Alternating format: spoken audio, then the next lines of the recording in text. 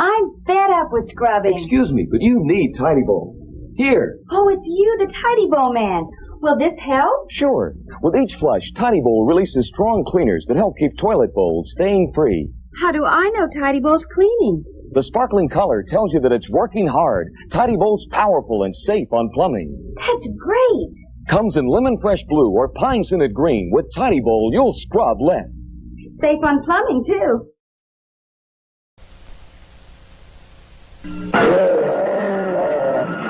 The Incredible Hulk.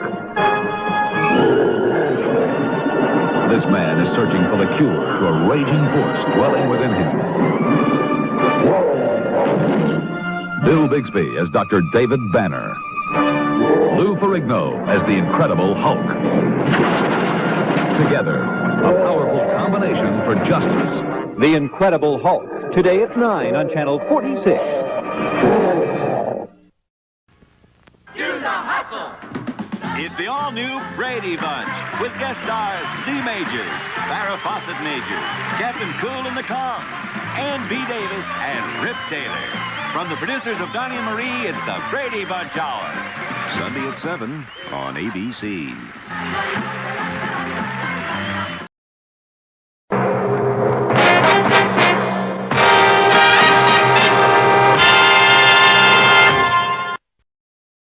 Hey! It's Podblast time!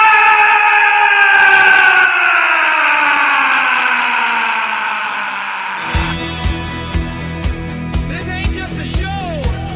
It's a time machine. Buckle up, pop culture fans. You're about to blast back with Chance.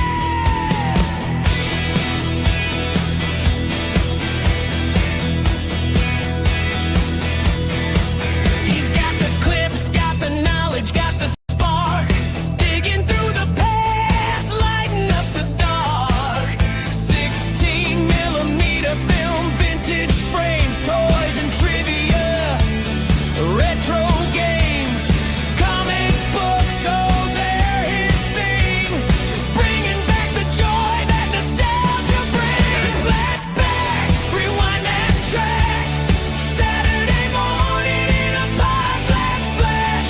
Famous deaths, iconic scenes, laughs and legends from your childhood dreams. Now flip the switch, take it slow. We're going back to the golden glow. Grab your snacks, press play, don't miss your chance. It's a blast from the past with your host, Chance.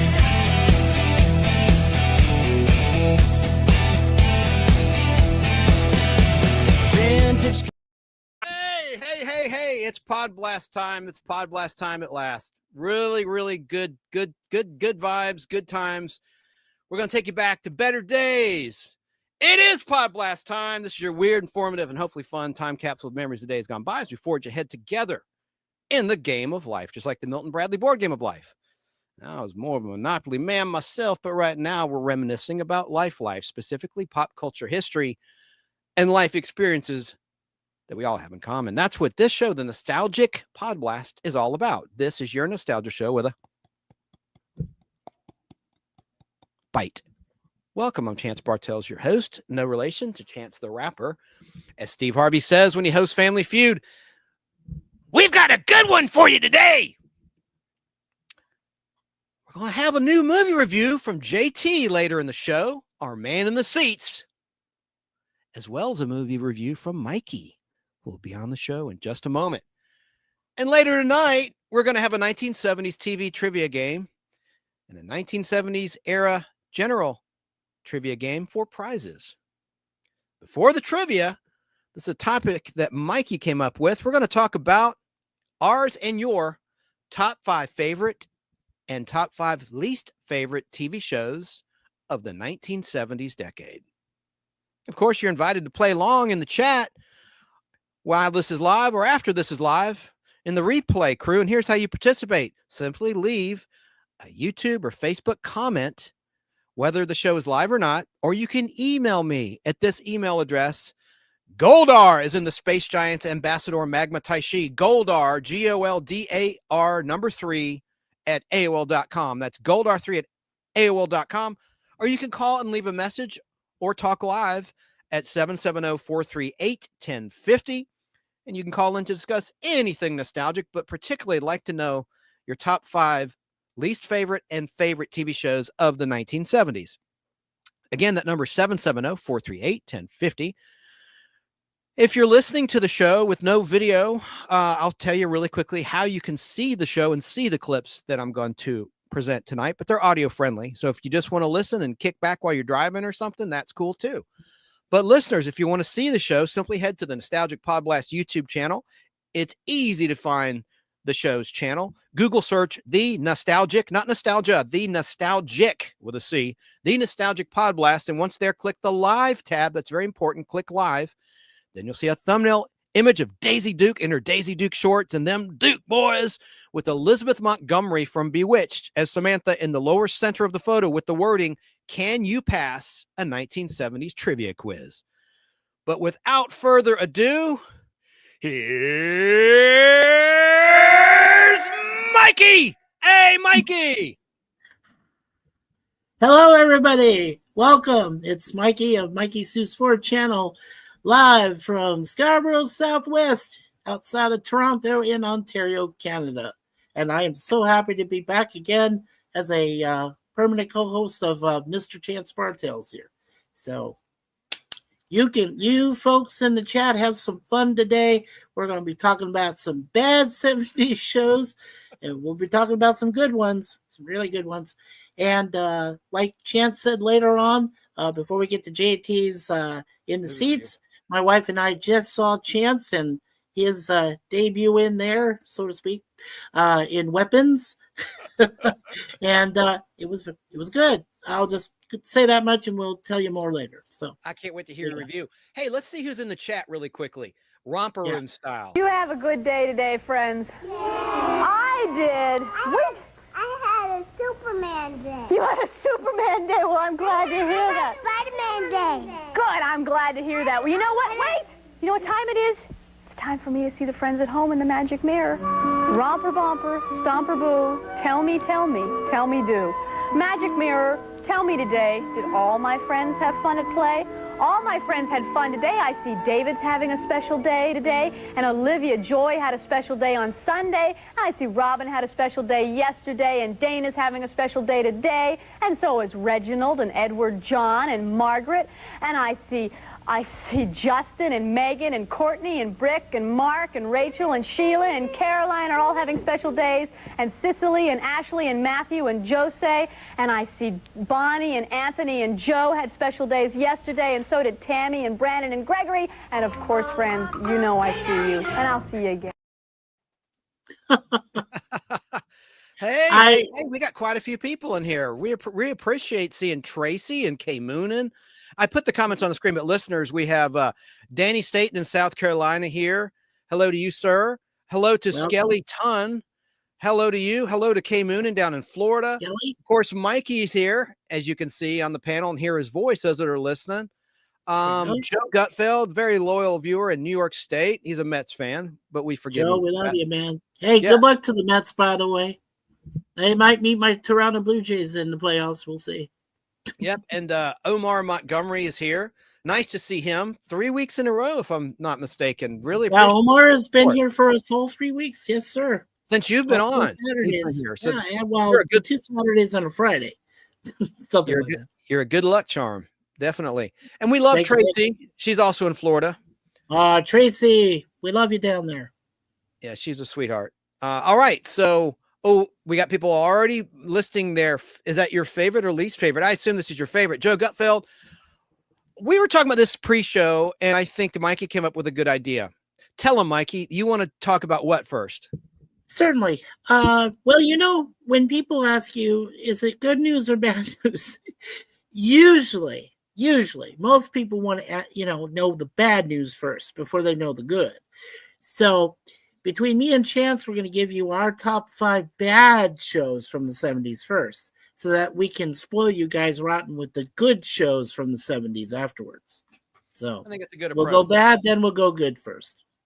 I think that's a great You approach. can tell us all your bad ones there in the chat as well, which ones you didn't like very much, and so on.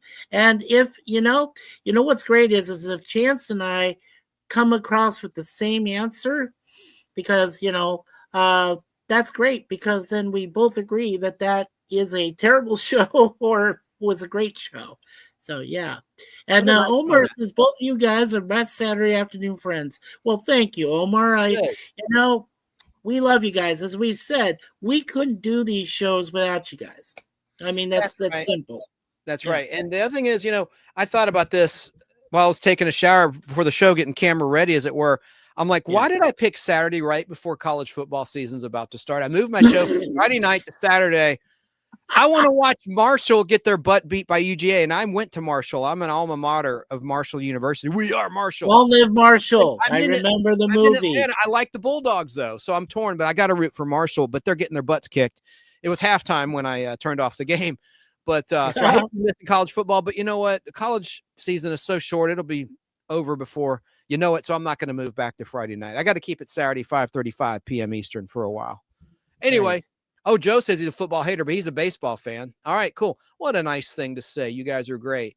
Okay, well, you know what? I changed my mind. I think the guest should go first. Do you want to start with is this your number one on your list? Is it in any particular order of bad shows? It's really in no particular order. But I wanted to mention this one first because even though it came out in the first part of 1980, the show it came from was really good in the 70s. But believe it or not, it didn't make my top 5 good list. But it is somewhere in there and good, not bad. So the first one I came up with was Galactica 1980. Ooh. And I gotta be honest. I gotta say, I really preferred just Battlestar Galactica for the couple seasons that it lasted.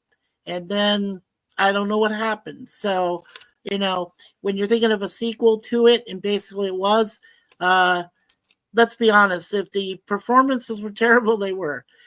The only thing I really enjoyed was those bikes that they took off. And there was that one scene there with the biker gang on the highway, and they're riding alongside, and then they take off and fly off, and then, You know why they did that, don't you?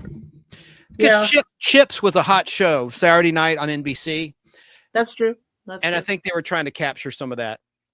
Some of that magic, with the bikes, but take it a step further, right? Have flying motorcycles. A flying motorcycle, yes. You know what I'm saying? So I think that was the inspiration there. It was a Glenn Larson move. Glenn Larson would always take a popular, successful formula from a movie and convert it to a TV knockoff.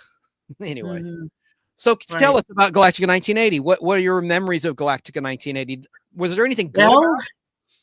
Yeah, there was one. Well, when the child, the Star Child or whatever. Dr. Z. Yeah. Dr. Z, correct. When Dr. Z told him and he showed him where the Cylons would come, destroy the Earth, and if they find out where Earth truly was, and Baltar and all that stuff. Those were some pretty good scenes, and I like. Was it Frank Langella that was in that scene with Adama when they were, with Lauren Green when they're talking about that? Richard Lynch. Richard Lynch played the rogue guy. Richard Lynch, right? Correct. And he goes back in time to the Nazi era of World War II. That's what it's all about, of course. I know he had appeared in some episodes in the early World War II scenes with Wonder Woman, which will be in one of my lists. It will be good. Yeah. Richard Lynch was a pretty good actor. He worked on a movie I like called Steel, which I put on my channel, starring Lee Majors. That is a good one. I like that one. Yeah, Lee Majors died. He was on the Kincaid Tower, and he tried to perform at that time the record High Fall, and the airbag burst, and he died. That was A.J. Buchanan, who the film is dedicated to in the credits. Anyway, I digress. But you were talking about Galactica 1980. Yeah, I like those scenes too, with the simulated Cylon attack. You see the Capitol Records building destroying, and of course that stock footage in the movie Earthquake. Where they took that from? That was from Earthquake. Earthquake movie. Earthquake in Sense Around. The seats shook. I never saw it in the theater, but I was told that the seats would actually shake. It was a gimmick to get people into the movie theater seats. Sure it was. Sure it was. Yeah, but it worked. It did for some people. Yeah. Well, so I like that. And it was funny. Remember who played Dr. Z in the 3-hour premiere? It was a 3-parter, actually. Right. It was Robbie Wrist. Yes. The son of a gun. Oliver. The Brady Bunch. Oliver. Cousin Oliver. But then they He's recast the one him. to kill Brady Bunch. Ah. But then they Oh, recast no. him in the middle of the run of Galactica 1980. And there's only 8 episodes. And they Right, put, that's I it. hate it when they put a new head on a character. That means they replace the character with a different actor. And it was a guy, it was Patrick Stewart, not the Patrick Stewart, engage, from the Starship No, not Enterprise that D, as it were. But it was another actor named Patrick Stewart, British actor. British actor. All of a sudden, he had a British accent too. And it's revealed he's the son of Starbuck in the final episode, The Return of Starbuck. Yeah. from And May of we do have 1980. some people in the chat here. Oh, let me get Joe back to it. Gutfeld says that Galactica 1980 was really bad. Yes, it was. Oh, yeah. Let me put his comment on the screen. Yeah. Buck Rogers And- was also one of my favorites from the 70s. Yeah, we'll get to the good in a little bit. Ooh, Yeah, I we love will. Wonder We Woman will. season 1 the best, said Tracy. Yeah, and there you just read that comment from Joe Gutfeld. It was really yeah. bad. Yes. It was. And I'm trying to think of some good aspects. And the other thing I think was bad, though, y'all are going to hate me, and you're going to hate me, Mikey, saying this, but Kent McCord is Boxy, the adult Boxy, because it's another generation, right? So it's supposed to be, it's just like a Coy and Vance. It's the Coy and Vance of the Dukes of Hazzard. Well, but with the other black guy stuff. was Barry Nielsen, right? No, it was Yeah. Barry Van Dyke, Dick Van Dyke's son. Yeah, Barry Van Dyke's son. I'm sorry. Barry Dick Van Dyke. Dyke's son. You're Barry right. Van Dyke, yeah. Well, I But- got the first name right at least. Barry. It was Barry. Yeah. But what I was going to Yeah. say to finish my thought about Kent McCord, he's a really nice guy. I don't think he's the best actor in the world. Y'all are going to hate me for saying that. Everybody loves him from Adam 12. I think he's kind of the same in everything. He doesn't show much range. Good looking guy. He's got that great cleft chin and everything. But I just think he's just kind of basic. He's just an average actor. I don't think his acting range is spectacular. Sorry. It's just my opinion. Yeah. Yeah. And I like what Joe just said. He says, I honestly can't think of a bad show from the 70s, right? We Because- struggle with that. You and I Yeah, in the we pre-show. both did. We did too, Joe. Yeah, so you're not alone. We really had to. Well, for me, I know because I grew up as a child of the 70s. So I had to really think about it. It was like, because there was so many. And I mean, you had great films, right? You had Star Wars in 77. You had Superman in 78. Yeah, I mean, there was, Jaws in 75, which just celebrated its 50th anniversary and is available in theaters right now up here in Canada, celebrating their 50th anniversary. So, I mean, there were so many good films. Now, so you just touched on something. It is great that it's on the big screen, but I'm a film purist. So I'm in the losing end of this debate because film has flaws. Remember in the dollar theater, the film prints would have been run so many times that they were like green emulsion lines and scratches. Yeah. But see, I love that. And it makes me sad. Now, the good thing about digital is there's no color fade, right? So it looks gorgeous. There's no imperfections. And I love the little marks for the reel changes for the 35 millimeter reels, the little round thing that would happen when it's the end of the reel. It lets the projectionist know, hey, turn on the other projector, get the other reel going. But, I also think that if you are a true purist and you want to hear it in its purest, surround sound is the best way to see Jaws, in my honest opinion. I think Suzanne agrees with me. If you go see it, what we call it is an AVX theater here in the Cineplex Odeons up in Canada. If you go see this film, which is what we saw Weapons in, which we'll talk about later, was seen by the AVX, which was the sound and everything was perfect. It was surrounding and everything. That's the best way you should see Jaws. If you get a chance, go see it in a surround sound, atmosphere. It's good. It's good. Excellent. Well, that's a good recommendation. So, I miss film, but the more I think about it, I don't miss the faded color print, but hey, film's gone. It's gone. There are some theaters that still play 70 millimeter film and 35 millimeter film, especially movie houses, but the main chains, the AMC's, the Regal Cinemas and the like, the NCG, of course, it's all digital and it's not going away. And you don't have to hire a projectionist. You just program it. You just put a code, put in a disc. You don't need a project. That's another job that went away for the most part. The good old projectionist. Yeah. So what was your very first chance, your very first bad 70s show? Okay, let me get to my list. My list is of this. So let me scroll down. Got my, because I had my good ones at the top. So here, my bad. Okay. Yeah, here's a real bad show. I'm going to play the theme to it. I did not like this show at all. I did think the leads had some chemistry. Let me just play the theme. The theme song makes me want to hurl. It just does. Okay. And here it is. Here's the TB theme song to my #1 pick of a bad show from the 1970s.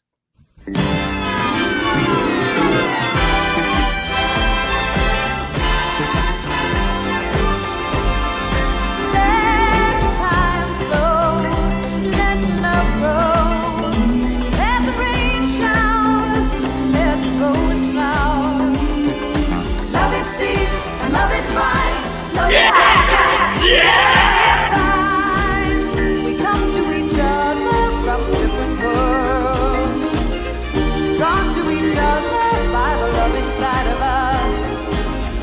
We give to each other our different worlds. Long as we can do it, life we're gonna breeze right through it. Let the time flow, let the love grow, let the rain shower, let the rose flower. Love it seeks, love it finds. Love it conquers, love it binds. Love it seeks and love it finds. Love it finds, love it seeks and love it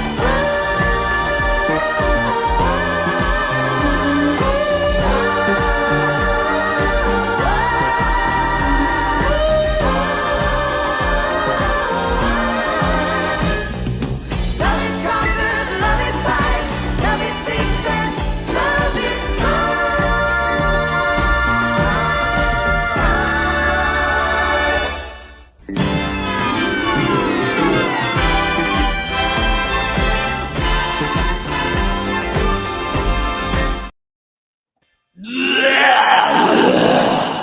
Hate it. Sorry. What?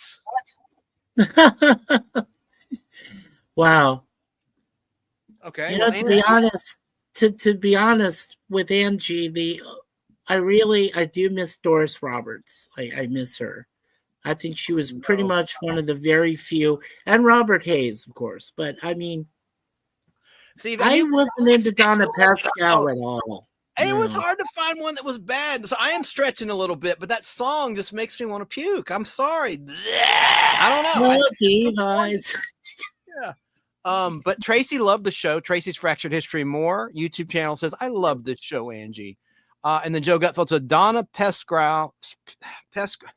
Donna Pesco. Well, it's either Pesco or Pesco. Pescow. They say it either way. Tomato. Cow. COW cow. Pescow. Donna Pescow from Saturday Night Fever. Yeah. Oh God. Yes. That reminds me. Don't you remember John Travolta's sister Ellen? She used to be all over TV in these days, and then she sort of disappeared. Ellen Travolta. Oh yeah, Ellen Travolta. Oh, is that his sister? Okay, his sister. His sister. I Right. think. Yeah. I mean, older sister. Right. Ellen Travolta. Hang on. Yeah. And I'm just reading here in the chat. Omar says, "Me and the Chimp," starring Ted Bessel. Yeah, that wasn't a very good. Ellen Travolta is 85. She's still with us, thank goodness. She was born October 6th, 1939 in Englewood, New Jersey. And yeah, that's now the thing about Angie, it was a ripoff of Alice a little bit. It was. I mean, that's why I have a major problem with it. Sure. And yeah, there's Omar's comment, which you already read. He says, No, I didn't read this one. Okay. I didn't read this one yet. He says, I remember Angie when I was little in the mid-1970s. I had a huge crush on Donna Pesco. I had a high fever. I saw her on Angie. My fever broke. Oh, interesting. Okay. I had a crush on the little girl that you saw in the opening credits, and she did a Facts of Life years later when she was older. She played like a teenage prostitute of all things. And like it was, no, she tried to recruit Tootie, innocent Tootie, and thank God Tootie didn't do it. I'll never forget that episode. Anyway. Right. But Yeah, that song was pretty bad, wasn't it, K Moon? And I think so. Well, we know you're a girl, JC. We know this. And she was telling me earlier that my cat over here, by the way, was in the background. Today, August 30th, is when we obtained this beautiful girl, Moon Pie, who is 8 years old, and her birthday is officially March 21st. Next year, she'll turn 9. I didn't know she was photobombing the show. I hope that's not a big deal. She was. It was so cute. She was in the background. Little black cat. Yep, the little black kitty cat. There was the comment you read. Me and the Trump starring Ted Bessel from That Girl. Right. And before that, what show was he on? Ted Bessel. He quit this hit show to do That Girl. I'll just tell you, he was in Gomer Pyle USMC. He was one of Gomer's That's buddies. correct. That's right.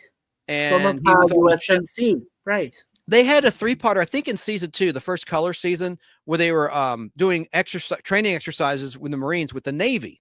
And there's a boxing scene where Sergeant Carter boxes the petty officer. Anyway, played by Teague Andrews, who we talked about last time, who was the Klingon in Friday's Child season 2 of Star Trek, and he was the boss in the Mod Squad.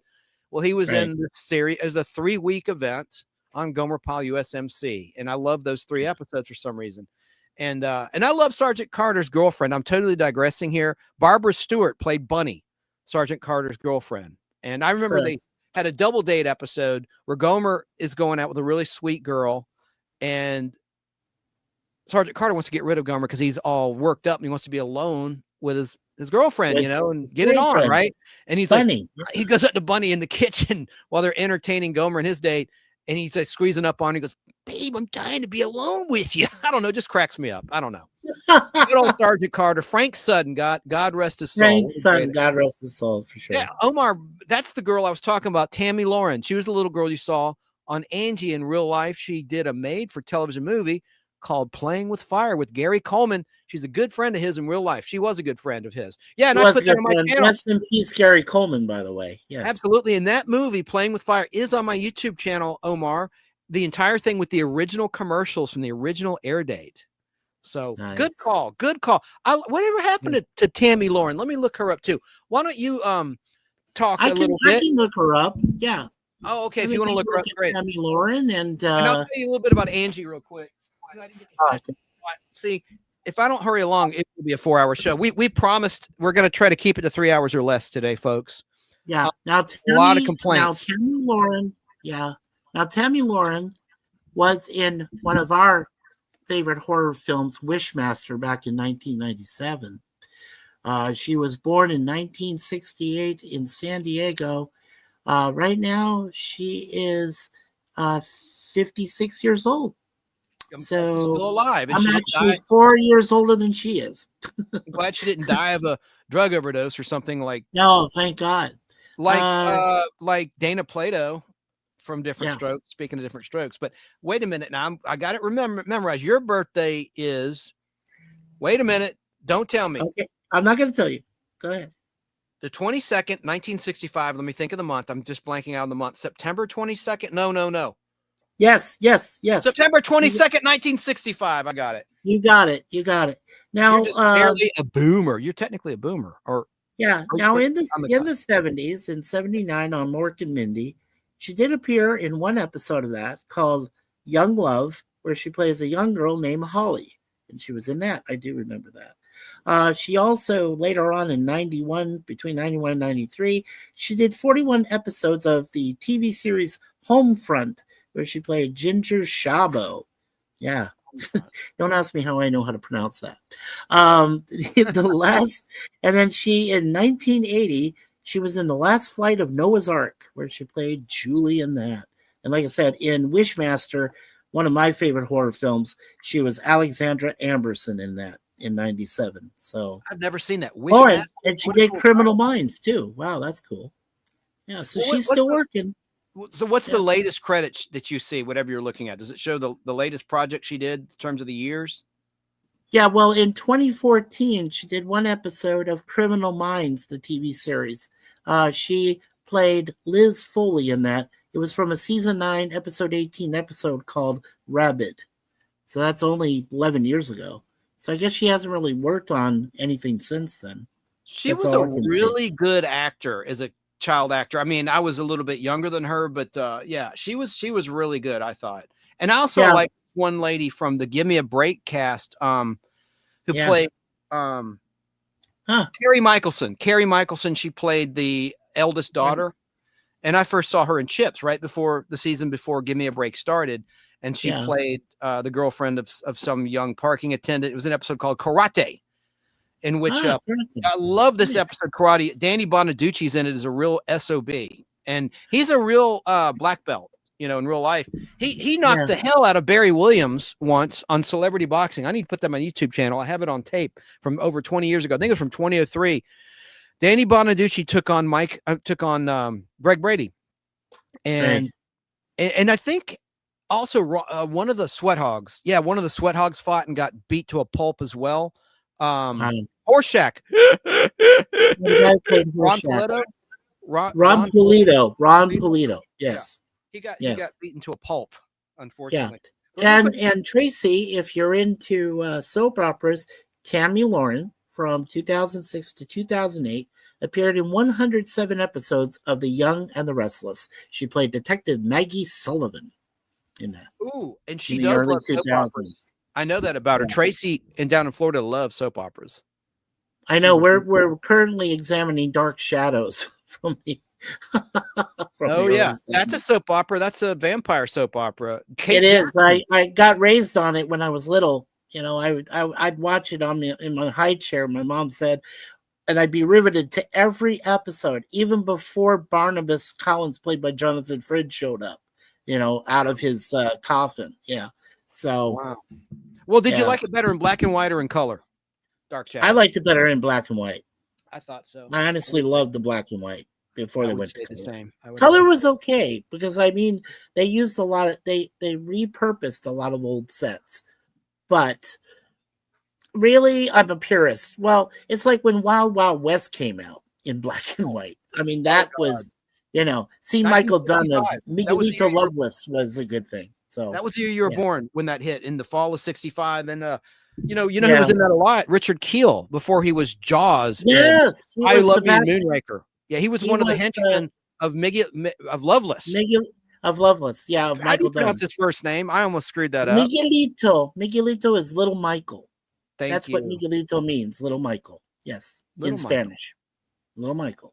Yeah. Well, that's why I loved it. That's why I loved his role. Oh, and by the way, also real quickly talk about Michael Dunn. Did you know he appeared in the very first episode of Get Smart?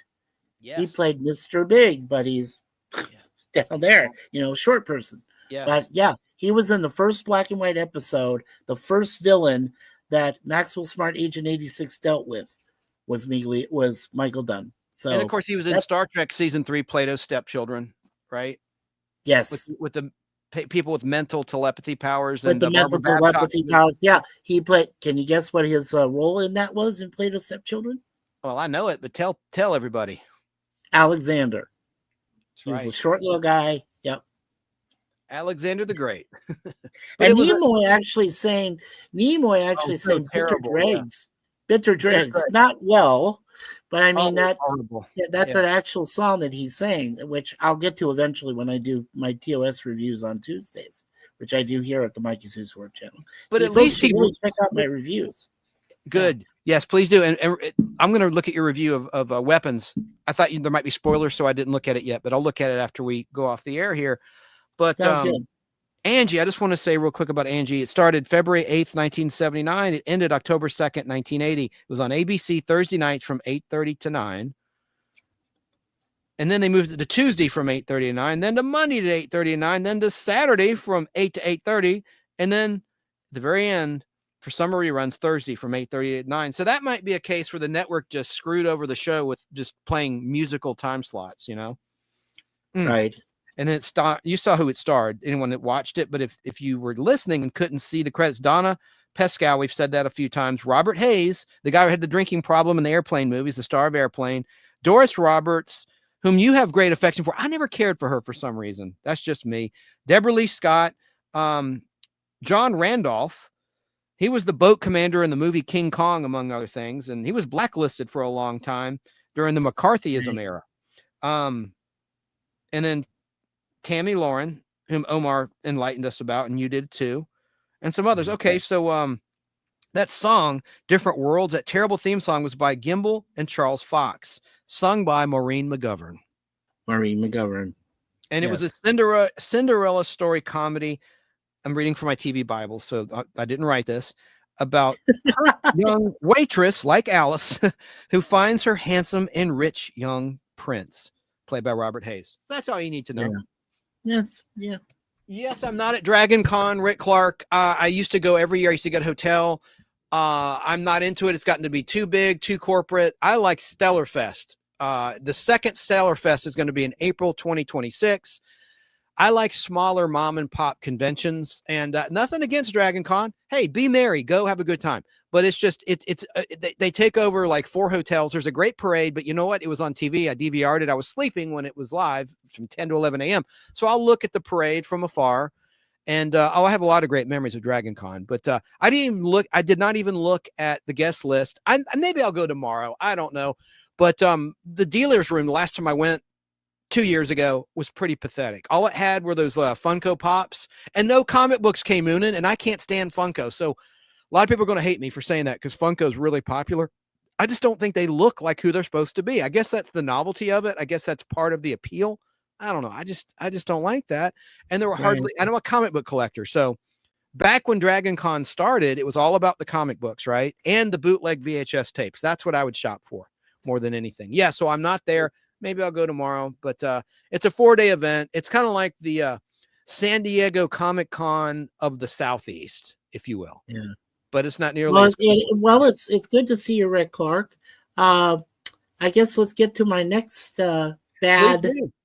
Please do. The next bad one was the Logan's Run series, which came out in, I believe, if I'm looking at my notes here. Yeah, came out from 77 to 78. It only lasted 14 episodes. Gregory Harrison took the starring role away from Michael York, who was in the first one. Heather Menzies Urich, yes, she is married to Robert Urich, I believe still, was in it. And Donald Moffat, who's been in a lot of other series as well. And yeah, I have to say that I loved the Logan's Run movie, which had, like I said, Michael York. It also featured Farrah Fawcett before she became Farrah Fawcett Majors, and married Lee, and some others in it. And I thought it was done really well. I love the Logan's Run film. But the thing is that then they wanted to make it a TV series the following year, and just it didn't work for me. I mean, it kept some of the same effects, but, it was just, I don't know. It just didn't do well at all. It was MGM. The show was probably MGM too, but the movie was an MGM Metro Goldwyn Mayer. Go ahead. Sorry, I didn't interrupt you. Yeah. But as you all know, basically when you reach 30, that's a bad thing. That was a taboo thing. When you reach 30, you go into sanctuary. So, yeah. It's a death sentence. Yeah. Yeah.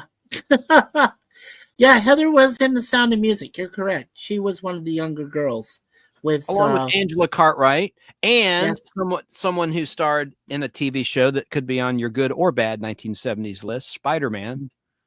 Yeah. Don't reveal yet. I shouldn't have said that, but Nicholas Hammond was one of the Von Trapp kids, wasn't he? And Crispin Glover, I think. But Kim somebody was. She was in a Lost in Space episode of Black and White when Kim, the little girl, Kim Karath's her name. Kim, K-Y-M. She spells it kind of uniquely. She was in the Lost Civilization season 1 episode of Lost in Space, but they didn't do any scenes with Angela Cartwright. I don't know why. I guess the writers didn't know who would be cast at that point. So just no scenes were written with Penny Robinson and Kim Karath's character as a princess. She was playing a little princess in that Lost in Space. Yeah. But let me see, what was my favorite.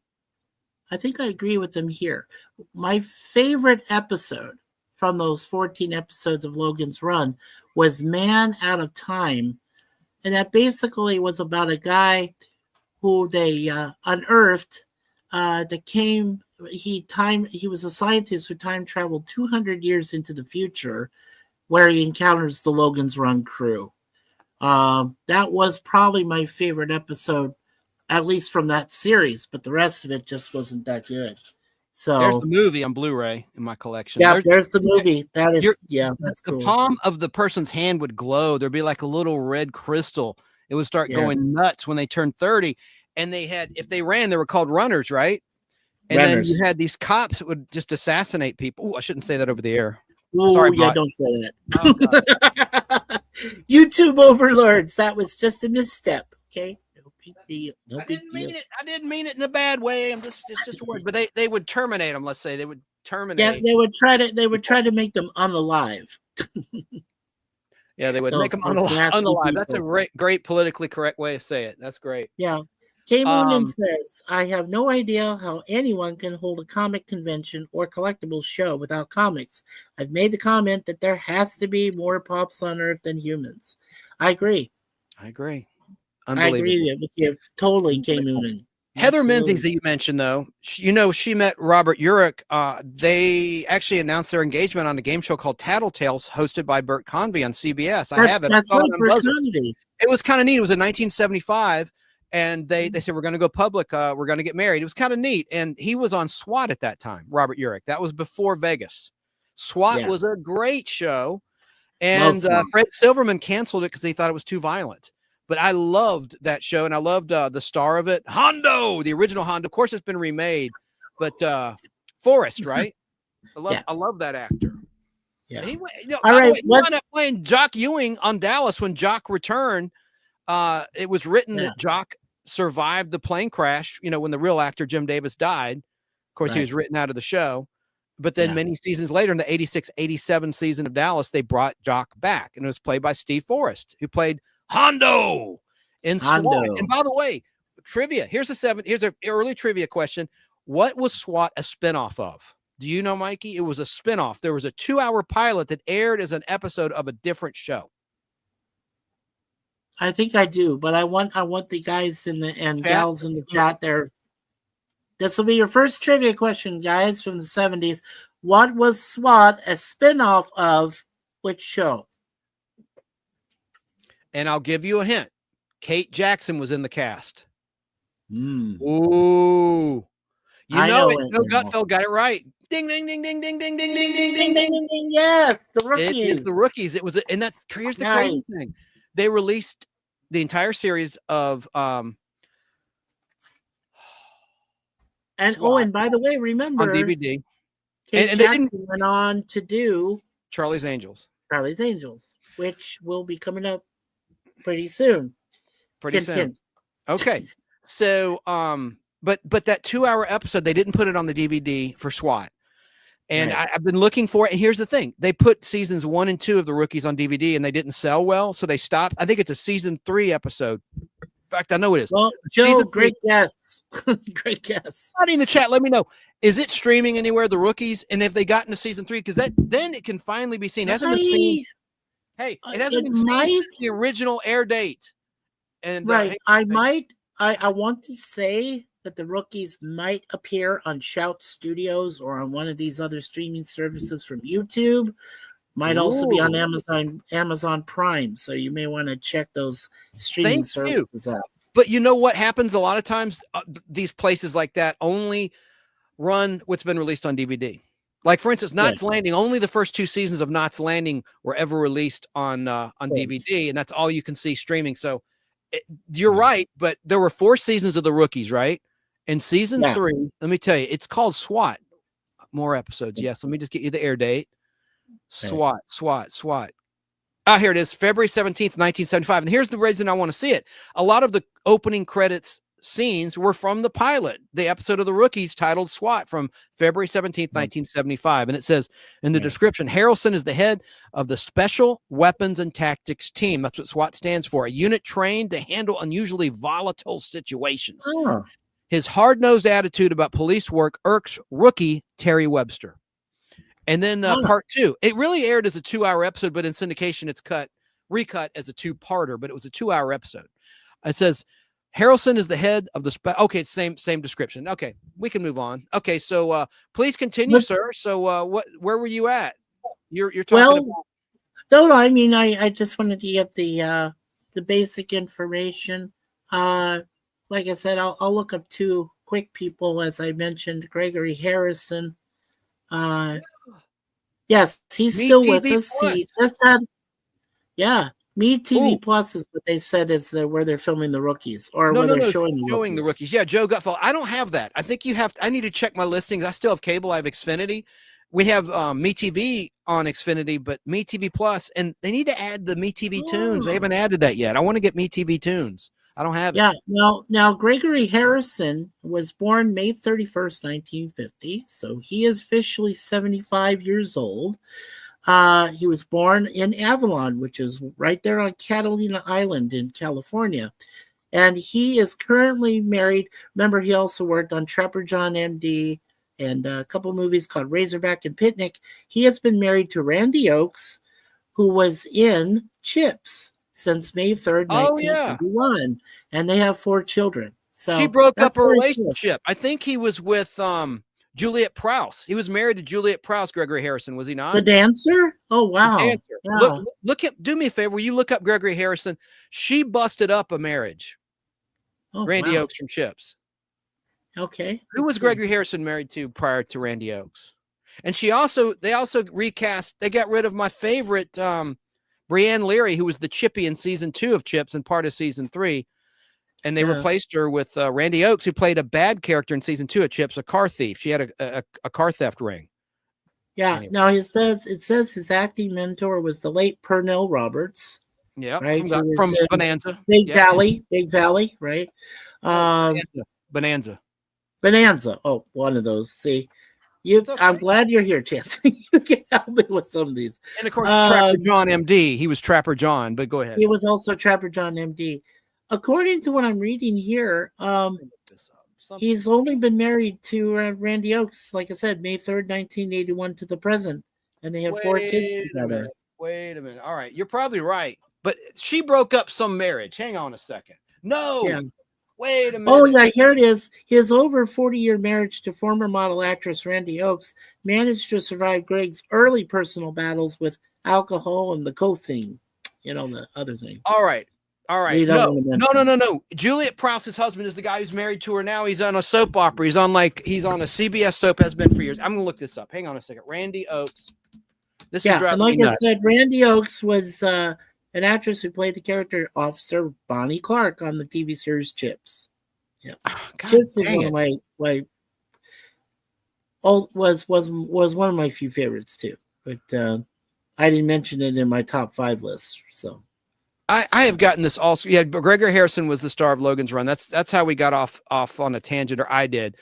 Right. All right. I'll just look up Juliet Prowse. All right. Who? Oh, it's Loretta Spang. That's it. The girl from Battlestar Galactica who played the socialator, the hooker, space hooker turned nurse. She's the one that broke up the marriage. That's right. To Juliet Prowse. Let me look up Loretta Spang. Right. It was Loretta Spang. Okay, not Randy Oakes. Sorry, Randy Oakes. You're innocent. you're off the hook, Randy. Oh, not you. Yeah. And then let's see. Let's go back keep going to what you got to say about Logan's Run TV, if you don't mind. Unless you want to. Yeah, sure. Done. No Battlestar Galactica cast. I've got to look this up. Oh, it always shows that stupid new version. Hang on. Look up cast. The 80. Oh, yeah. Let's see. God dang it. Battlestar Galactica 1978 cast. I just want to see the effing cast. There we go. Loretta Spang McCook. That's it. Okay, her husband was married to Juliet Prowse happily, and then along came Lorette Spang. Let me look her up real quick. Yeah, John McCook. They were married in 1980. That's the guy's name I was trying to think of. John McCook, who was on what's the soap opera? Are you still in there? Yeah. Tracy, what soap? Tracy, if you're still there, he's 81. Okay, so we're about the same age. Young and the Restless, he's been on from 75 to 80. And he's on The Bold and the Beautiful. That's it. As Eric Forrester. Okay. John McCook. Unfortunately, we did lose Heather Menzies back in 2017. She was born in Toronto, so she is a Canadian. She was born in 1949. She passed away in 2017. at the age of 68. And I guess, yes, she was with Robert Urich until her death. So, yeah, it's too bad that we That was lost so him. sad. Yeah, the cancer got him. All right, let's speed it up, says Joe Gutfeld. So, anything else? All Final thoughts about Logan's Run TV show, and then we'll move along. No, go ahead. You go with your second one there, sir. I will. And then, but Logan's Run, you didn't mention this. It started, or maybe you did. And I'm sorry if I did 1977 to September 78. There it is, September 16th, 77 to January 16th. Oh, wow. They both ended and died on the 16th of a month. September 16th, 77, January 16th, 78. On CBS, Friday nights, terrible time slot from 9 to 10 p.m. And then they tried to move it from, in October, a month after it launched, they did move it to Monday night from 8 to 9. That probably threw off the audience. They didn't know where to find it. It's The Earth of 2319. Okay, we can move along to my next bad show on the list. We've already gone almost an hour. He's right. We got to speed it up. All right, so got to do it. Yeah. And then we'll get to the trivia. That's what it is. He wants the trivia. My next one is Delta House, which is an Animal House ripoff. It didn't last long, but Michelle Pfeiffer was in the cast of Delta House, and it was just horrible. Terrible. Some things don't translate from the big screen to the small screen. You couldn't take the raunch of Animal House and put it on a TV show because of the censorship from the FCC. Right. You just couldn't do it. So it wasn't worth watching. And let me just tell you a little bit about it. I'm looking it up in my TV Bible. So Delta House. It started on January 18th, 1979. It ended on April 28th, 79. So it only lasted a couple of months, few months there. And it aired on ABC in the beginning, like it says in the Bible, Thursday from 8:30 to 9. And then they moved it 2 weeks after its debut to get this Saturday night from 8 to 8:30. And then from 8:30 to 9 also on Saturday night, and just did not work. So who was in the cast of Animal House that was in the TV show Delta House? There was someone from the movie that was in the TV show. Was that actually the guy? There's a couple of the cast members. Can you name one, Mikey, or anyone in the chat? I think which Animal House movie actor was also in the TV show? He was in that ROTC. Oh, my sound went out. I'll be right back. My sound went out. Okay. Just take it away. You try to answer the question. I can't hear a God blessed thing. StreamYard. Sorry. Again. Hang on. I'll be right back. God dang it. Yeah. All right. Well, we'll take a look at, let's see.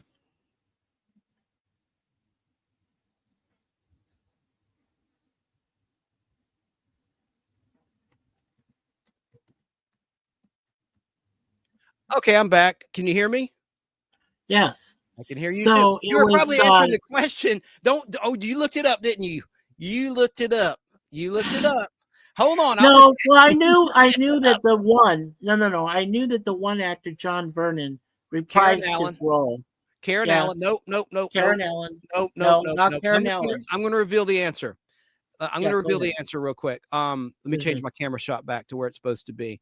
This doggone, we pay all this money for these services. StreamYard is the worst. It always defaults back to my overhead camera and my speaker on my computer. Okay, so Delta House. John Vernon was one of the people from the movie, and he played Dean Dean Wormer. And also Stephen First, who was Flounder in the movie. He was in the TV show. Bruce McGill. Bruce McGill was in the TV show. So several of the cast members. And then, but you did have some recasts. You certainly didn't have John Belushi in Delta House. No. They couldn't bring him back. So real quick, and they didn't. Oh, Tim Matheson was the other one they didn't bring back either. No, they did not. But Michelle Pfeiffer, it was like one of her first roles. She played the Bombshell. Too bad she couldn't, show anything. All right, so following the enormous success of the movie Animal House, all three networks rushed imitations onto the small screen. ABC had a leg up on the competition, however, as it had acquired the production team responsible for the movie, as well as the rights to the story, everything except the title itself. So Delta House was Animal House brought to TV. The setting was the same. In college in the 1960s, where the riotous members of Delta House fraternity pulled pranks on Dean Wormer, who was constantly trying to get them kicked off of campus. Okay, let's see.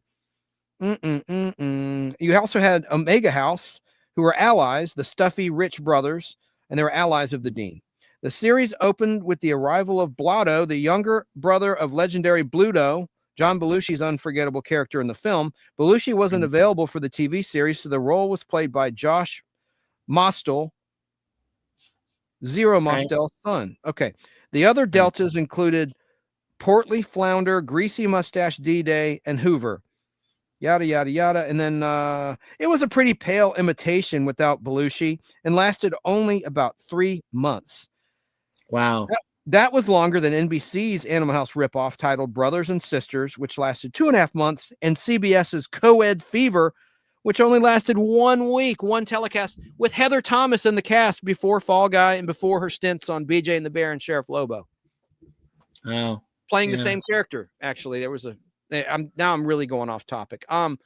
Michelle's first movie was Grease 2, says Joe Gutfeld, and then of course Scarface, and the rest is history. And she was in a Chips episode too. I think she might have been in Chips before. I think it was before Delta House, possibly in a guest starring role. Anyway, she was in a Chips episode. And remember, she played the Catwoman in Batman Returns, and the famous scene where she knocks with her whip the mannequins' heads off one after the other was done in one take. Oh, that's so cool. Would you please look up Michelle Pfeiffer's IMDb for me? Absolutely. Don't mind. Sure. And just let us know what her first credit is on television and film. Oh, sure. I would love to know that. Yeah, no problem. Omar guessed Bruce McGill. Omar is so smart. He's in the chat. He'd guessed some of the cast members from the movie that were in the TV show. Karen Allen was not. Joe Gutfeld was not in Delta House. So let's. But that must have been her first movie too. Yeah, go ahead. Yeah. I'm looking up here. Karen Allen, of course, was in Raiders of the Lost Ark. Lots of great films. Oh, Starman. I love Starman with Jeff Bridges. But yeah, she played. She was doing the professor, played by Donald Sutherland. Animal House. Delta House was her very first appearance on television. Wow, before Chips. Okay, so Chips was after. All right, after it Chips, was canceled. where she played Jobina for one episode in 1979. That was in the episode. I'm just looking it up here on the IMDb background. In season 3, episode 11, which was called The Watch Commander from 1979, she played a role of Jobina in that. In Chips. Right. Well, I'm done and with before that, she was in a TV movie in 1979. After she did Delta House, it was called The Solitary Man, and she played the role of Trisha in that. Very good. Well, let's move on from Delta House and get with your next pick of a bad show. We're doing the top 5 worst TV shows of the 70s and our favorite 5 TV shows of the 70s. Correct. We're starting with the bad first. Yeah. Okay. This was a difficult one to choose because I really liked Michael Landon in it. I didn't mind him at all. I know Victor French, I think he showed up in it too. But it was Little House on the Prairie. On the bad? On the bad, yes, on the bad. And I'll tell you why. You know the scenes where they would show the girls going down the hillside and whatever? I had some bad thoughts. I wanted the girls to flip and go, that. See, there you go. I lost my glasses. We got a correction in the chat. Dan in South Carolina says that Michelle Pfeiffer was in Fantasy Island in 1978. That was her first guest starring role. Really? Because it doesn't show that in IMDb, so it could be wrong. I'm looking. He could be, but I'm looking up the Wikipedia because sometimes there's facts in Wikipedia that are not on IMDb, and vice versa. But please continue. I didn't mean to. Oh no! Sorry about that. But as I said, I had watching it as a kid. Allison Angrim. I really thought she was a bad. She played a bad girl to she was Alice. Yeah, Allison Angrim is, because I can remember the actress's name, but she was really bad toward the girls. And I guess the whole dynamic was that I thought it was just a poor, in some ways it was okay, but in other ways it was just a poor offshoot of Walton's. Because really I appreciated the Waltons more than I did Little House on the Prairie. That should give you a hint to what is in my 5 after this. Give you a little hint there. Yeah, I just never got into it. I don't know why, but like I said, I really liked Michael Landon. I really liked Victor French, and remember they got back together for Highway to Heaven later on. So They did, and he left Little House to do another show, a comedy. Yeah, Carter Country. Victor French did. That's and right. Michael Landon was so tight with him, he let him come back to the show after they replaced him with Merlin Olsen, the football player. Merlin Olsen. That kind of was. Come on, he played what? He played for the Los Angeles Rams, right? His whole career, did he? Yeah. I don't remember him playing for anybody else. But the thing is that Merlin Olsen replacing Victor was kind of like Oliver coming in and doing this thing. I love the one though, the episode Bunny from season 3 of Little House on the Prairie, where Nellie gets her comeuppance in the wheelchair, and Laura Ingalls Wilder pushes her over the cliff, and she catches her faking that she's she can't walk. And she's been using her as a slave, basically. Nellie is using Laura Ingalls as a slave. Right. And so she gets even with her and takes her on that harrowing ride in the wheelchair. I remember seeing that. I was a little kid, like 5 years old, in the fall of '76. And that just always stayed with me, that scene. That where she got I know. And I didn't think that Melissa Gilbert at the time had that in her. I mean? Laura Ingalls, but that was a cool moment. I thought that's a good episode, and she's so mean to her horse Nellie. Anyway, but there's some tragedy, like the fire episode where all these main characters died in a terrible fire, and God, I mean, there's some real heart wrenching stuff in Little House. And Todd Bridges is in it, and he says the N word. They're like, he does. The teacher, Mrs. What's her name? Beagle. What's the teacher's name? Someone in chat help me out. Somebody. Beasley. Well, anyway, she goes. I've played the audio clip. I'm not going to say the word, obviously, but it's really heart wrenching. She goes, like, "What's the worst thing about your life?" And he goes, "Being a N-word." I was like, shocking. I was like, "Well, that's Todd Bridges." Shocking for back then that they would even allow him to say it. Todd Bridges. I know. Anyway, and he moved on to different strokes, as we all know. Beetle. That. I think her name was Beetle. Mrs. Beetle. Yes, Miss Beetle. I think you're right. Not like the Beatles, but I think it was with a D. Yeah, Beetle. no. But Beetle, like Beedle. Beetle. Yeah. You want to read that comment from Tracy in Florida? Yeah, sure, certainly. Here we go. Got to put my glasses back on. Okay, here we go. So, as an adult, Tracy says, "I do not like Real House on the Prairie only because the real Ingalls Wilder was never like the character on TV." And there it was. I mean, that explains it. The character on TV was bogus, and I cannot stand it. Tracy, you just answered it for me. You just told me why I didn't like it so much, because it just wasn't correct. And she goes on to say it's a mockery of the real Laura Ingalls Wilder. It truly is. Version on TV. Because Melissa Gilbert, God bless her, she's a wonderful actress. But, I mean, she would have never played the real Laura Ingalls Wilder. I don't know. While Little House was on, Chance, do you know if the real Laura Ingalls Wilder was live or any of her kin? Probably her kin, not her, obviously. No, kin, yeah, she was gone, but yeah. Yeah, great but books, some of her kin didn't like it. Yeah. And then they had those movies. But how could they blow up Walnut Grove in the final Little House on the Prairie movie? They destroyed the town and blew it up. And never understood that Walnut Grove. Yeah. So weird. And who else got a launch was Shannon Doherty, God rest her soul. She was in Little House: A New Beginning, which is basically season 9 of Little House on the Prairie. Right. And anyway, all right, so we can move on from that. Now move on to your number 3. What's your number 3? Number 3. And yet it confirmed Michelle Pfeiffer's first acting role, according to Wikipedia, was Fantasy Island. So thanks, Danny Staten in South Carolina, for setting the record straight. Number 3 is a controversial one. That's funny. Our number 3s are ones that are going to get us in hot water. Mine is Dukes of Hazzard. Wow. The Dukes of Hazzard is a bad show. Now, I liked it growing up. I'm saying from an adult perspective, if you watch it today, that dialogue and the absurdity of it, the law breaking in it, looting and evading officers, that's a serious crime. And they did it every single week. I mean, I don't know. I did like the family vibe of it. And I'm from the South. I was born in White Plains, New York, but only for a week. I lived there only for a week. So I'm a Southerner since I was 2. Actually, Dallas, Texas, if you count that, since I was, anyway, whatever, who cares? I've been in Atlanta since I was 2 years old. But so I did like it a lot.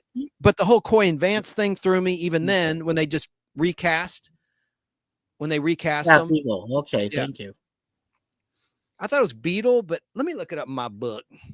Anyway, Okay. Dukes of Hazzard, I don't have as much to say, and I love the car. Trivia time. What was the year and make of the General Lee automobile in the Dukes of Hazzard? Somebody know? And don't look it up. Don't look it up. You just know it or you don't. Right.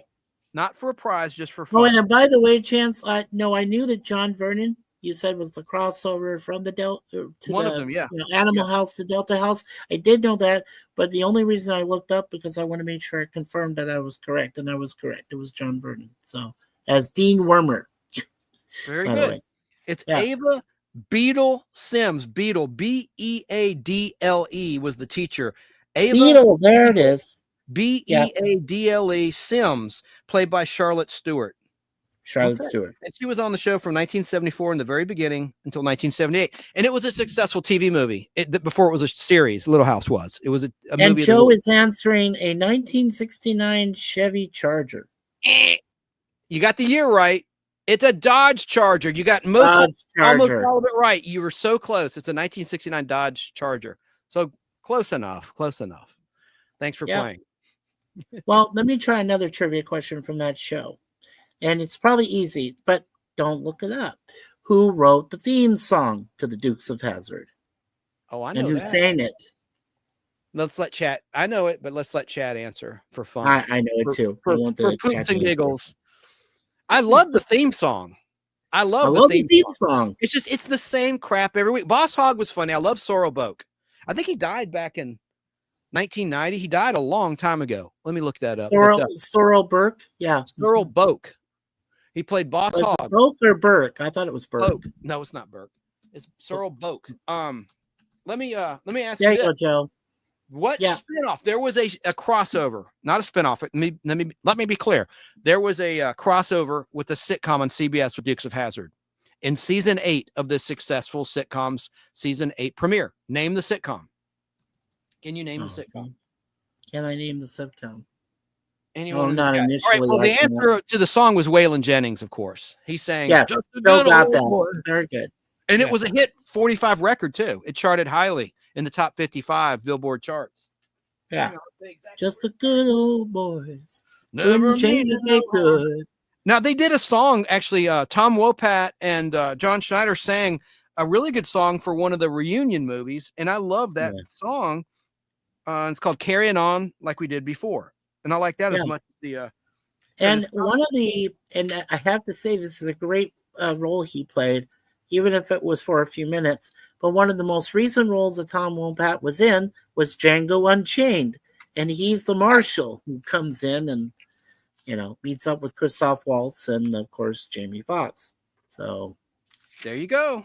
I did a whole Podblast on the top, and I ranked them. I counted them down like the Casey Kasem countdown. The Joe, you're right. You're right on top of it. The guy who played Enos. Yes, Enos. That was the spinoff. Not Enos. Yeah. Enos. That was. Yeah, that was it. Yeah. But that wasn't the question. But that's a good piece of trivia. Yeah. Let me see here. I'm trying to look up the Dukes of Hazzard. There we go. It charted at number 21 on the charts in 1980. The Dukes of Hazzard by Waylon Jennings. Got a whole list of the hit TV theme songs. That's pretty good. Yeah, that's pretty good. Let's see here. All right. Enos was the spinoff of Dukes of Hazzard. Sure was. And it lasted 1 year. Michelle Pfeiffer, speaking of her, she did an episode of Enos. I have some on reel-to-reel 16mm film. You can't find that show on home video. It was never released, but YouTube. Someone put up some episodes they taped off of CBS back with a Betamax player or early VHS player. Okay. So, I mean, Dukes, now, Sorrel Boke, let me look. I forgot. That was what I was looking up when he died. And the spinoff. All right. The spinoff. No, that was the spinoff, right. There's a difference in a crossover and a spinoff. I threw you, Joe. You got ding, ding, ding. You got that right. Yeah, the spinoff was Enos. What was a crossover? The sitcom the Dukes of Hazzard crossed over into was in its 8th season. It's a hit show. Can you guess? Yeah. And we talked about it tonight on the Podblast as a show that was ripped off by Angie. That's a hint. Yeah. I'll just tell you, Alice, season 8 of Alice, Sorrel Boke, Boss Hogg, and Enos come through Phoenix, Arizona, and stop at Mel's Diner. And Boss Hogg wants to buy the diner from Mel. Right. From Mel. Yeah. From Mel. You remember that one, Mikey? I do remember that episode. I do. It's so strange. If you've never seen it. Yeah. Yeah. Luckily, I still had Michelle Pfeiffer's profile on here. She starred in the very first 2 episodes of Anus. She was in the beginning one, which was episode 1, and then in episode 2 called Uncle Jesse's Visit in 1980. She was the role of Joy in that for the first 2 episodes. Excellent. Great intel. And Sorrel Book, and it's Booke, so it could be Book. Sorrel Book. Sorrel Book. Yeah. He died on February 11th, 1994 in Sherman Oaks, part of Los Angeles. He was born in 1930, January 4th, 1930 in Buffalo, New York. He was a great character actor. I got to make him character actor of the week in an upcoming Pod Blast. Okay, so now we're on your 3rd worst 70s. This was the one you just said, right? This was the one. Oh, yeah. Dukes Hazzard. So you can move on to your number 4, sir. Okay, sir. My number 4 might be kind of a surprise, but Sanford and Son. I like the theme song because it was written originally by V. Jones, the guy who Quincy Jones worked with Quincy Jones. Quincy Jones. So a good theme song from Quincy Jones. I wasn't that much. I don't know. I wasn't that much into Fox back then. That played the lead role. I really wasn't in. Yeah, I wasn't really into him back then. Yeah, Red Fox. Yeah, there he is. Yeah, I mean, I didn't have any real bitterness to the show. It's just that those times where he always said, "I'm coming, Elizabeth. I'm coming to join you," and all. It got boring after a while. And here's a trivia fact for you. Red Fox literally said, "I'm coming for you" in real life, Elizabeth, when he died, before he died. He really said that. He said that before he died. That's a trivia question. So that's a good one. That's a good trivia question. Wow. I'm shocked that you didn't like it. I can understand that because you're right. A lot of times catchphrases got old, like "kiss my grits" on Alice. That got old by the 3rd season. Yeah, by Flo. Hey, ma'am. Your wife's in the background. Or she was. Oh, she is. Yeah. Hello. My beautiful wife, Suzanne. Yeah. Well, any other thoughts about Sanford and Son? You just thought it just got old? It just got old. It just got repetitive. Yeah. Some of the there you are, babe. Some of the plot lines ran over. They kept repeating. It seemed like they kept repeating themselves. I don't know if that was because of the writers or the spinoff, right, without his character son Lamont. Yes, that's true. You had Red Fox, but you had Sanford Arms, but only lasted like 3 weeks or something with none of them. None of the stars. Like that. Sanford Arms, yeah. They had the African American ladies, actresses that crossed over from Sanford and Son to that. Like Sanford LaWanda Arms. Page would be one who played on. Yes, that's one of them. Yep. Lamont's aunt. Yeah. Let me look that up. Yeah, I forgot about that because they brought it back as just Sanford. It's called Sanford. That's it. Sanford Arms. Yeah. I watched Sanford. it. We had Sanford Arms, which bombed in 77, in the fall of 77. And then I think Sanford was 1980, if I'm not mistaken. Yeah. My TV Bible here. Sounds good. Sanford Arms. I might have to use the internet because it's not showing Sanford. It's just showing Sanford Arms. Yeah, that's weird. October 77. Yeah. I'll take a look at it here myself. All right, look that up because do you remember? Well, I'm going to save it for my pick because it's one of my top 5 that I like. Sanford and Son. I'll just say I'll hold that so we can hurry along here. Yeah. So there it is. Yeah. So his name was Demond Wilson, right? LaWanda Page, you said. Then when Desmond Wilson did, I think it's Desmond. I think they must have misspelled it. I think the S is silent. I don't know. I could be wrong. Go ahead. Well, I know it's spelled Desmond, but because I remember that plainly. But they must have just misspelled it here. Just like I said. But Red Fox, and LaWanda Page. It says here it came out in 1972. So it lasted 6 years, over 130 episodes. 6 years. Wait a minute. What do you repeat that? What lasted 6 years? Sanford and Son. Oh yeah. Oh, sorry. I thought you were talking about Sanford. Sorry. No, not the Sanford Arms. Let's see here. Let me take a look at the Sanford. What was just called Sanford. Thank you. Yeah, there it is. By itself. That one, Sanford, lasted only 26 episodes. It came out in 1980 and lasted 1 year. So just like Omar said. Season. Yeah, 80 to 81, just like Omar Montgomery said in the chat. Joe Gutfeld agrees with you. He says, I'm not a fan of Red Fox either. He was very blue. Yeah. Yeah, the thing that was just called Sanford was, it featured the old cast except for Lamont. He had a new partner and a new girlfriend. And his new partner was played by Dennis Berkeley. Yeah. And there was a spinoff before the show was canceled. Cal, yeah. There was a show called Grady, which I saw on the streaming service recently. Like, I think it might be Tubi or one of those. Sure. But it was out there. I couldn't believe it. That's a very rare show, or used to be rare. Grady. Do you remember Grady actually, for like, I think 6 weeks, there was a contract dispute between Red Fox and the producers of Sanford and Son.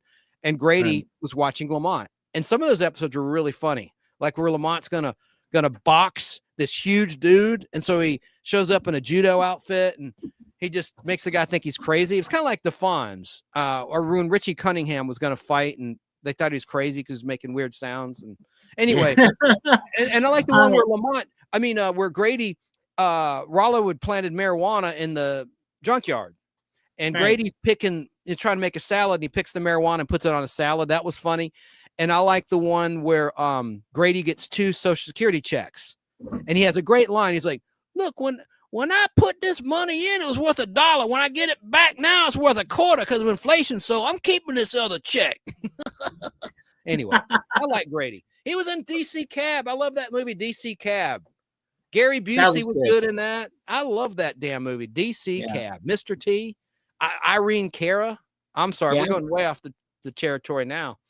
Yeah. But, all right. So what's your number 4, sir? My number 4. Your number 4. Okay, my number 4. Oh man, this show was so bad, and I had such high hopes for it. Tabitha, starring Lisa Hartman. Ooh. It was really, really, really bad. It had nothing to do. That was the spinoff of Bewitched, right? Yeah, yes, where Tabitha grows up and it's Lisa Hartman. Yeah, Lisa Hartman, known as Lisa Hartman Black. She married Clint Black, the country western singer. Correct. Yeah, because then Lisa went to country music herself. Yes, she sure did. And she was a good-looking woman, no doubt about it. But Tabitha, she's a pretty good. Maybe this should have been her first career because Lisa Hartman is a pretty good country singer. She is. She's actually trivia time. What was the original spelling of Tabitha when she was born in season 2 of Bewitched? How did you spell Tabitha? Trivia time. All right. They're cast of characters in our chat. And I'll reveal the answer with a visual aid. But before that, let them catch up. Tabitha started on November 12th, 1977. It ended on August 25th, 1978, which was a rerun. It was on ABC, the network that ran the original show Bewitched, and it aired Saturday nights from 8 to 8:30. Robert Urich was in the cast, along with Lisa Hartman, right before Vegas. It ended just before the debut of Vegas, so he bounced back strong. And then ABC moved it from Saturday from 8 to 8:30 to Friday from 8 to 8:30. In June of 1978 to August of 78, and that just killed the show. That was for the summer rerun. So basically, it was a Saturday night show, 8 to 8:30. Got a rotten time slot. Let's see what it's up against on ABC real quick. Let me look at my list. 1977, 3 to 8. Let's see here. So they did spell it correctly in IMDb, Omar. Okay, so there's no S in his name. It is that spelling. Okay. All right, sir. How do you spell Tabitha? Well, I think Omar answered it. He said he spelled it Tabatha. Where is that? I didn't see that comment come through. It's at the very end. It's after Joe. Oh, it didn't populate on my end. Well, you're right. Yeah. You're right. Let me just quickly, before I lose my train of thought, 1977 schedule right there. Saturday, Tabitha. And of course, my dang book doesn't show it. It was up against the Bob Newhart show on CBS and the Bionic Woman on NBC. Yeah. Wow. Not a very good time slot. No. Yeah. And then it was opposite Oh, wow. Okay. I'm just trying to look here. Tabitha. All right. So Tabitha, Lisa Hartman, Robert Urich. It says the briefly seen comedy was a spinoff from ABC's long-running 8-season hit Bewitched. Tabitha was the daughter of Samantha, the leading character on Bewitched. Now, was Liz Montgomery ever in Tabitha? The answer is no. She never even made a guest appearance or anything. So It says here, Tabitha was seen as a child on Bewitched, but by the time this show began, she had grown into a bright young woman, just beginning her career as a television production assistant at the station KLXA in California. Tabitha worked for producer Marvin Decker, and her chief assignment was The Paul Thurston Show. Thurston was the station's handsome but not too bright star newscaster. Adam and Tabitha's brother. Oh, wait. Adam was Tabitha's brother and a fellow employee at KLXA, and Minerva was her meddlesome aunt. Despite the similarity to the Mary Tyler Moore Show, Tabitha had something extra. As a witch, she could perform feats of magic and get her own way with a twitch of the nose. It didn't help because the series soon disappeared in a puff of Nielsen rating smoke. How many episodes did it last, Tabitha? November 12th, 77. I don't know why it's not showing up on my list. Wait a minute. November 12th, 77, Saturday at 8. My schedule doesn't show. Okay, well, we're going to move on. I will answer that question right now. Tabitha, let me look at my trusty episode guide. And it is right here. Tabitha. All right, so it was spelled Tabatha in the beginning, and they even made a doll, a Tabatha doll ball. And in the end credits of the episode that introduced Tabitha when she was born, it says introducing Tabitha, and it was spelled. I don't know why they changed the spelling. I've talked about this in the Podblast before. I have it. It came out in 1976. It lasted only 13 episodes from 76 to 78. And she spelled it. It's 77. Not 76. Well, I don't know. It says it was spelled Tabitha, right? For Lisa Hartman and Robert Urich. All right. The pilot aired May 7th, 77, and then it began as a series on September 10th, 77. So the pilot might have been a TV movie, Tabitha. So to answer your question, there's 12 episodes, including the pilot. Right, you know what? Dude, you are so right. Dude, forgive me, Mikey. There was a special on April 24th, 1976 with the original spelling Tabitha. Right, with the original spelling, and it was called Pilot Number 1. Yes. Thank you for being so good. I would have set the record straight. Yes. All right, let me read this. The Tabitha pilot, spelled bath, like take a bath. The original spelling is the original pilot for a sequel to Bewitched about a grown-up Tabitha Stevens living as a witch in a mortal world. ABC bought the show, but made significant changes and launched the television series Tabitha from 77 to 78. Okay, let me read if this was a different cast in this version, this special. From Saturday, September 24, 76. It was a 30-minute special directed by William Asher, the ex-husband of Liz Montgomery and the director of the majority of the Bewitched episodes of the original classic series. And Ed Jurist, one of the original writers, wrote it. Okay, this is different. Check this out. Tabitha Stevens, original spelling, works for Trend magazine in San Francisco as an editorial assistant. Cliff is a commercial artist at Trend and also her boyfriend. Her brother Adam wants nothing to do with mortal life and keeps encouraging his sister to forsake her mortal ways and embrace her magical heritage. She tells him about Cliff, and he tells her she needs to come clean and tell him she is a witch. When Tabitha finally tells Cliff, he does not believe her. When she proves it, he is astounded and needs time to think. It's like Darren Stevens in the pilot to the original Bewitched. The next day, he tells her he loves her and cannot let her go. Okay, see, now here's the guest cast. Where's the real cast? Oh, my God. Barbara Rhodes was in the cast as Dinah, and she was in Soap, later in Soap. Yeah. Okay. With Billy Crystal, and yes. It doesn't say who the cast was. It says guest cast. Huh. Well, let me look that up. Now you got me intrigued with this. I'd never even heard of this 1976 Tabitha with the original spelling. Hang on, Tabitha. Well, this had it had Louise Williams, Bruce Kimmel, Barbara Kaysen, and Louise Williams played the Tabitha Stevens. Lisa Hartman was in that one. So that she counts. is. 1976. Dude, forgive me. You were right. That counts. Yes, Okay. Even though it was a special, that counts as the beginning. correct. Okay, now to reveal, let me make myself big here. And Bruce Kimmel played Adam Stevens. Then Barbara Kaysen, who I recognize the name, but she plays Roberts Armistead. And a lady named Cindy Haney played Bonnie. This was just some, and Barbara Rhodes, as Dinah.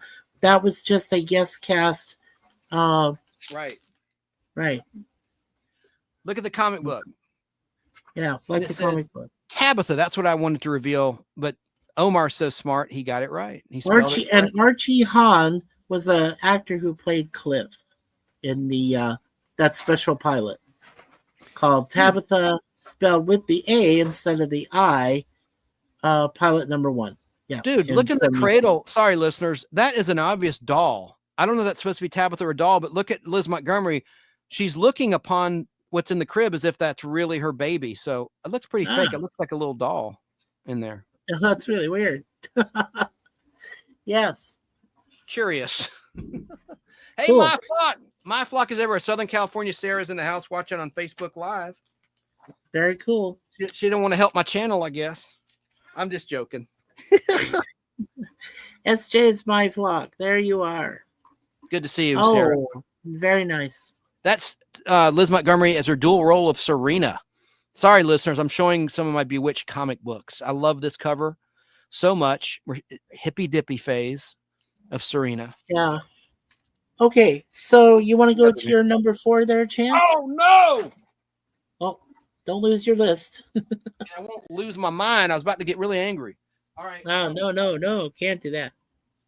Yeah, I love that cover too, Tracy. And hello to Sarah from Tracy. Hello. Yes, welcome, Hi, Sarah. Welcome. Hello. Hi.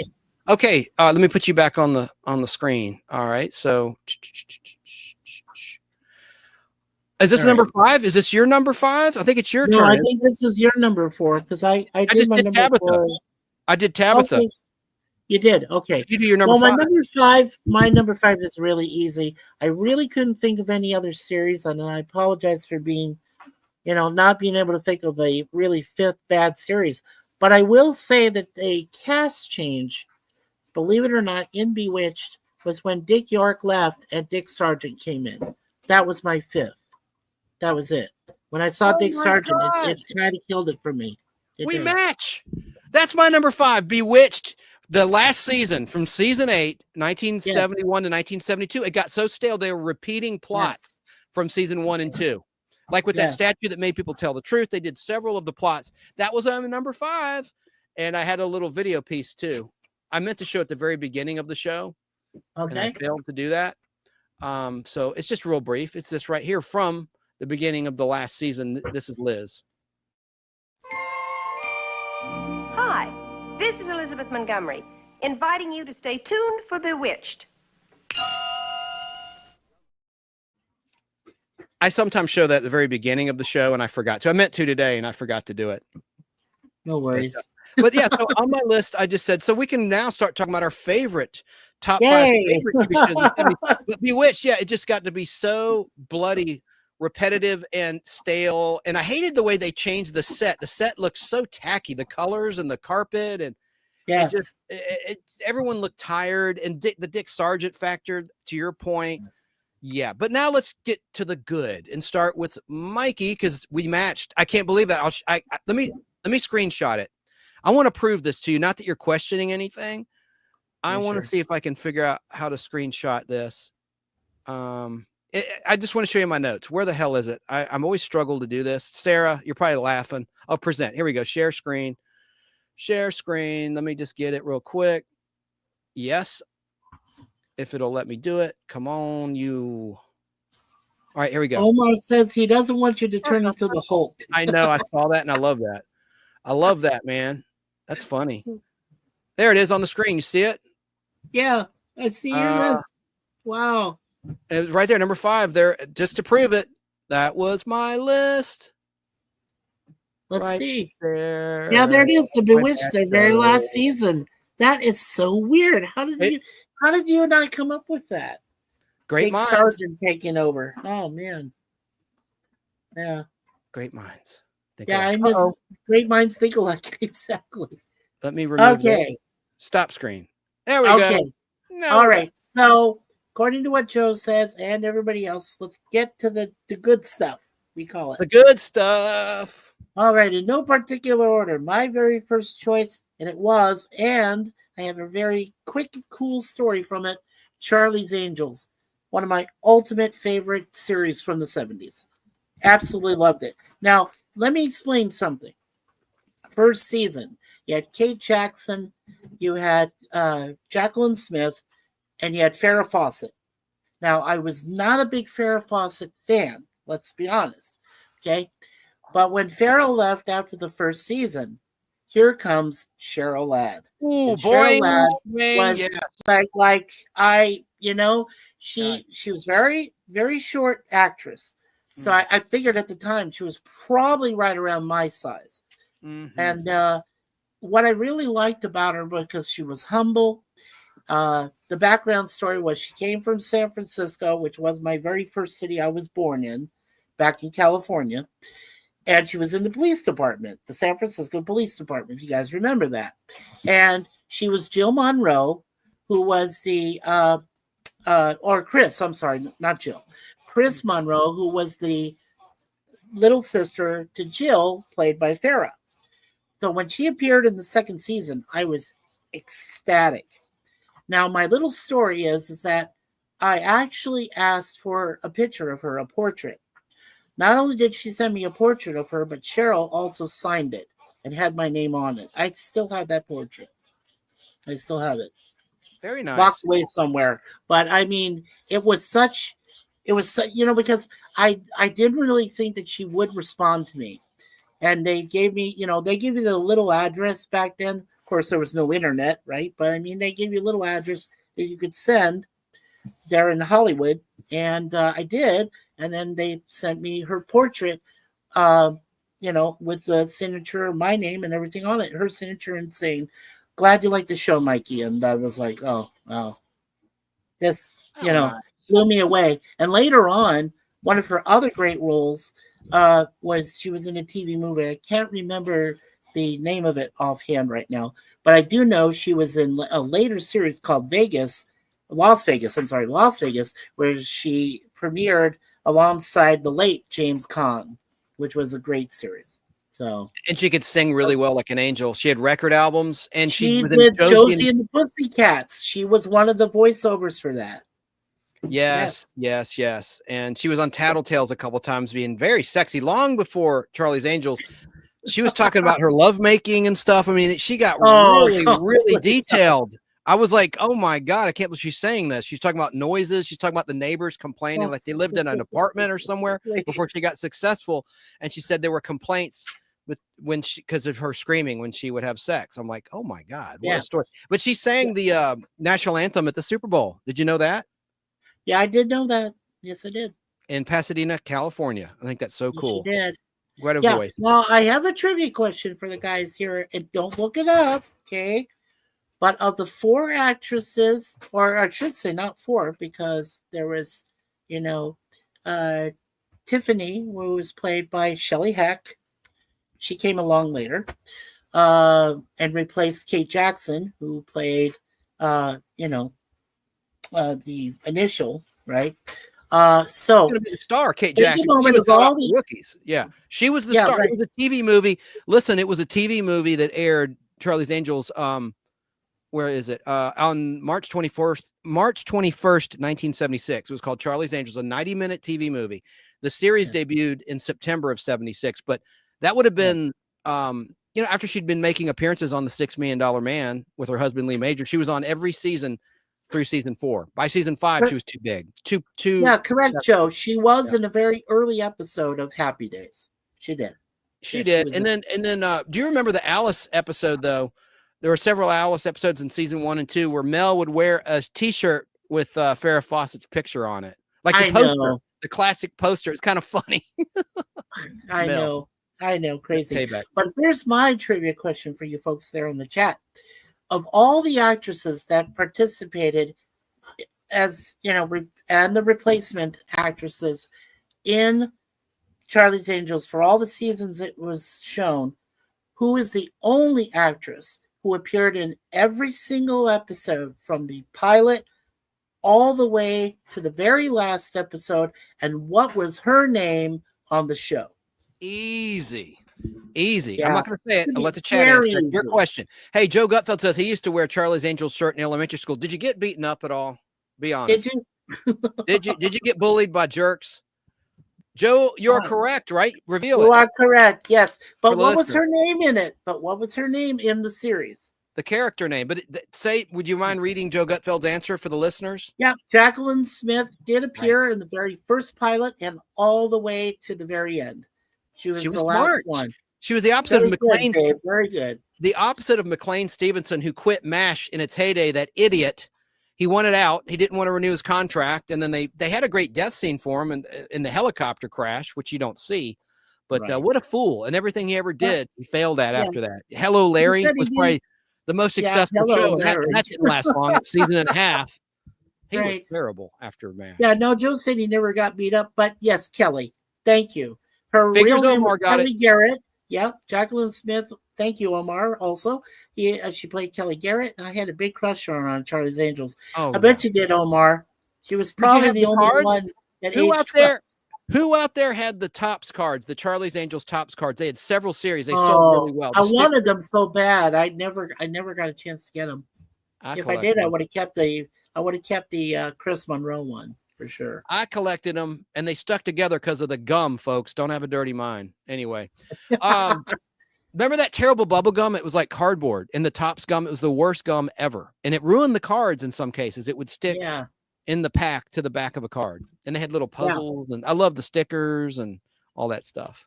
Yeah, very good. Omar Montgomery, he is on it today, boy. Great. He is totally on it.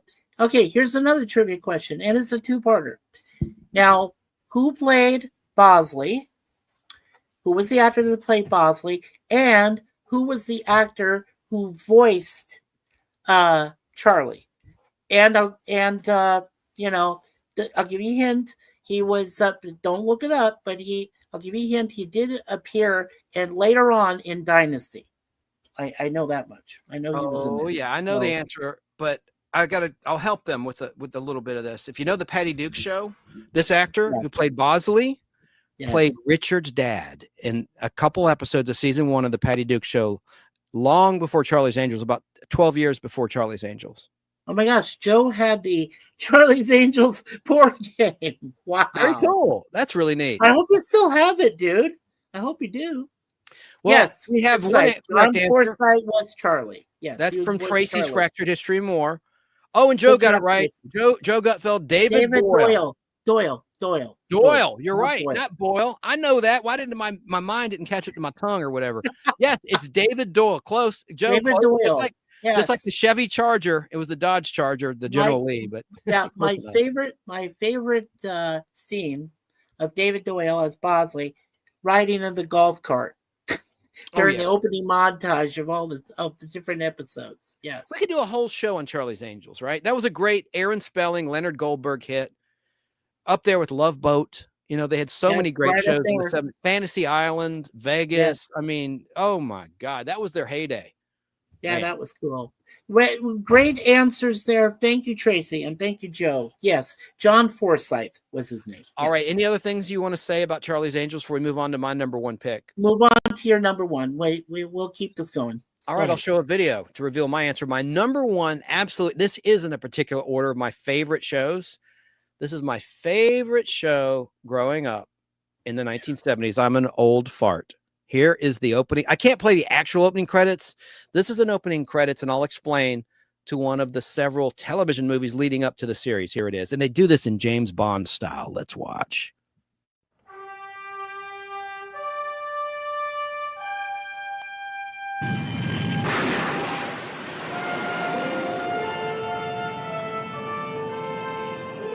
Mission Control. Steve, what is it? What's wrong? I was hoping you could tell me. He's alive. He lost an arm, 2 legs, and 1 eye, but he's alive. I'm not sure he'd want to live if he can't be the man he was. What if he could be more than the man he was? We have the technology to rebuild him. I want it done no matter what the cost. He's the man. $6 million man. He's the man. $6 million man. Catch him if you can. Beat him if you can. Love him if you can. Now he's the man. $6 million man. Well, like I said, we rise to the occasion. He's the man. He's the man. He's my man. Oh, he's my man. Yeah, let me tell you about him. Can't do without him. He's one of a kind. Now he's the man. Now he's the man. Oh, catch him if you can, beat him if you can, love him if you can. Now he's the man. $6 million man. Wow. In the end credits, you saw Robert Kinoshita. Before I forget, he's the guy that designed the robot in Lost in Space and Robbie the robot in Forbidden Planet. Robert Kinoshita. And then something that came up earlier, we're talking about SWAT and Shia. I think Omar mentioned Shia. He was one of the guys in SWAT. He wound up, after SWAT got canceled, went right to Barnaby Jones as Barnaby Jones's young sidekick. He was so good on that show. Great chemistry with Buddy Ebsen, but I digress. So $6 million man. Hey, man, I mean, so much to say. Let me show some pictures while I go over just some brief notes about $6 Million Man. My number one show, the 1970s. Oh my gosh. I mean, you just saw in that clip, Britt Eklund, future Bond girl. She was just about to film the second Roger Moore movie, The Man with the Golden Gun. And there she was, as basically a Steve Austin girl, if you will. Yeah. But, and I had a trivia question for them after you're done talking. Why don't you about go ahead with your trivia question? They'll let chat catch up while I read my notes. All right. So, all of you guys in the chat know that I'm a huge James Bond fan. I own every film.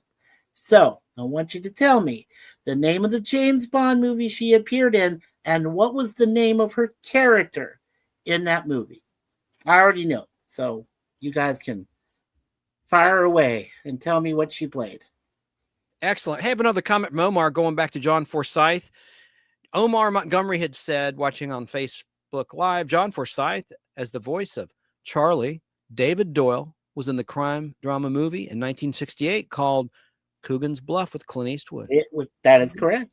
With Clint Eastwood. Great trivia, man. I appreciate that. Sorry it took me so long to get to it. Yeah, sure. Mark Shea. That's it. Mark Shea played Barnaby Jones's cousin, JR. Before J.R. Ewing, he was JR. Long before Dallas debuted. I think he came along in the 76 to 77 season of Barnaby Jones, and he went all the way through the end through season. And so many great actors on Barnaby Jones, particularly that last season. Like you had Ed Harris was in one. Madeline Stowe. I don't know whatever happened to her. I loved her movies of the early to mid 1990s, like Blink. She's a phenomenal actor. She played a poor girl that some bastard got hooked on heroin in this Barnaby Jones episode. It was terrible. Anyway. But $6 Million Man, my number one show. Some quick facts about $6 Million Man. Yeah, go for it. On Wednesday, March 7th, 1973, the 90-minute Universal TV movie on ABC TV, Cyborg, the $6 Million Man, aired, which was based on the Martin Caidin novel Cyborg of the same title, published in April of 1972. It was a hit book. The successful ratings of this initial ABC movie of the week led to 2 more television movies of the week being produced, featuring actor Lee Majors as Colonel Steve Austin, who went to the moon. Those all aired in 1973, 3 TV movies on ABC. Now about Britt Eklund, who was in the clip that I just showed that you could hear. She said, I think they're still trying to figure out what Bond girl name she had and the movie she was in. With she was in Man with the Golden Gun. It was with Roger Moore. The second Roger Moore movie, right? Right. I already said it, didn't I? Yeah, Man with the Golden Gun. Sorry to spoil it, but I didn't say the character name. I didn't say the character name. Oh, what was her character name in that? There you go. Well, Britt Eklund was born on Tuesday, October 6th, 1942 in Stockholm, Sweden. And Britt Eklund, those that are watching, sorry, listeners, but I'll read this to the listeners. Britt Eklund, seen here in this photo, that's from the second $6 Million Man TV, the movie of the week, titled Wine, Women, and War. That's my favorite of the TV movies of the three, even better than the pilot. It aired on Saturday, October 20th, 1973. And she would be a Bond girl just 1 year later, as we've said twice now, as Mary Goodnight. Sorry, Chad, I have to spoil it. It was Holly Goodnight. No, Holly Goodhead was Moonraker. Mary Goodnight. Oh, I'm sorry. Are you sure it was Mary Goodnight? I'm positive, bro. Check. Okay. Check me. Okay. Mary Goodnight. Right. Mary Goodnight. Holly was in Moonraker. Holly Goodhead. Holly Goodhead, which was played by the beautiful, Lois Childs. Very low. Yeah. Lois Childs was Holly Goodhead. Lois Childs, right. Correct. All right. So, but have you seen Britt Eklund in The Wicker Man? Yes. Yes, I did see her in The Wicker Man. She's new in that. And also, she introduced me to The Wicker Man. And also, she was once Rod Stewart's main squeeze after being married to Peter Sellers. Correct. Peter Sellers like younger women for some reason. Anyway. Yes, Miss Goodnight. Yeah, thank you, Omar. You got it right. Yes, she was Miss Goodnight. Miss Mary Goodnight.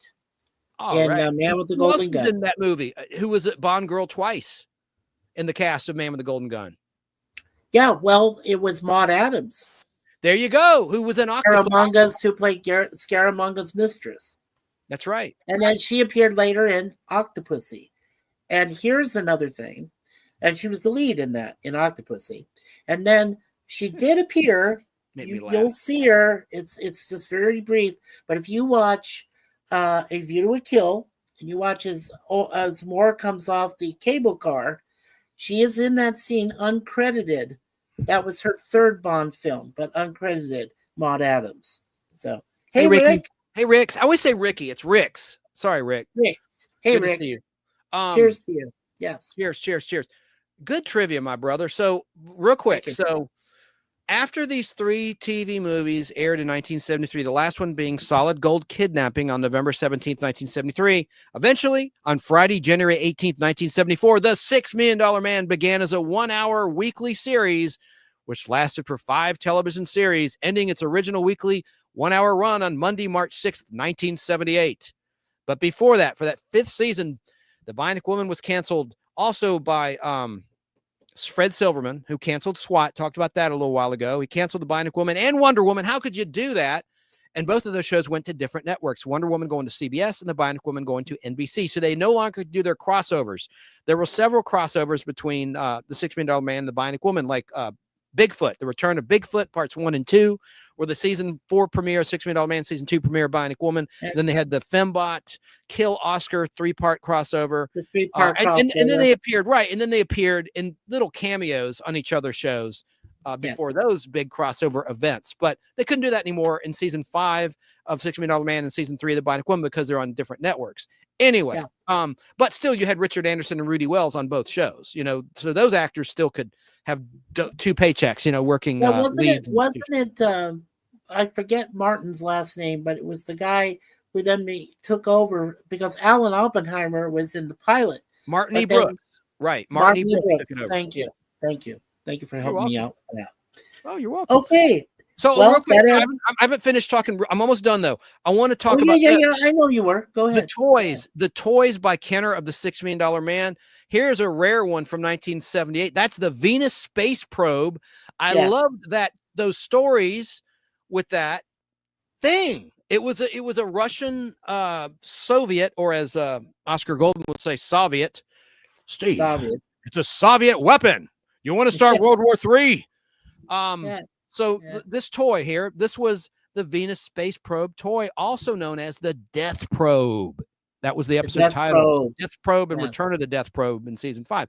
That was a toy released by Kenner in 78. Now, kids had moved on to Star Wars because in early 78, the Star Wars Kenner toys were coming out. So they were a little late to the ball game with releasing this toy. And it was based on the Russian space probe that crashed in the U.S. and served as an antagonist to Steve Austin in episodes Death Probe and Return of the Death Probe. And the toy is a very sought-after item for collectors, and it's considered one of the rarest toys in the $6 Million Man toy line. And then you had reunion movies. On May 17th, 1987 on NBC, this happened. Let's watch the opening credits to the return of the $6 Million Man and the Bionic Woman on NBC. Right.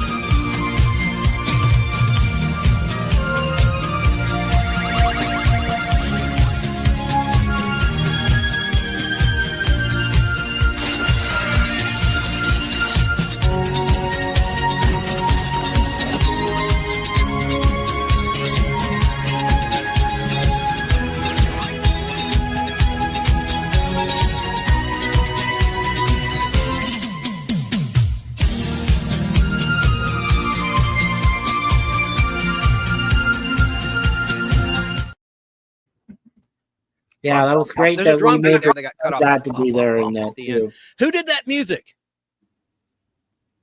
Oh, Marvin Hamlish. The only thing I ever gave a crap that he did music-wise was the Spy Who Loved Me soundtrack, and he totally ripped off "You Should Be Dancing." Yeah, the beat in the scene with the ski chase at the beginning of the Spy Who Loved Me movie. Bow, bow, bow, bow, bow, bow, bow, bow, bow, bow, bow, bow, bow, bow, bow, bow, now, now, pew. Anyway, it was "You Should Be Dancing." Yeah, that same beat. I've compared both and played both side by side. Anyway, Marvin Hamlish did that theme to the return of $6 Million Man and Bionic Woman. And that and Spy Who Loved Me is the only thing. I know he's probably done other things, but mostly I think Broadway and more, highbrow stuff. But that's the only thing I really cared about that he did. What about you? I can't hear you again. Oh, speak. Okay, I'll be right back. It's doing it again. God dang it. Well, okay, all right. Well, I'll give them my number 2 choice, which okay. I hate the StreamYard. I'm sorry you're having such time with it there. Take it away. Okay, so my second choice for best series coincides right with $6 Million Man, and of course it was the Bionic Woman. I really enjoyed Lindsay Wagner playing Jamie Summers. I love the Bionic dog Max, which was the part Doberman, part German Shepherd. I think it was probably more German Shepherd than Doberman. So that was my number 2. As Chance mentioned, I really enjoyed the crossover Kill Oscar, the 3-part, which, by the way, featured John Houseman as Dr. Franklin. He earned it. Earned it. Yes. They earned it. Yes. Paper chase. John Houseman. And one of my favorite moments, of course, as they're running through the rain and the wind and then the weather machine, the weather dominator machine, and it's knocking off the fembots one after another. Of course, we talked about Gimple, who played one of the fembots. Yes, Gimple.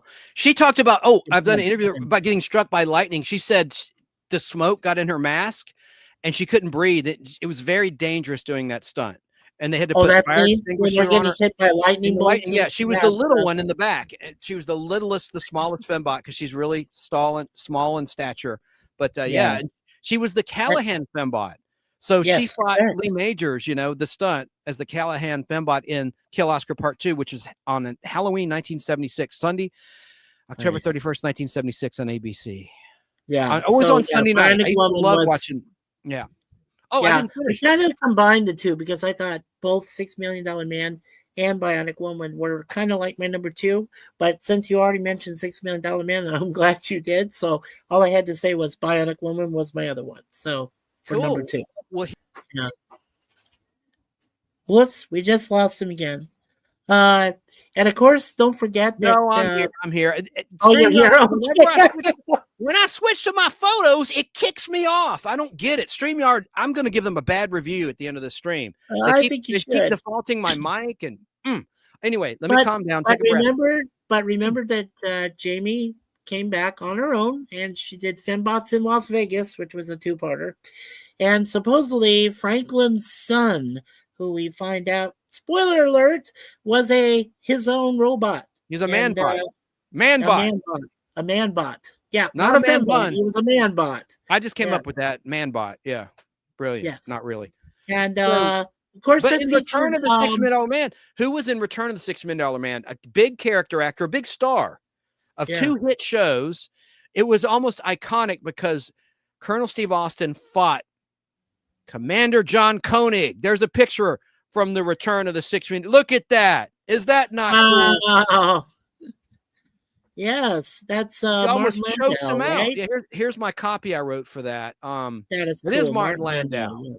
So now here's a photo of Colonel Steve Austin almost choking out Commander John Koenig, if you will. Actually, Martin Landau as a different character from Return of the $6 Million Man, a Bionic Woman TV movie on NBC on Sunday, May 17th, 87. I know I repeat myself. Now, the second NBC TV movie featured someone Omar in the chat referenced. Yeah, it's called Bionic Showdown from Sunday, April 30th, 1989. It was the second of 3 reunion movies of the $6 Million Man and the Bionic Woman. Well, who was in it? I'll reveal it with this next photo. It was Sandra Bullock. She was going to be the proposed pilot or spinoff of the Bionic Girl.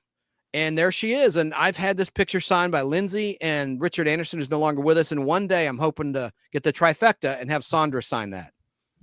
Yeah. I don't know if I can pull it off, but I'm going to try. So yes, Omar, you were correct. I wasn't ignoring your comment. I was just waiting to show that picture. Sandra Bullock herself was born Sunday, July 26, 1964 in Washington, D.C. suburb of Arlington County, Virginia. Yeah. And there she was promoting in that promo shot, the NBC TV movie Bionic Showdown, which was not the best project she ever acted in.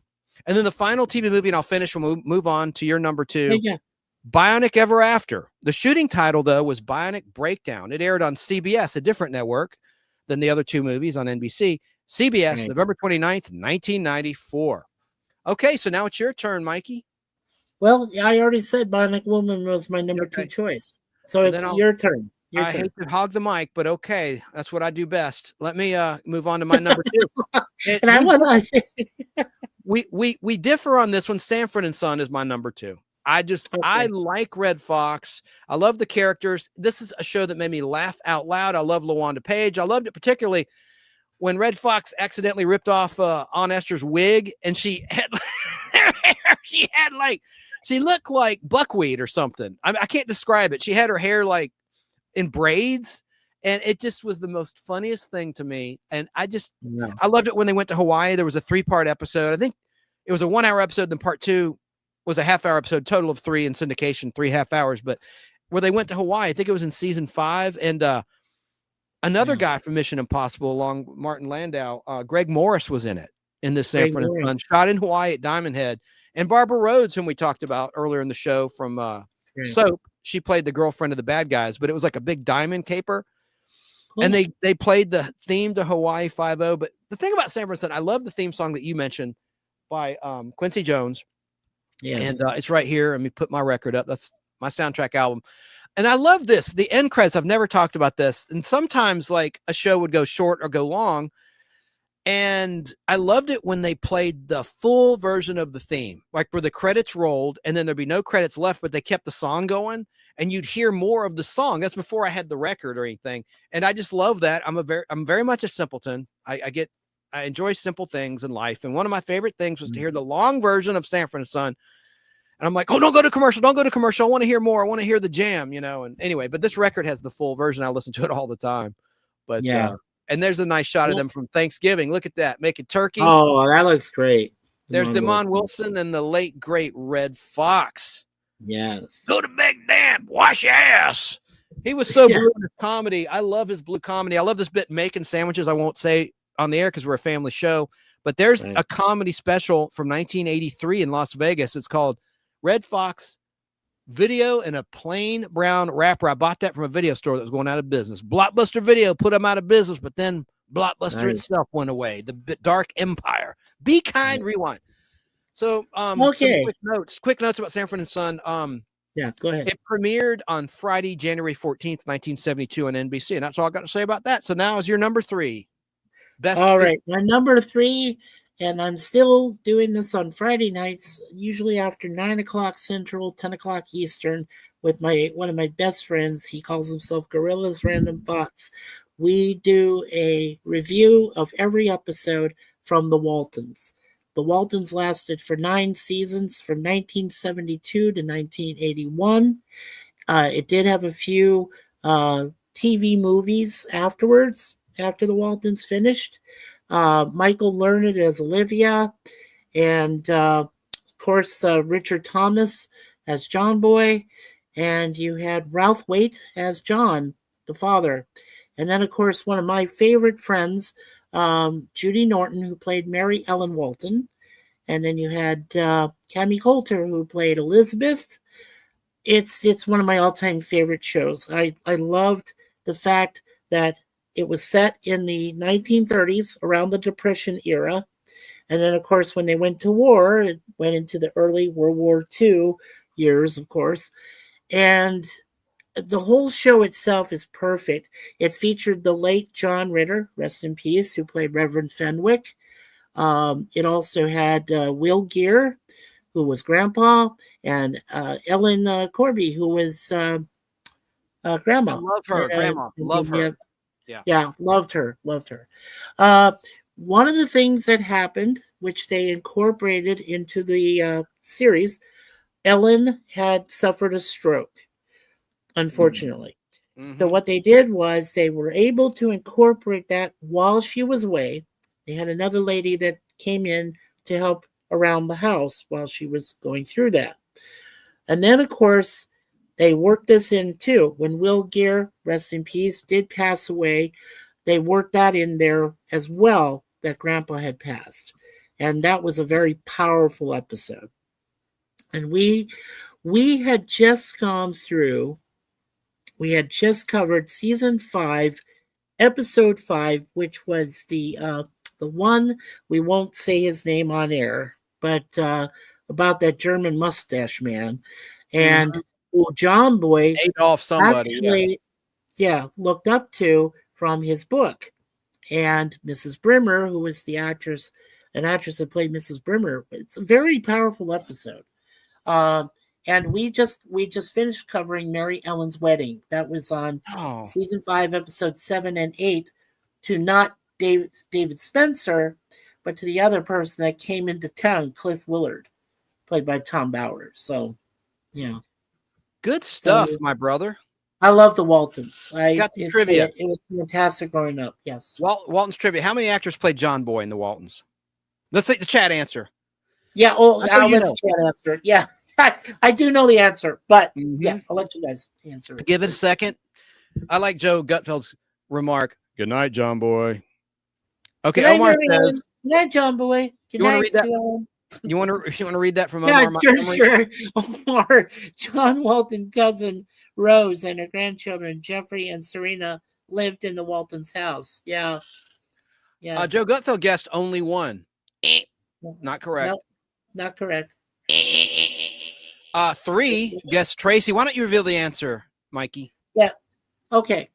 So let's go ahead and look up here over the Waltons there again. I always use the IMDb because I really, I'll give you a hint. They got it right. They got it right at this time. Starts is 2. Okay. 2 minutes and 1. 2. Yeah. It's 2. Of course, you had Richard Thomas, right? And then you Yes. had, this was the craziest thing. Talk about putting a different head on a character, an established character. Robert Whiteman played him in the last season of the Waltons, played John Boy. Yep. Robert Whiteman. Yes. Right. That's correct. And I had seen him in a movie called Stepfather 3, which had Priscilla Barnes from Three's Company, who played Terry, the nurse. She was in it. It was from, I think, 1993.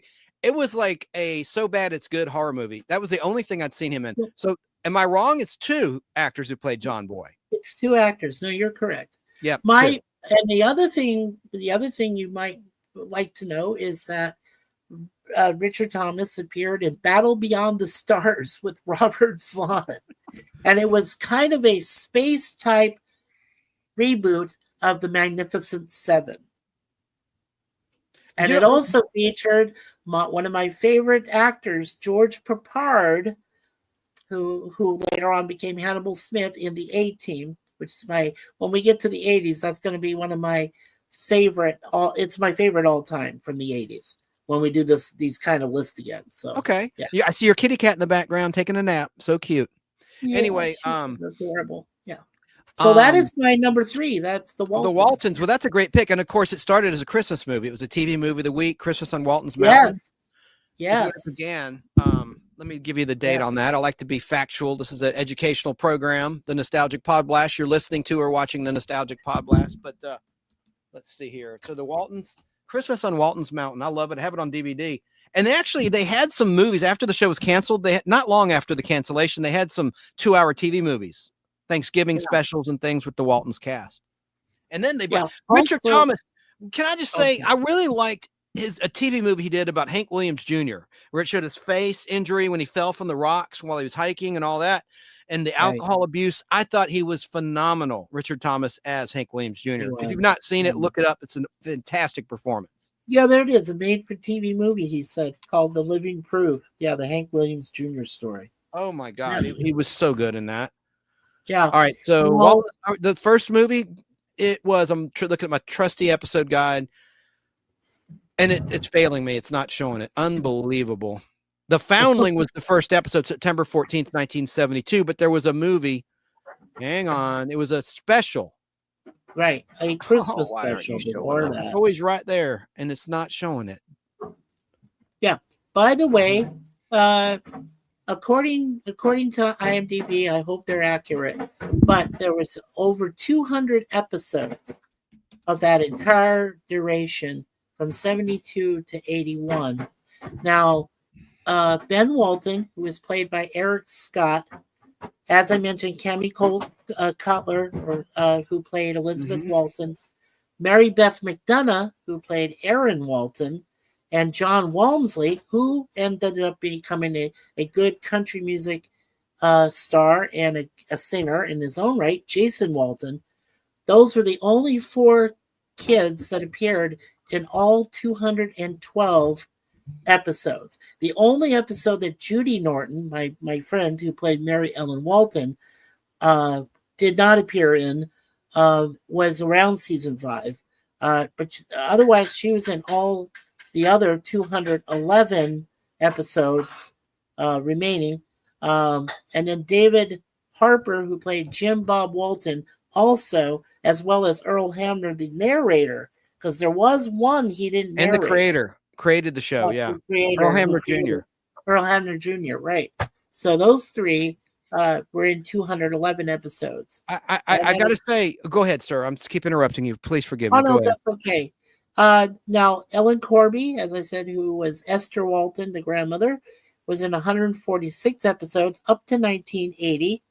And then Will Geer, who was the grandfather, and his name was Zebulon Walton. That's a trivia question. He appeared in 145 up till 1979, and then he was gone.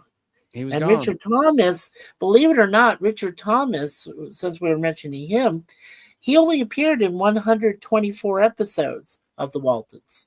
So he wasn't in it the entire time. He got replaced in the last season 9, but by the other gentleman. The first movie was The Homecoming, A Christmas Story, broadcast on December 19th, 1971, and based on its high ratings and critical response success, the CBS network ordered the first season of episodes, and they all just struck gold with the ratings. It was a tremendous success. And that is correct. Edgar Bergen played Zebulon Walton, in the pilot of the Christmas pilot of the Waltons. Good job, Omar. Good job, Omar. Absolutely. So, and then the movies real quick. After its cancellation in 1981, let's see, TV movies. There was February 22nd, 1982 until April 27th, 1997. Wow. You had Mother's Day on Walton's Mountain, May 9th, 1982. A wedding on Walton's Mountain before that, in February 22nd, 82. And then a day for thanks on Walton's Mountain. I remember that. Thanksgiving 1982 on November 22nd, 82. That was one day after my 12th birthday. And a Walton Thanksgiving reunion on my birthday, November 21st, 1993. A Walton wedding, February 12th, 1995. Another wedding. And then a Walton Easter on April 27th, 1997. There you go. Wow. And Elizabeth is back from the Peace Corps. So they go into the 1960s.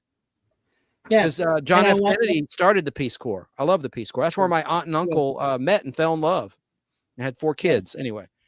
And one last, and if it's okay, Chance, I wanted to go ahead and put in Judy Norton's YouTube channel. She has her own channel who played, as I said, Mary Ellen Walton, and who got married to, as I said, in season 5, The Wedding, which was part 1 and part 2. We ran that together. We had just recently did a review of it. And I'm going to go ahead and find Judy Norton's channel, and I'll post it in the main chat. So she's a great password player. She was on Password Plus in like the late 70s, early 80s, and she was a great game show player, I must say. Yeah. So what's her YouTube channel? Still looking? Yeah, it's right here. I'm already, I've been subscribed. It's called @Judy Norton, underscore an actress. So let me pull it up right here. And she does what they call, post the link in chat. None of them are here. I forgot to text one of them. Go ahead. I'm going to leave the room, so I quit hogging the mic. I'll be right back. Oh, no, that's okay. No worries. Okay, I will copy it and I'll put it into the chat. Yeah, she does a series. And I'll tell a series that she talks about the Waltons, and she has interviews. And it's simply called Ask Judy. Cool. So, leave a comment in the chat when you can. I'm going to give you a wrench so that you can put the link in the chat, Mikey. Okay, awesome. If you don't mind, when at your leisure, I don't mean to interrupt you, but it allowed me to put it in there. All right, I'm going to go to my YouTube and do that. All right, okay. Yeah, let me get you a wrench. I should have done that before. I just didn't think of it. Oh, it's okay. Let me see. Yeah. I might have added an extra letter before that HTTPS, so ignore the one letter I had before that. But it is youtube.com/@ Judy Norton _actress. And she does a segment called Ask Judy, where you can ask her. She gives background details on every episode of the Waltons that she was in. Cool. You've got a wrench now, I think. Make sure it worked, and maybe you can link Judy Norton Taylor's thing in the chat, her YouTube channel. Thank you so much. Yeah. It should have worked. My wife is hey, hon. Throwing dinner at me there. Oh, do you need to go? Do you need to go? No. I don't need to go. No. No. Waltons, that is a great pick. Great pick. So anything else you want to say about Waltons before I go to my number 3 of the top 5? Go to your number 3. Go for it. Well, I've talked about it a lot, so I'll just glaze over it. Space 1999. There I am. I got the wrenchy. It turns 50 this year. Now, really, it turned 50 in 2024 because I go by production order, and season 1 was produced between 1973 and late 1974. It debuted in September 1975 in worldwide syndication. I love Space 1999. I want to know from you, though. Oh, cool. Now you can put at your leisure, Judy Norton Taylor's YouTube channel in the chat for everybody to subscribe, and I'll subscribe too. What are your thoughts on Space 1999? Because I've talked it to death, so I don't want to be repetitive. I just love the show, and I'll say this while you're thinking: the future is not here until we, as the public, can buy working stun guns. They don't have to look like this, which kind of look like a stapler gun. But I loved the wraparound. This is just a water pistol, not an actual prop. Right. But I loved the guns in Space 1999. Oh, there you go. You linked her channel. Great. So I just love the acting. I love the writing. It was more like a horror show, horror sci-fi in year 1. I like year 2 a lot. A lot of the fans of 1999 hate the second season. They think Fred Freiberger, who was an American, ruined the show. Well, I'm sorry. There were some stink bomb episodes in season 1. Matter of Life and Death, the second episode in production order, is a total bomb. Not Force of Life. That's a good one. The one where they become like when they cavemen and they're introduced- Go ahead. Yeah, I like when they introduced Full circle. Maya, who was played by the beautiful Catherine Schell. Yes, When yes. they brought Maya in, that was really good. Catherine Schell and The Metamorph, which is the 25th episode of 48. There's only 48 episodes. It was on worldwide syndication. All the networks passed on it. And Sir Lou Grade of ITC, Independent Television Corporation, greenlit it and took it on. And it was the Andersons, whom we talked about, who had done work with puppets and Joe Knighty and like Stingray and Fireball XL5. Gary Anderson, and it was good. And his wife Sylvia at the time. And they did UFO. That was their first live action series after they did a live action movie titled Journey to the Far Side of the Sun, or Doppelganger, depending on what part of the world that the movie was released in. It was called Doppelganger in Europe and called Journey to the Far Side of the Sun in America. Now, Omar mentions Christopher Lee made a guest appearance on Space 1999. Right. He was Scaramanga in Man with the Golden Gun. He played, it wasn't a witch doctor. Oh, he played a witch doctor in something else. I'm sorry, Omar. You have two thoughts in your message here. Christopher Lee made a guest appearance in Space 1999. Stop. He played a witch doctor. I've seen the series on cable on a few occasions. Cool. Yeah, he was an alien, a benevolent, good alien who was trying to get to Earth, and they were going to land on the moon, and their automated systems, their AI, if you will, took their craft to the runaway moon. And they thought it was orbiting the Earth still, and it wasn't. And they had like suspended animation, and they were good aliens, but they had the ability to go back to Earth. They knew where Earth was. It was programmed. And so the guy who played Commissioner Simmons, Roy Doctorus, who was in the pilot, he gets his comeuppance. He, through force, tries to force himself onto their ship because they have room for one Alphan, because the Moonbase Alpha personnel, when they try to revive them, accidentally kill one of the aliens. The aliens don't get mad. They don't seek revenge. They say, you know what? Now we can take one of the Alphans with us on our journey to Earth. And the commissioner forgot to, since he used a weapon, he didn't get basically put under anesthesia, if you will, for the trip. So he wakes up a few hours later. He winds up starving to death, we see, not on camera, and becomes a skeleton. It's kind of like the Planet of the Apes movie, I would think, where you see the beautiful blonde astronaut, her remains, when like her suspended animation chamber had a leak or something, and she's and died. Right. That was horrifying in Planet of the Apes. Omar, yeah, you are right. But who else was in it in year one? Another Hammer horror legend like Christopher Lee, who played Grand Moff Tarkin in Star Wars. Peter Cushing. He was in Missing Link, which was a bad episode as well. A bad episode in season one. And Ring Around the Moon, I appreciate a little more now than I did then. I always thought that was a bad episode as well from year one. So all these fanboys and fangirls, mostly fanboys, want to knock year two and say, oh, they made it Americanized. They made it too much like Star Trek. They had a monster of the week. It's just horrible writing. Man, I love those episodes. I love the one where Maya got sick and was just terrorizing Alpha. And she's warning Barbara Bain's character, Dr. Russell, put me in restraints. I can be dangerous. She's like, I can't do that. It's like, listen to her.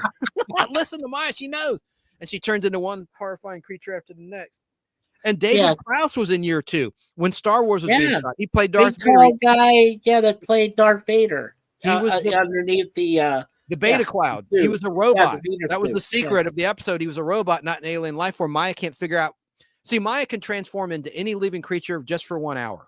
That's her time limit with the power of molecular transformation. Anyway, I've talked about Space 19. I'm going to do a big 50th anniversary special. So I don't think I had a clip. Maybe I had some photos. Let me look and see. So that was your number three. Okay, that was your number three.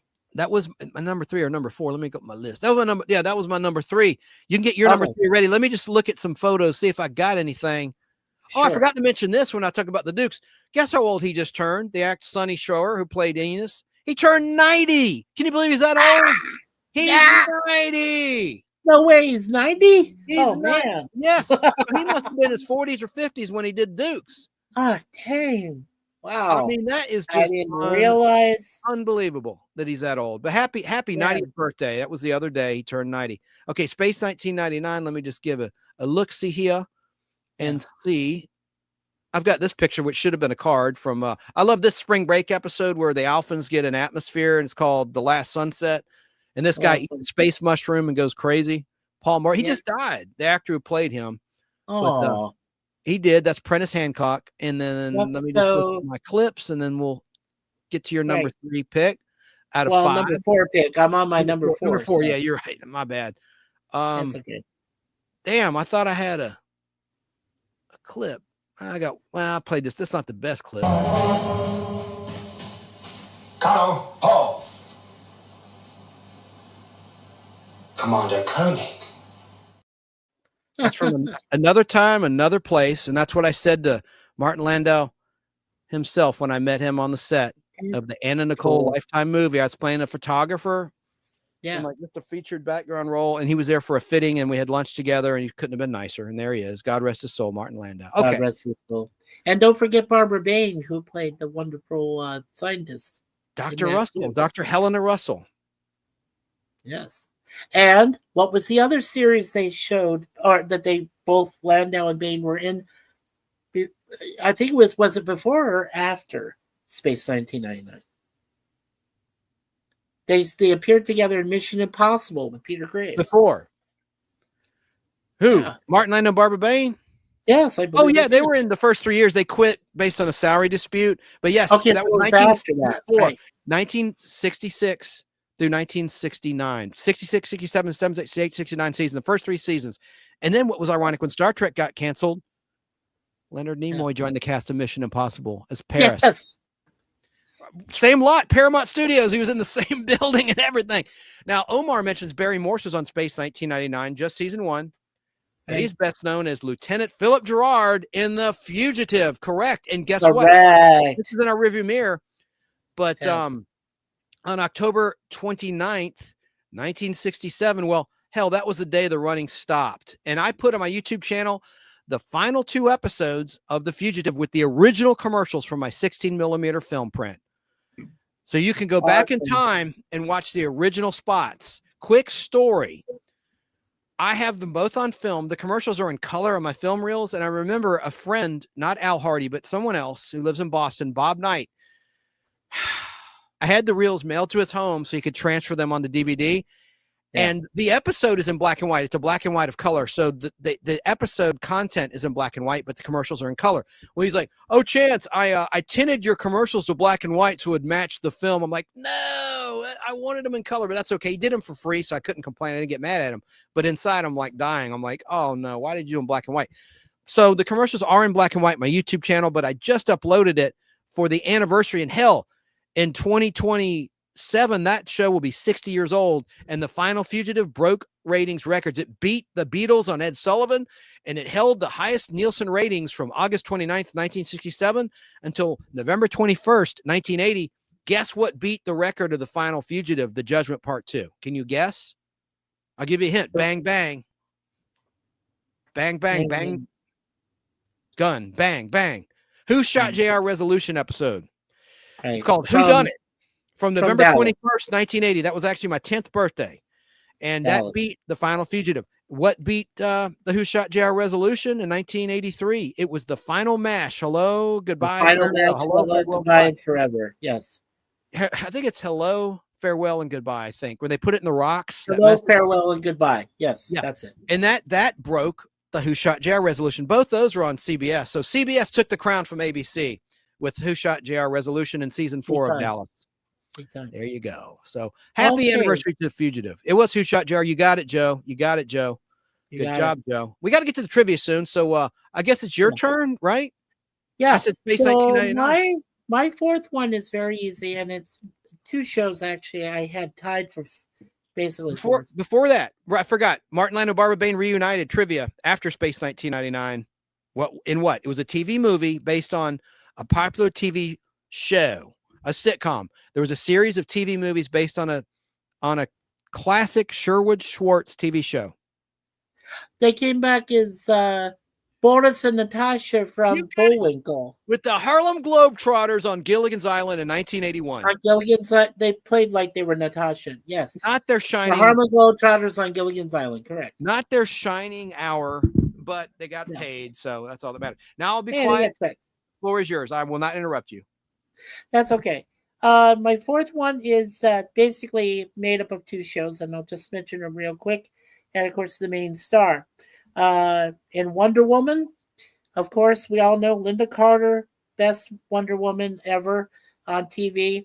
And then, of course, the Spider-Man, because Nicholas Hammond, because my very first comic book I ever read was Spider-Man. I'm proud to say that. Not only that, but, and this premiered, I think it was in 1979. So right around almost the end of the 70s is when the Spider-Man TV series with Hammond came out. But 4 years ago, before that, Joanna Cameron, who appeared in the live-action Isis, which lasted for a couple seasons, which I just covered in the past on my show on Mikey Sue's Floor.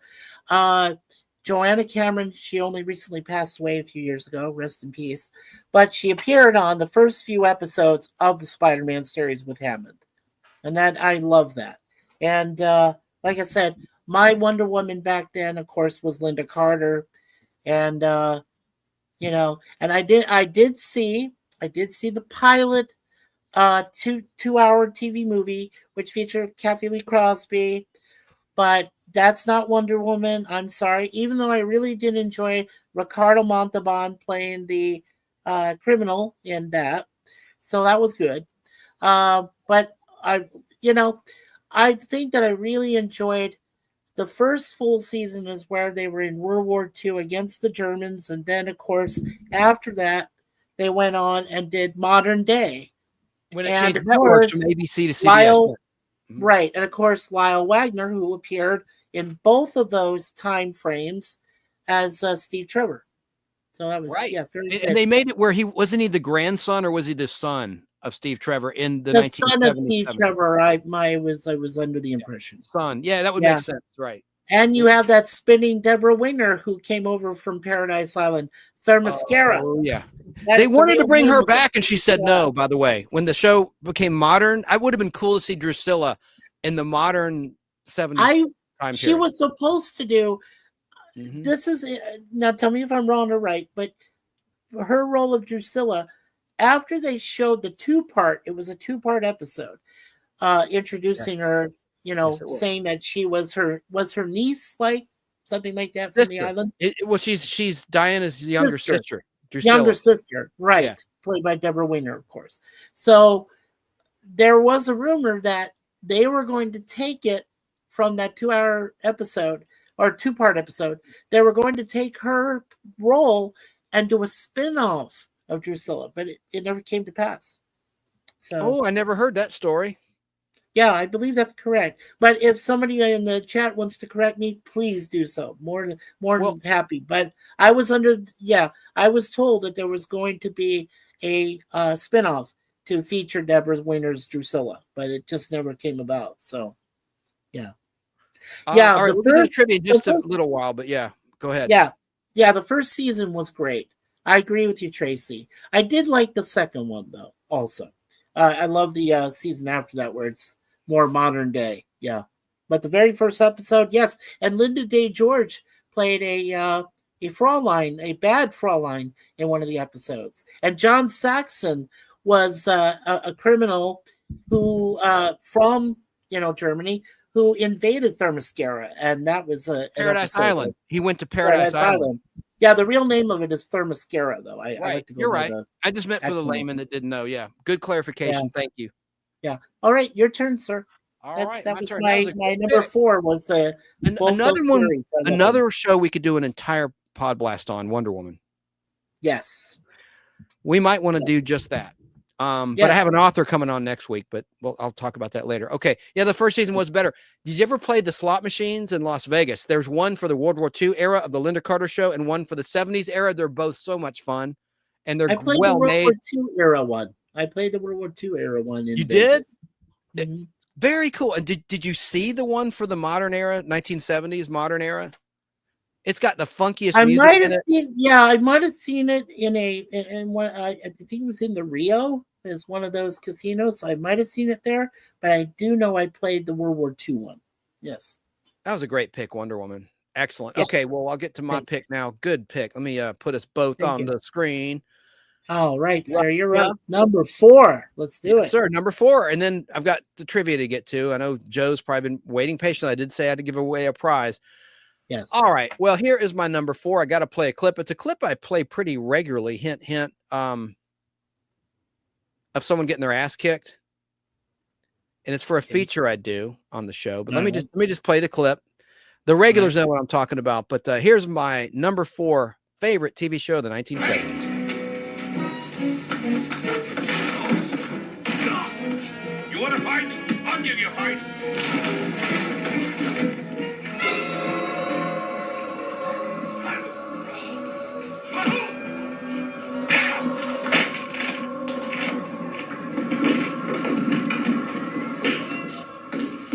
Come on, punk. Come on. You want some more? The Incredible Hulk. Nice. That's why I played that trailer. Right, the Hulk. That's my number 3. Just some quick facts, because another thing we could do an entire pod blast on. The Incredible Hulk started as a TV movie written and directed by Kenneth Johnson, who's been a guest on the pod blast, premiering on CBS TV on Friday, November 4th, 1977. After a second Hulk 2-hour CBS movie titled A Death in the Family aired on Sunday, November 27th, 1977, yielded big ratings, the regular weekly hour series was commissioned and it ran for 5 seasons, although season 5 was a short season. And it mostly ran on Friday nights from March 10th, 1978, when it debuted, with the final round episode, which was a ripoff of the Rocky movie. And it ended on Wednesday, June 2nd, 1982, and that was a rerun. Now, another network, NBC, aired 3 reunion movies featuring Bill Bixby's The Incredible Hulk and Lou Ferrigno as the Creature, starting with The Incredible Hulk Returns, which introduced Thor in a potential pilot spinoff. And that aired on Sunday, May 22nd, 1988, 6 years after the original 1-hour CBS show went off the air. Then you had The Trial of the Incredible Hulk, which attempted to spin off Daredevil, the character of Daredevil, Matt Murdock, the blind lawyer turned superhero. That aired on Sunday, May 7th, 1989. And finally, you had I can tell you what the third one is, The Death of the Incredible Hulk, which we own. Spoiler alert, right. The Death of the Incredible Hulk aired Sunday, February 18th, 1990. Yes. So I don't understand why you didn't have Jack McGee in The Death of the Incredible Hulk, because Hulk dies, Banner dies, and it's so tragic. He found a new love. He always found a wonderful woman to be with, and they're holding hands. And as the Hulk, an explosion happened on a private jet, and the Hulk is thrown from the plane, and he lands in slow motion, crashing into concrete, and then he transforms back into Dr. David Banner. And the woman comes up, David, don't die. We can be free. And he goes, I am free. And then do. Joe Harnell's music, heartbreaker, right? But like, where was Jack McGee? I love those episodes. Like in Proof Positive, was it not Proof Positive? I always screw that up. Season 3, where there was a lookalike of David Banner, a gangster, and Banner shows up. It was a great end of scene, fade to black, good cliffhanger. My God, Banner, you're alive. What was that episode? I got to look at my episode guide because I want to tell everybody to look it up. It's on Peacock. The Incredible Hulk is on Peacock streaming service, if I'm not mistaken. Nice. With the $6 Million Man of Bionic Woman, didn't mention that. Was it a cliffhanger for, you said, at the end of season 3? No, it was an end of an act going to commercial break. I'm saying it was a great cliffhanger. It wasn't a cliffhanger. It wasn't a 2-parter. Hang on. The Incredible Hulk ep guides. I just revealed one of my sources I like to keep secret. I said it out loud. The Incredible Hulk episode. I'll tell you what that episode was. And there was a good solo episode featuring Jack McGee in season 3 where Bill Bixby had, I guess, the week off, and he's not even in it. They show a stock shot and they use like photo doubles, but he's not in it. And it was like a clip show. I like clip shows. A lot of people don't like clip shows. Like I like the Jeffersons episode where robbers broke into their apartment and tie him up, and it's like a 3-parter, and they show clips of the best moments up to that point of a show. I love those kind of shows. And that's what this one was, Proof Positive. Broken Image, that was the one with the lookalike for Dr. David Banner, a gangster with a mustache. And from January 4th. Yeah, here it is from season 3, episode 13 was when it aired Friday, January 11th, 1980. Yeah. Very good. Very good. And it was such a powerful lineup on CBS. You had the Dukes of Hazzard, the Incredible Hulk, and Dallas. Such a great Friday night. Man, just like on Saturday night, ABC had Love Boat and Fantasy Island. I mean, that was just a knockout punch. Great television. Great time to grow up. Great time. So that was your number 4. So yeah, I think want that's to all I hurry got to us up say. for Joe and everybody so we can get to trivia. Very good. All right, very good. All right. So, So my turn. final number 5 is All in the Family. There's no words to describe. It was for our family, my family in those early years in the 70s. That was the show for us. It dealt with a lot of controversial subjects. Of course, as you know, the Jeffersons spun off, was one of the few series that spun off from All in the Family. Archie Bunker's Place, which came after the character who played Edith passes away. Spoiler alert. And, that didn't do very well because I think, and I don't blame her, Danielle Brisbois. I don't blame her. But when she came on for that Archie Bunker's Place, which didn't last more than one season, I think that was because of her, because they're not supposed to have a niece, or because, Sally Struthers, who was the sister, and of course Rob Reiner, who played the son, Meathead, they called him by his affectionate name, and then of course they go marry each other. Yeah, don't even start with that.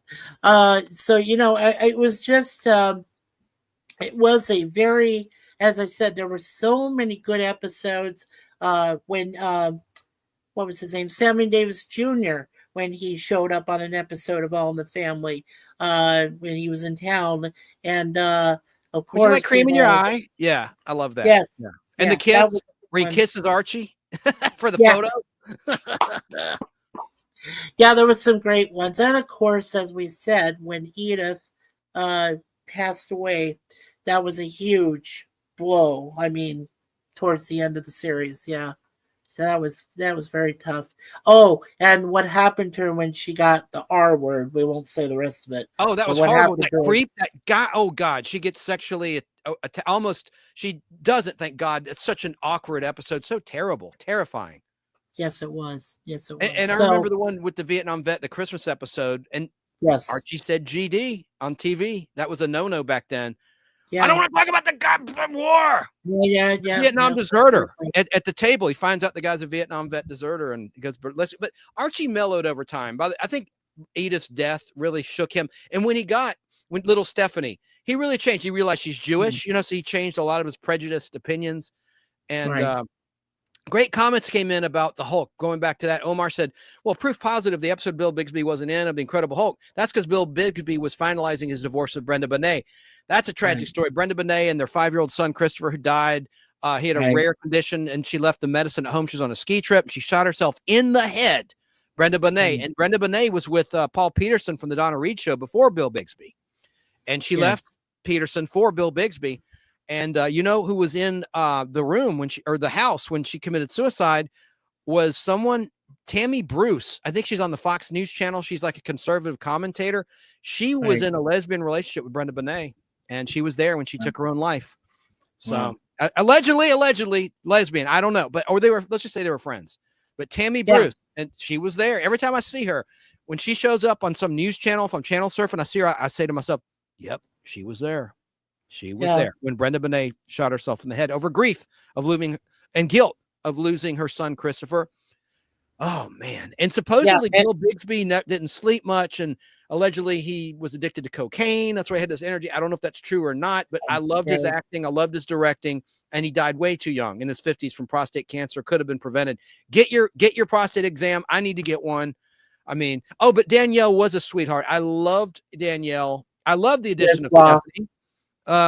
It's spelled Brisebois. Correct. I remembered how her last name was spelled. Correct. She was a good one there, Joe. Yeah. And Cleavon Little. Yeah. Cleavon Little was also in an episode. By the way, you may not have known this, but Cleavon Little also appeared as a boxer in the Fighter episode from the Waltons. He was in that too. So he's a ball guy also. Yeah, he's great. Yeah. Excuse me while I whip this out. Anyway, go ahead, sir. I'd like to hear your last one. Oh, we can't just glaze over All in the Family. All right, trivia for the chat and for you. How many spinoffs did All in the Family directly produce? Direct. I already said one. So. Well, I could be wrong. So someone fact check me. I'm just going to wait for the delay to catch up. How many spinoffs did all? Okay, girl. Well, come back from walking. We're not going to go much longer. If you want to play trivia for prizes, I'm going to mail some more cards out, some Grease cards and Batman cards.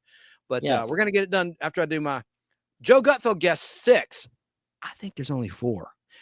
And here's why. All right, I'll just say what I think. I say, all right, while you're looking that up, you had Maude. That was the first spinoff, which spawned Good Times. So Good Times is not a direct. If Joe was counting Good Times, it's not a direct. I said, how many direct spinoffs? So you had Maude, you had the Jeffersons, Gloria, that was the solo, and then I count Archie Bunker's Place. But there's actually, well, I'm going to give them a couple more seconds here to figure it out. Joe is close. Joe is close. I'll just say that. Well, name them when you want. Yeah, sure. What were all the spinoffs? Good Times doesn't count. If that list says Good Times, I'll explain, but go ahead.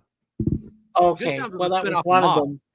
Well, it's a spinoff of Maude, not All in the Family. So, I mean, it spawned from All in the Family, but it was not a direct spinoff of. It was a spinoff of Maude. Good Times was from Maude, not from All in the Family. Because Florida was not an All in the Family character. She was a Maude character. She was the housemaid for Maude. So that's not my logic and my reasoning for not counting it as an All in the, because she was never an All in the Family character, Florida Evans.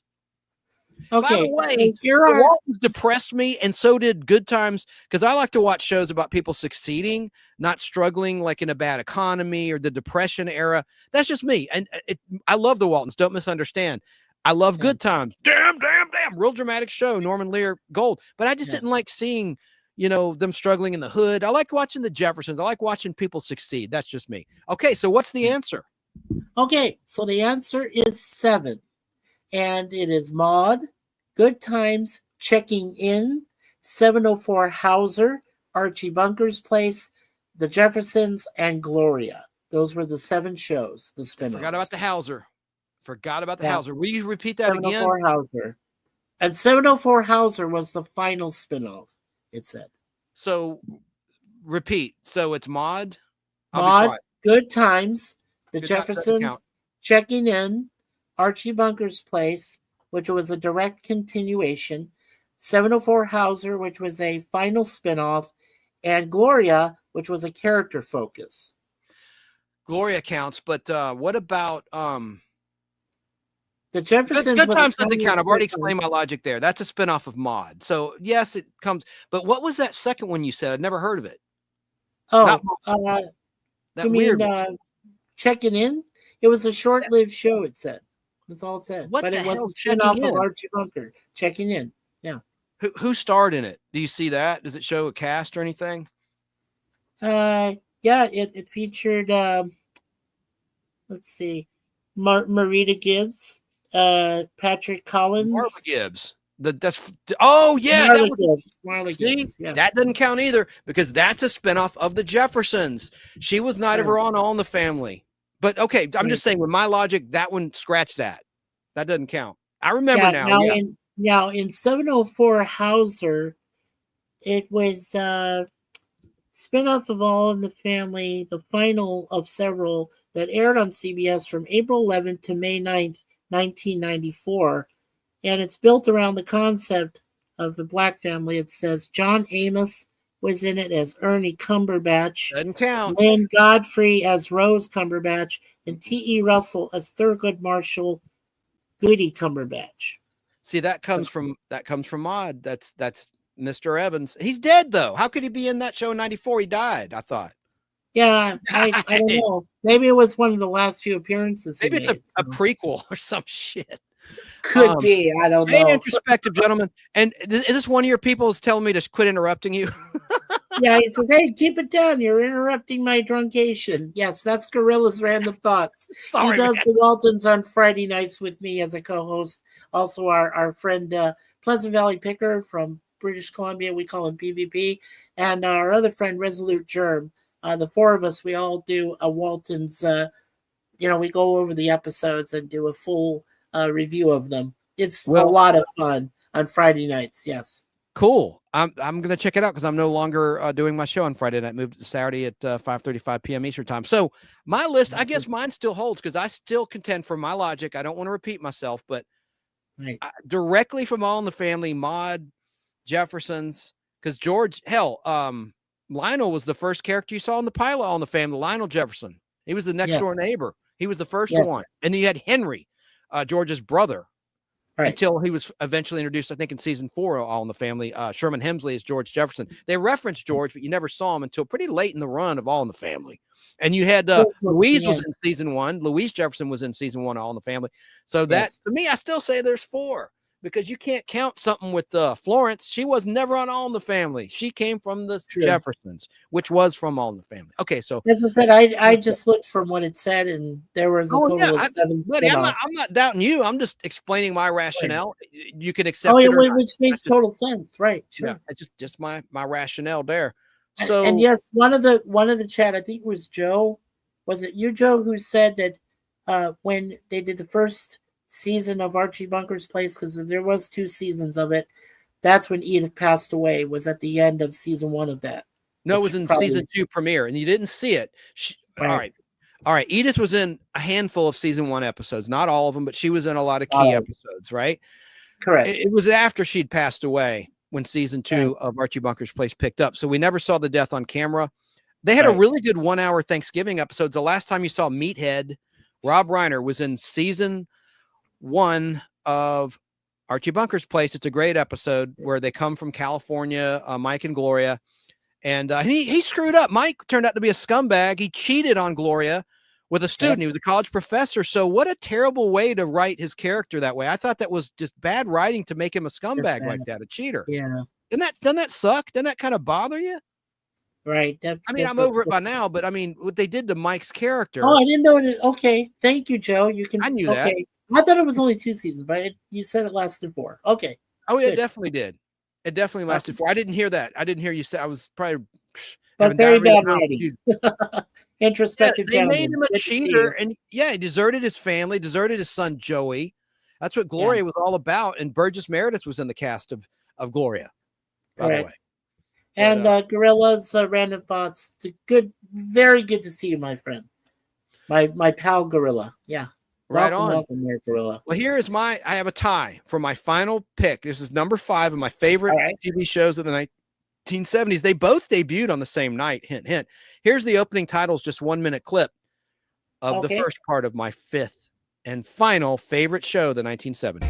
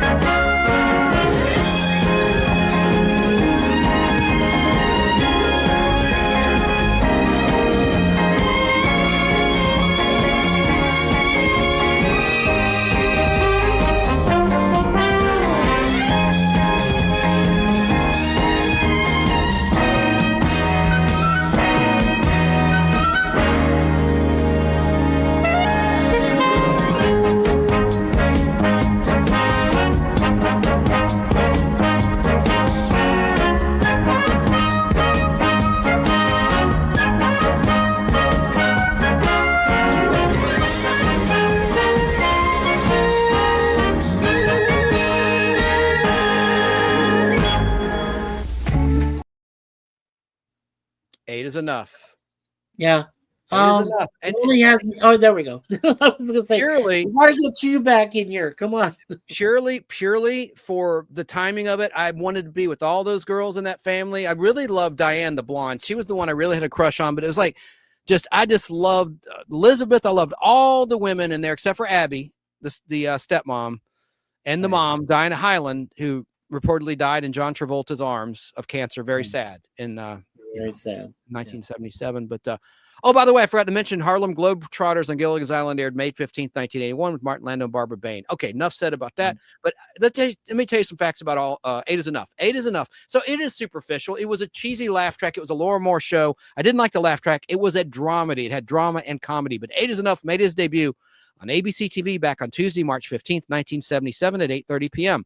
There were 102 1-hour episodes and 5 2-hour episodes filmed during those 5 TV seasons. The last time 8 is enough aired on ABC TV in prime time was on Saturday, August 29th, 1981, which was yesterday, August 29th, and that was a rerun. The dramatic comedy series was based on a semi-autobiographical novel titled 8 is Enough by Thomas Braden. He was the dad of the family, the real family, played by Dick Van Patten on the show. The show was about newspaper columnist Tom Bradford and his large Catholic family living in Sacramento, California, which consisted of 8 kids ranging in ages from 8 to 23 when the series began. Now, in the pilot and first aired episode, Mark Hamill, future Luke Skywalker in Star Wars, portrayed the firstborn Bradford offspring named David Bradford. But Mark Hamill did not want to get locked into a weekly series and asked to be released from his contract after the show was picked up by ABC TV. Thoughts? And I have more to say, but I'm going to load a photo. Okay. Any thoughts on 8 is Enough? Yes, I actually wanted to go from Dick Van Patten, and this will be a trivia question for you folks. Which Mel Brooks movie did Dick Van Patten appear in? One of his last appearing roles in a film, and what was his character name in that movie? So, what was the name of the Mel Brooks movie, which just recently celebrated, I think, its anniversary, and what role did he play in that movie? So, Dick Van Patten. Yes, the music was changed. In a season 2 episode, the Bradfords perform in a talent competition, and David Bradford, the actor who played him, was Mark Hamill originally. He's replaced by Grant Goodeve. Grant Goodeve sings that corny, sappy song, which was used for the opening of season 3, 4, and 5. And another piece of trivia, there was a cousin Oliver who joined season 5 of 8 is Enough, if you will. And he became a very popular actor. He's still popular to this day. And he played Abby's troubled nephew. Name the actor. And you know who he is, don't you, Mikey? I think so, but I want to let them answer it. Yeah. Okay. So there's a couple of trivia questions for you there, Joe. Oh, look what Omar said. Do you want to read that? Yeah. Mary is my favorite on 8 is Enough. I had a big crush on her. When I was little, I dreamed I married her character.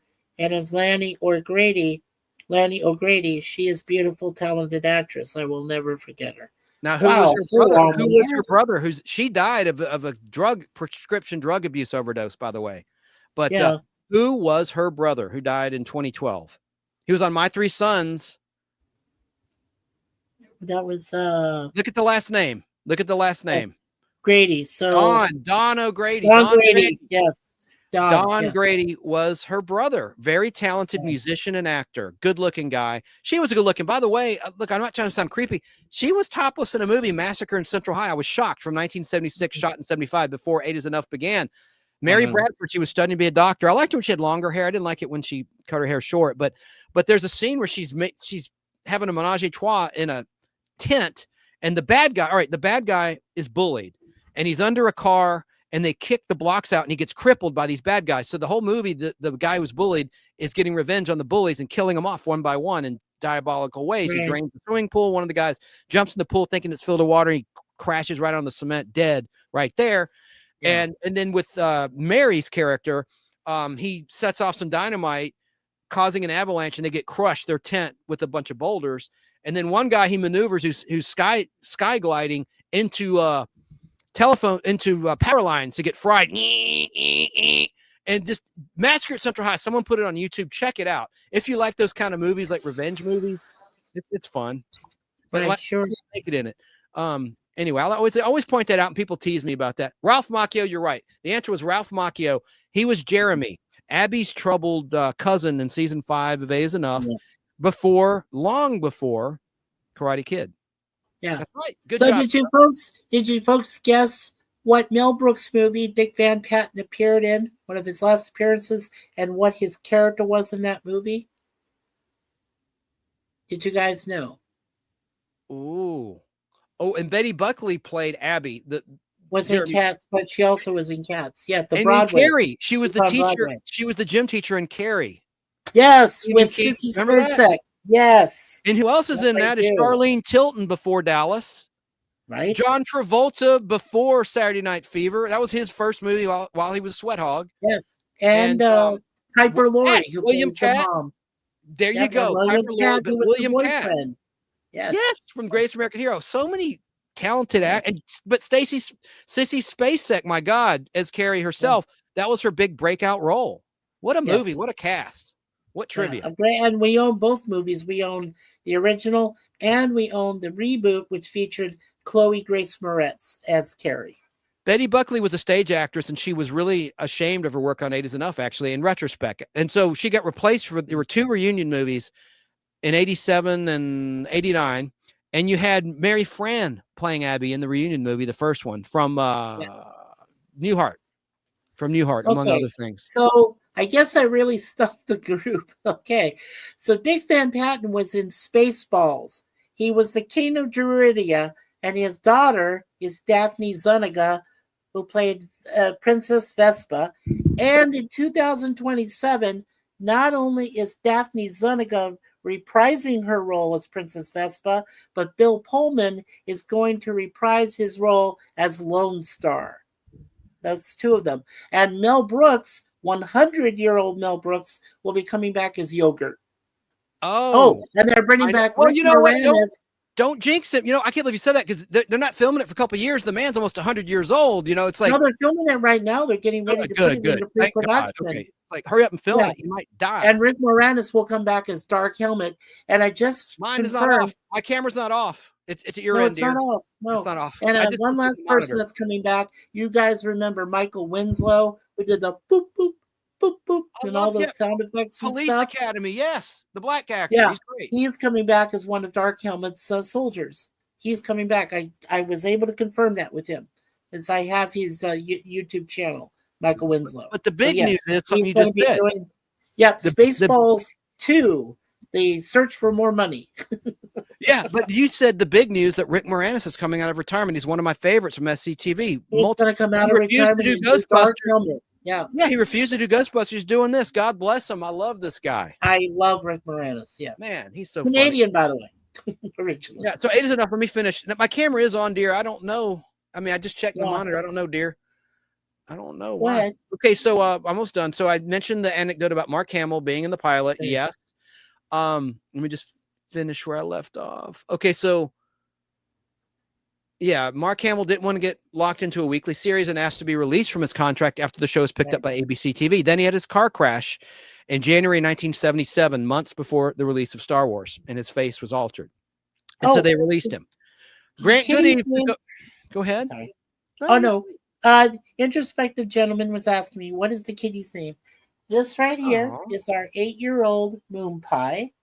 And today was the day we acquired her on August 30th of back in 2018, baby, right?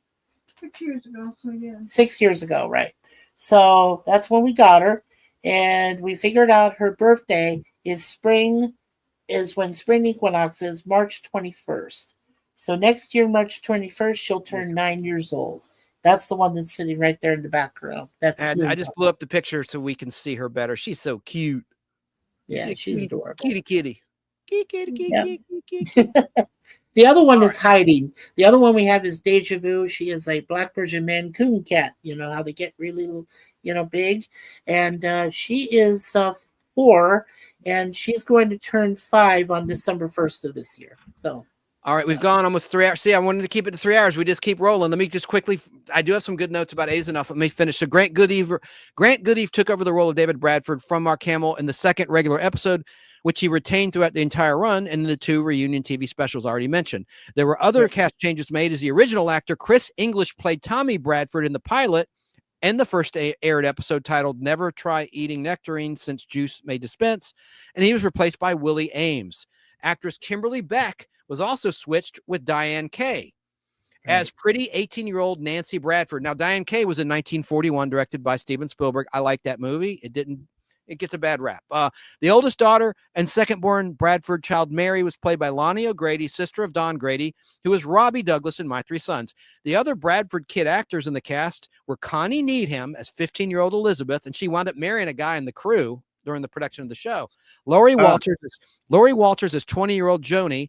Susan Richardson, I liked her character with the big eyes, as 19-year-old Susan. And Adam Rich as 8-year-old Nicholas, and he sadly died some years ago in his 50s. 54, I think, was his last year on Earth.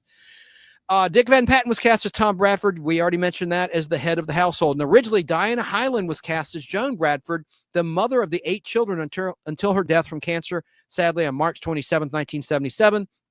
After season 1 had wrapped filming. Instead of recasting the role of Joan, I like this. The writers crafted into the storyline that she had died.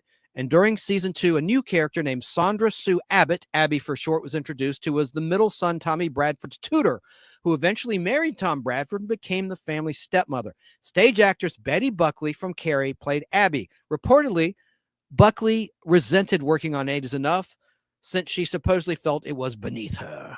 As the series progressed, the instrumental main theme by Fred Werner was replaced in season 3 by a sappy song sung by actor Grant Goodeve, who played the eldest son, David Bradford. The main tune with lyrics was heard in a late season 2 episode that had a story involving the Bradford family entering a talent show, which David performed the song. I know I'm repeating myself. Season 4 saw the introduction of a new character, New York Mets Major League Baseball pitcher Merle the Pearl Stockwell, played by Brian Patrick Clark, who married the character of Susan Bradford, played by Susan Richardson. In season 5, all right, I already talked about Jeremy Andretti, played by Ralph Macchio.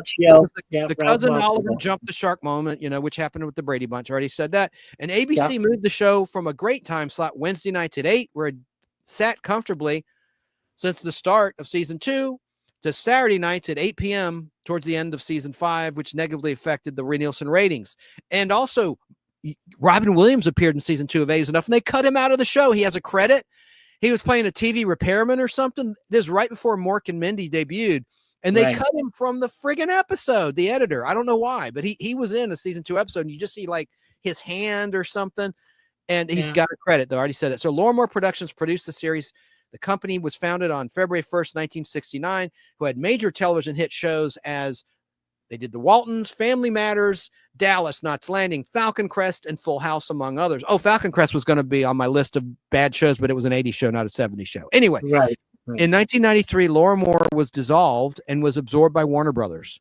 2 reunion movies of the week were filmed and aired on NBC TV. One titled An 8 Is Enough Reunion on Sunday, October 18th, 1987. Mary Fran replaced Barry Buckley as Abby, as I said, in that first reunion TV film. Then followed by An 8 Is Enough Wedding on Sunday, October 15th, 1989. This time with Sandy Fison as Abby. The series 8 Is Enough utilized a laugh track, which I hated. And Warner Brothers released the entire 5-season regular show on DVD, and every episode ever made is available uncut on Tubi TV streaming for free the last time I checked. And that's all I can say about that. 8 Is Enough. That's my top. The other show, and I will not be long because I'm running my mouth. The other show, it debuted right after 8 Is Enough on the same night as 8 Is Enough. It's this show. I'm going to play a clip. It's my tie for my fifth favorite show. Started on and final, right? Yes, this is my final one. It also debuted on Tuesday, March 15th, 1977, at 9:30 p.m. on ABC. Right after 8 Is Enough, it's this show, and you're going to recognize the theme, listeners. The viewers will be confused because it shows a spin-off opening title shot. Don't ask me why. There's a reason, but nobody cares. But here is my tie. It's this show. It's one of my favorite, my fifth and final favorite top 5 show of the 1970s. Here we go.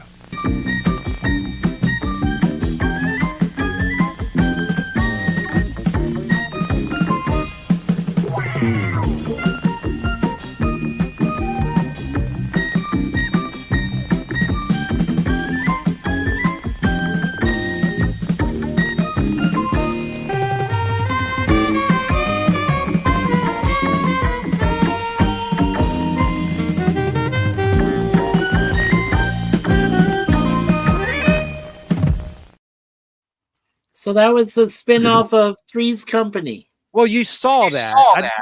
The listeners won't see that. It's the Three's Company is the show I'm trying to talk about here. It debuted, and that was a spinoff. Hey, trivia question. How many spinoffs did Three's Company have? For the chat. Trivia question. Just looking for a number here. I was thinking 2. Because I know the Ropers was 1.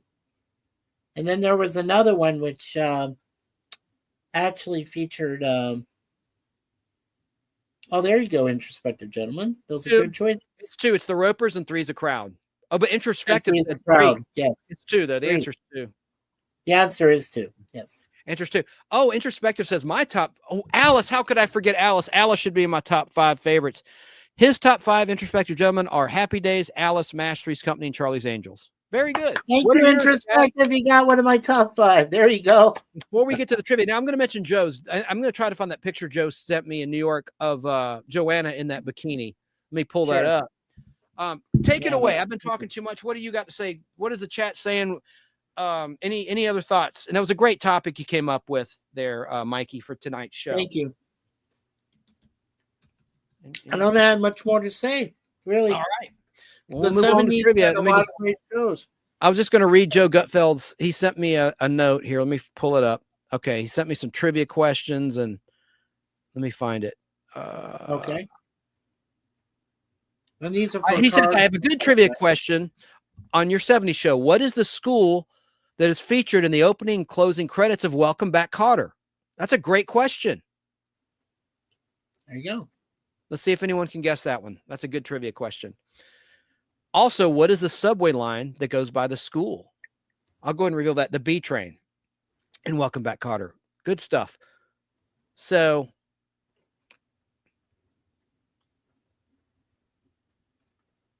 it was I don't know how you pronounce it. He spelled it Urectit.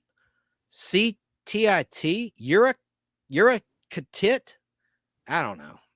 That's the answer. He claims that is the school that you see in the opening closing credits of Welcome Back, Kotter. And he sent me also how many spinoffs did All in the Family have. We already tackled that. He said 6. I don't think so, because Good Times doesn't count.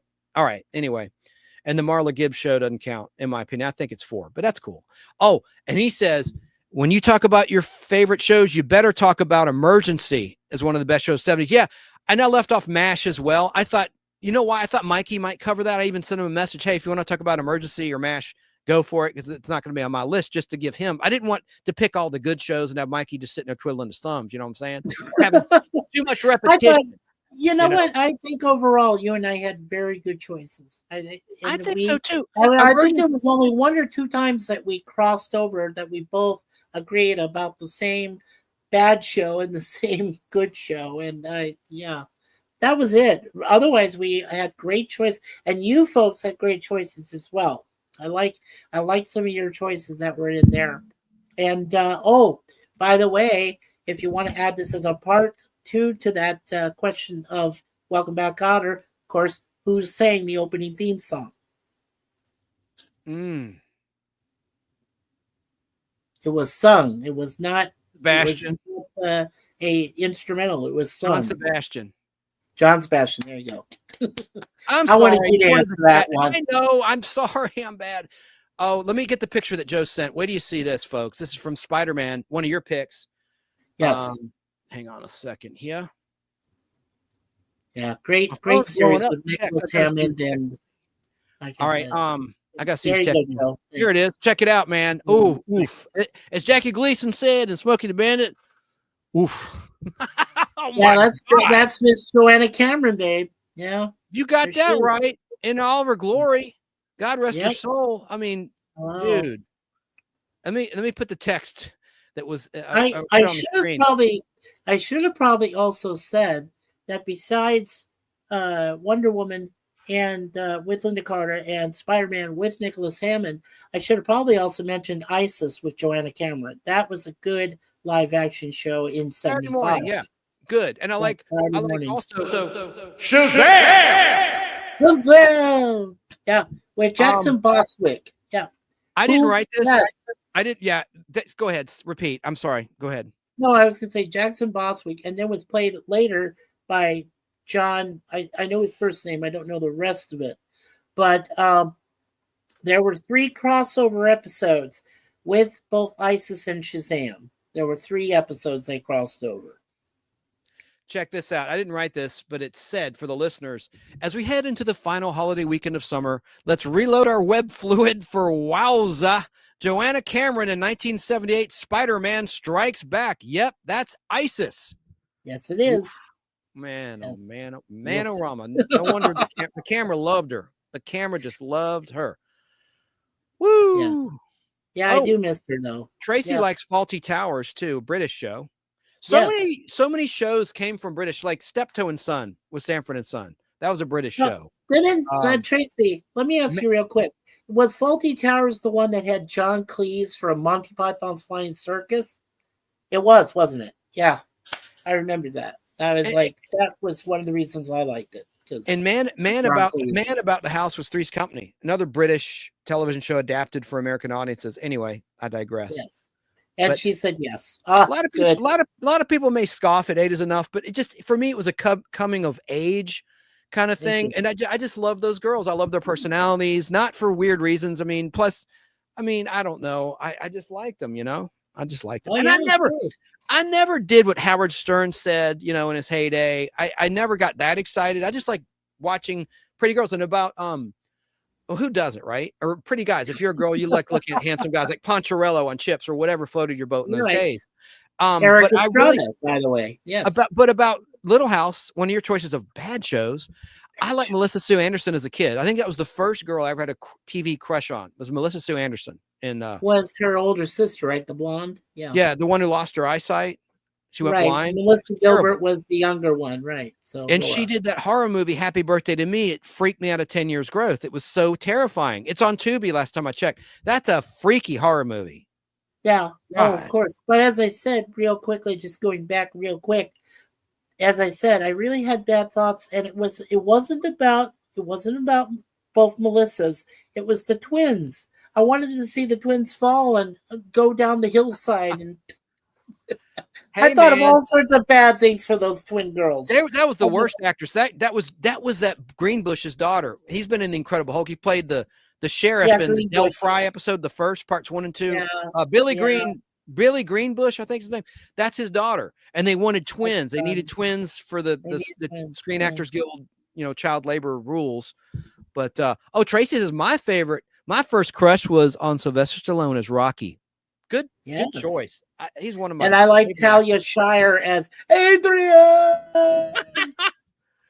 She looked the best. I love Talia Shire. She was great. Her best look. She was in Godfather series. She was. My favorite look of hers was in Rocky 3, where she had the longer hair on the beach, having the heart to heart with Rocky. Oh God, what a powerful performance and scene. Joe's first crush was Lindsay Wagner. That was one of mine, but I liked her more like in a motherly kind of role, like she was a teacher, like my mom. I don't know. Of course, I had a crush on her, but I didn't really. I don't know. Didn't think of her in a naughty way. It was more like a mentor. I said my very first crush was Cheryl Ladd when she joined the second season of Charlie's Angels. Oh my God! Yeah, that shot of her in the bikini from the opening credits. I mean, it's to die for. When the Angels in Hawaii, I'm like, and they had a crossover with another hit ABC show. Do you know it?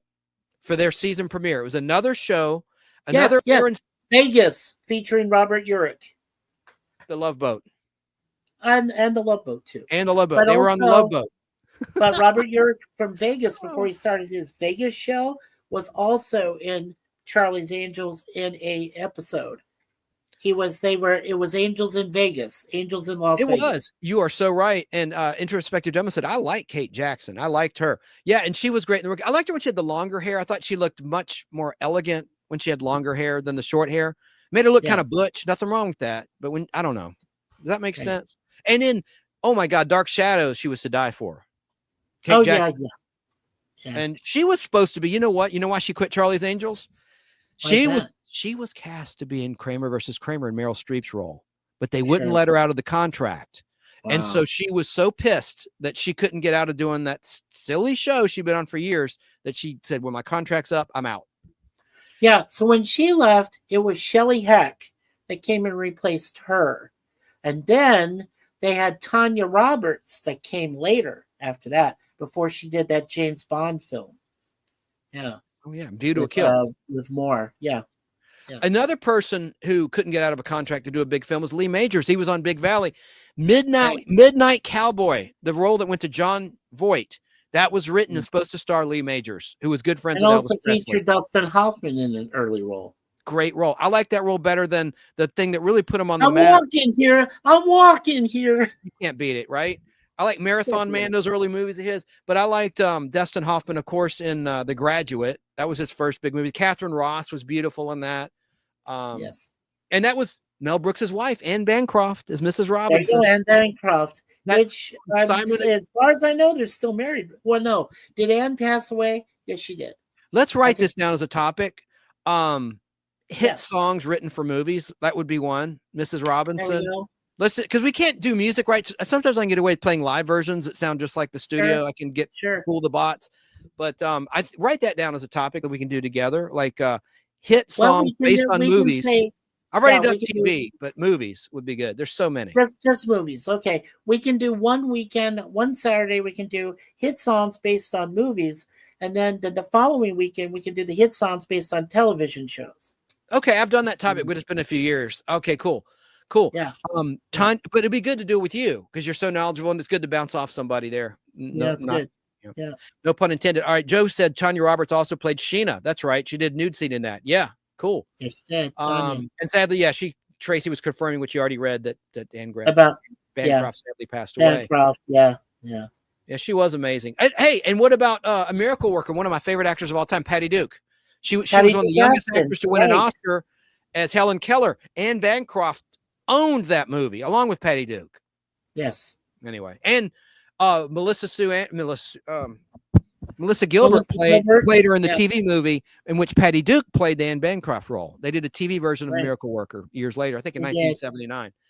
Anyway, Isaac Hayes for the original Shaft movie soundtrack, which featured Richard Roundtree. Very good movie. I'm sure Joe Gutfeld is screaming, for God's sake, start the trivia. The trivia. Let's do the trivia. All right. Now I pass everything. Over here to my best friend here, Chance Bartels, and and the head host. It's all on you now. You're gonna give them the trivia questions and okay, well, I'm going to start with a clip to accompany our first question. This will not be for a prize because I just talked about this, but this is 1970s TV trivia. You ready, folks? Okay, here, let's go trivia. Let's go trivia.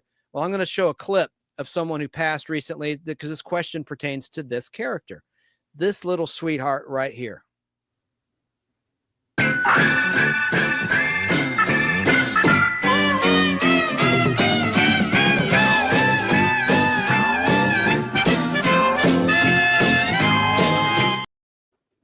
I just love that when she comes down the stairs. That was my favorite shot of her. Okay, here's the question.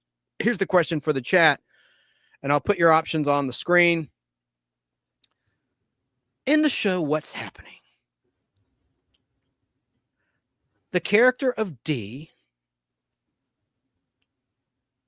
little D, had a favorite snack. What was it? Was it A, cotton candy, B, lollipop, C, peanut butter, or D, carrots? Oh, I put the answer on the screen. The answer is C, peanut butter. That was just a test question. Just a test question. See if you're That's a test. Okay. Warm me up. That's a warm up. I would have said peanut butter. Yeah, I would have said peanut butter. Yeah, we're going to wrap some C. Okay, very good, very good, very good. All right. Next question. Do you have any questions, trivia questions, Mikey? It's okay if you don't.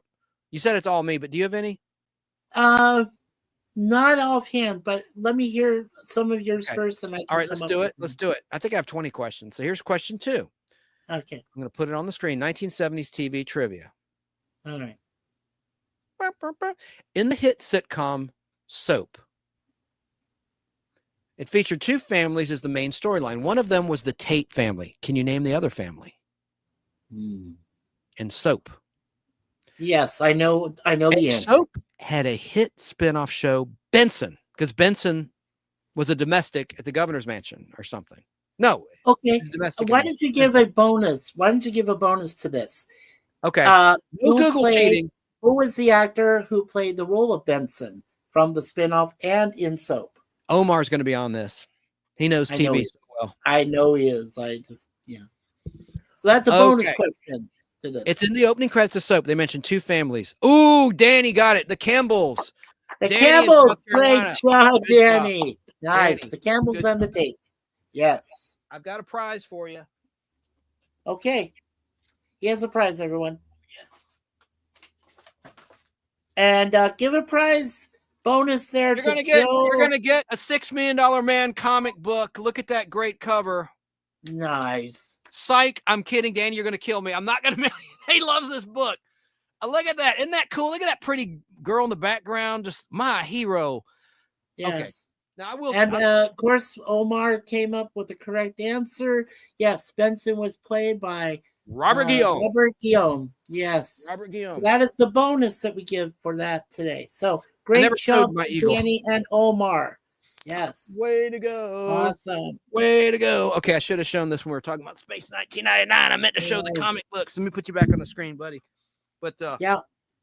There's the Maya. The only time Maya. Yes, we have to be fair. Whoever comes up with the answer first, and we're not looking for exact spelling, okay, folks. So if you come close enough, I think that Chance and I will both agree. We'll give it to you. So yes, I do agree. I do agree. The very first who answered was Omar on that. So very good, Omar, and very good to you too, Joe.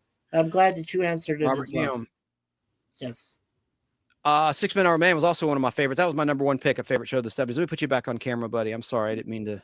Yeah, 6 Men Hour Man was my number 2 in no particular order. But since Chance had answered it, I went with Bionic Woman. So that was my number 2. So yes. Equal time. Make you big because I was on solo for so long. Okay, yeah. Next question. Danny says, I'm still waiting on the pen and cards. He's right. Okay. Yeah. All right. Here's a question for you. Another TV question. Okay. And it's coming right up. I gotta put her on the screen. Sorry, listeners. I'm not trying to slow the show down. Here it comes. Here it comes. Whirlwind Pinball. Anyone that knows that pinball machine. When you get multi-ball, it goes, here it comes. Okay. It's a MASH question. Only one actor starred in the MASH movie and the television show as a reoccurring character beyond the first season. What was their name? Looking for the actor. A. Alan Alda, B. Jamie Farr, C. Harry Morgan, or D. Gary Berghoff. We got cut off. Right. That's okay. Berghoff. There. Yeah, there you go. So which one was it? A, B, C, or D? Well, Danny's guessing radar. We're looking for the actor name. Yeah. Gary says introspective gentleman. Gary Berghoff. Joe Gutfeld also guessed D. You would be correct. That's easy. Gary Berghoff. Good job. So next question. Let me see if I'm going to make this a prize question.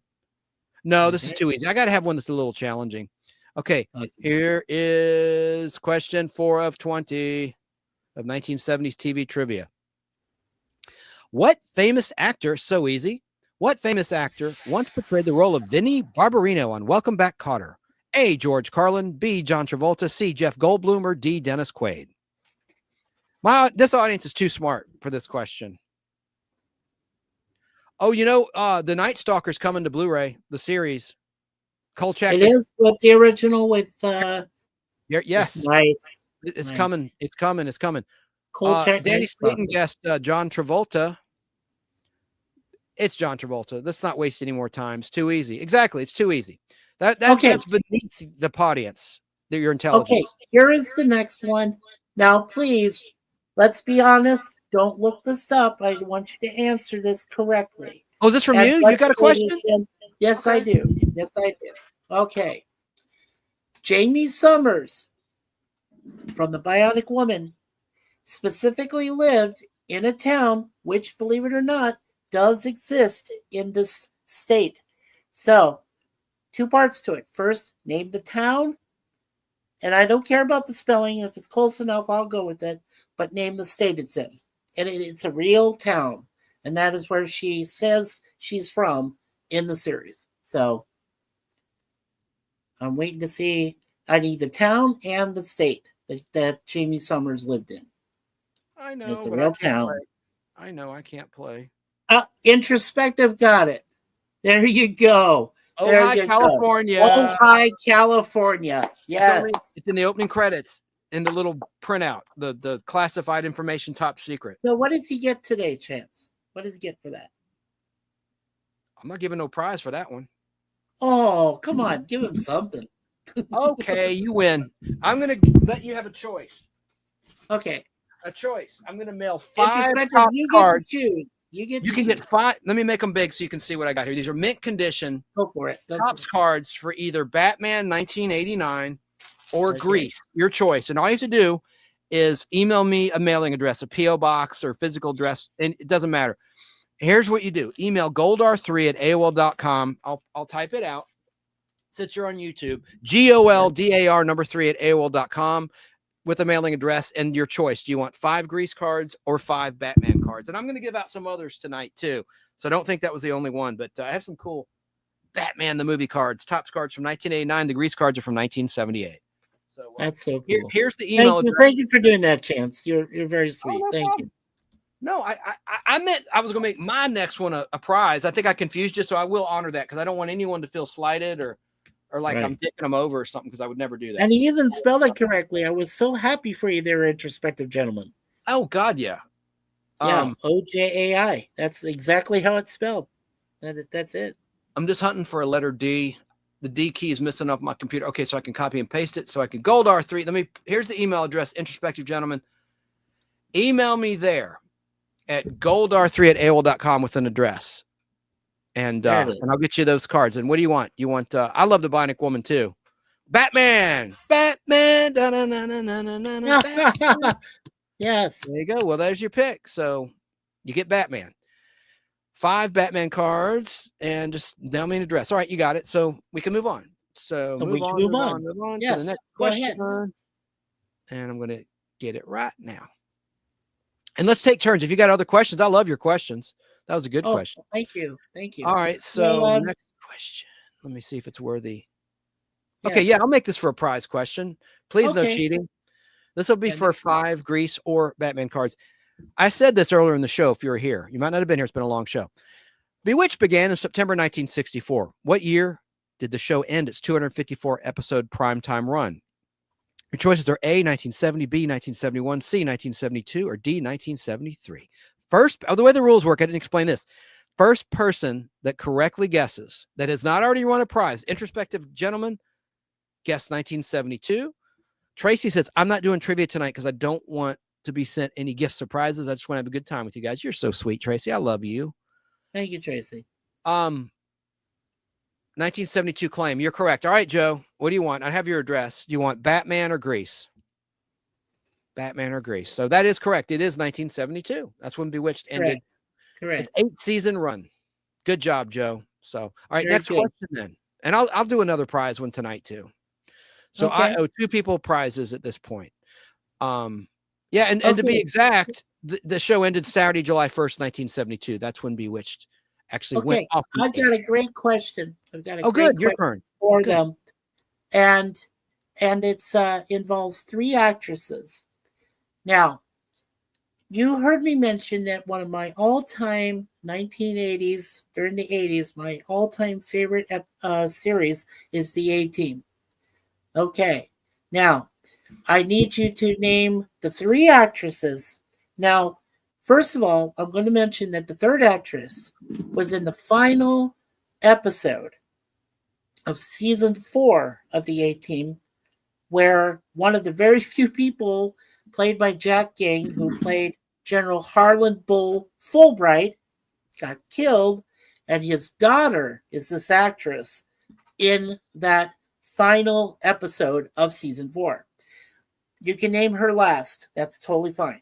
But in the first 2 seasons, I need you to name the actress who played Amanda Allen, and I need you to name the actress who played Tanya in the 2nd season of A-Team. So it's 3 parts. I need you to name the first season actress, the 2nd season actress, and then I need you to name, think of it as a bonus, the actress who played in that final episode, season 4 of A-Team, in order. Okay, so that's my question. And please don't look it up. You got to know this. This is a great series. And if you've already won a prize, that I give 1 prize per winner per show. But you can play next week or next time I do trivia for prizes. You're eligible. But so Joe can't give any more. He's already gotten 5 Batman cards. So has introspective gentleman. Anyone else that wants? I'll have another prize puzzle. Did we already give some to Omar too? No, I don't think Omar won yet, but he's eligible to win if he wants to. He is eligible if he wants to. Yeah, if I believe Tracy is eligible, right, Tracy? Of course, but she said she doesn't want. She goes, I just. She didn't want. Sweet comment. She left Gorilla, a sweet comment. if you're still here, you're eligible, Gorilla. I've mentioned this show many times. All right. It's too bad we can't put it on the screen. You're just looking for the name of the actress who played the character in the different seasons of 18. Yeah, in the first 2 seasons, I'm looking for who played. This was her full name, Amy Amanda Allen. She was the reporter in the first season. And then all of the second season, Maria. Sorry, strike that. But that's her first name. But you need to guess the last name too. But she played Tanya, who then replaced Amy as also the reporter, and she was all in the second season. And then in the final season 4 episode, where Fulbright gets shot in the back, spoiler, who was the last person to chase after them until they finally got captured by Stockwell in the 5th season. You need to give me the full name of the actress that appeared in that. And they were going to do a spinoff from her, and it never came about. So that's why I mentioned. While we wait for the answers to come in, let's move on with my next question. Wait for the answers for that. Which aired first on TV, The Dukes of Hazzard or BJ and the Bear? 50-50 shot at that. Okay. Just so we don't have dead air, because no one's answering your question. I don't know why. I don't know. They probably don't know. Well, I'll go ahead and reveal this answer too. For mine. And while we wait for answer to yours. All right. What was on the air first? The Dukes of Hazzard or BJ and the Bear? The answer?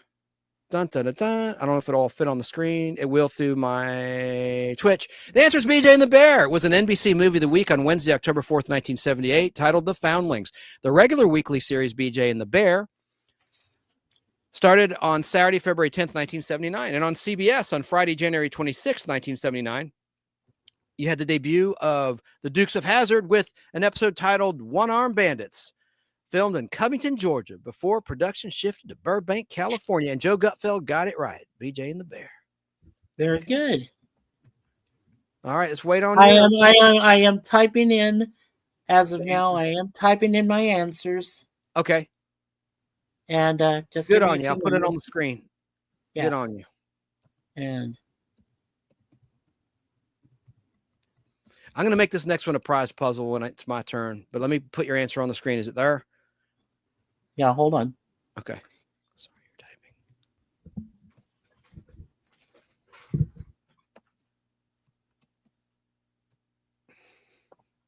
And I'll let you know what the role she played. So I'm not going to reveal it yet. So you have it already. Okay. Yeah. Prize question. How many years was All in the Family ranked number 1 in the AC Nielsen ratings? A, 6 years, B, 5 years, C, 4 years, or D, 3 years? Multiple choice. Ooh. And that ties into, that was one of your picks of one of your all-time favorite TV shows of the 1970s. It was. Yes, it was. A lot of these questions are things we talked about in this edition of the Nostalgic Podblast. Joe Gutfeld is guessing 5. That would be B.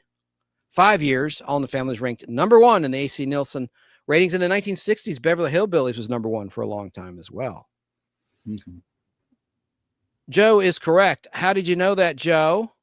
Answer's 5 years.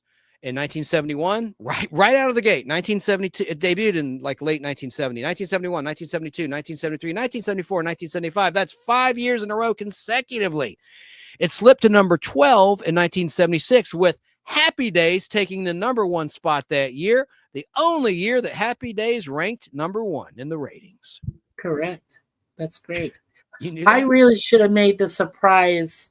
I should have made the surprise from you for this, for sure, for these 3 actresses. It is very difficult. I will not lie. Most people did not remember these actresses, but after the season 2, which featured Tanya, the role of Tanya, after she was gone, George Papard was satisfied that there was no longer women that were in the show as prominent as they were going to be in those first 2 seasons. And then, of course, he had his disputes with Mr. T, of course, who played B.A. Baracus. But that's for another day. Okay. Let me reveal my answer. Okay, here comes the answer. Okay, big drum roll. Here we go. All right. Okay. In the first season, the role of Amy Amanda Allen.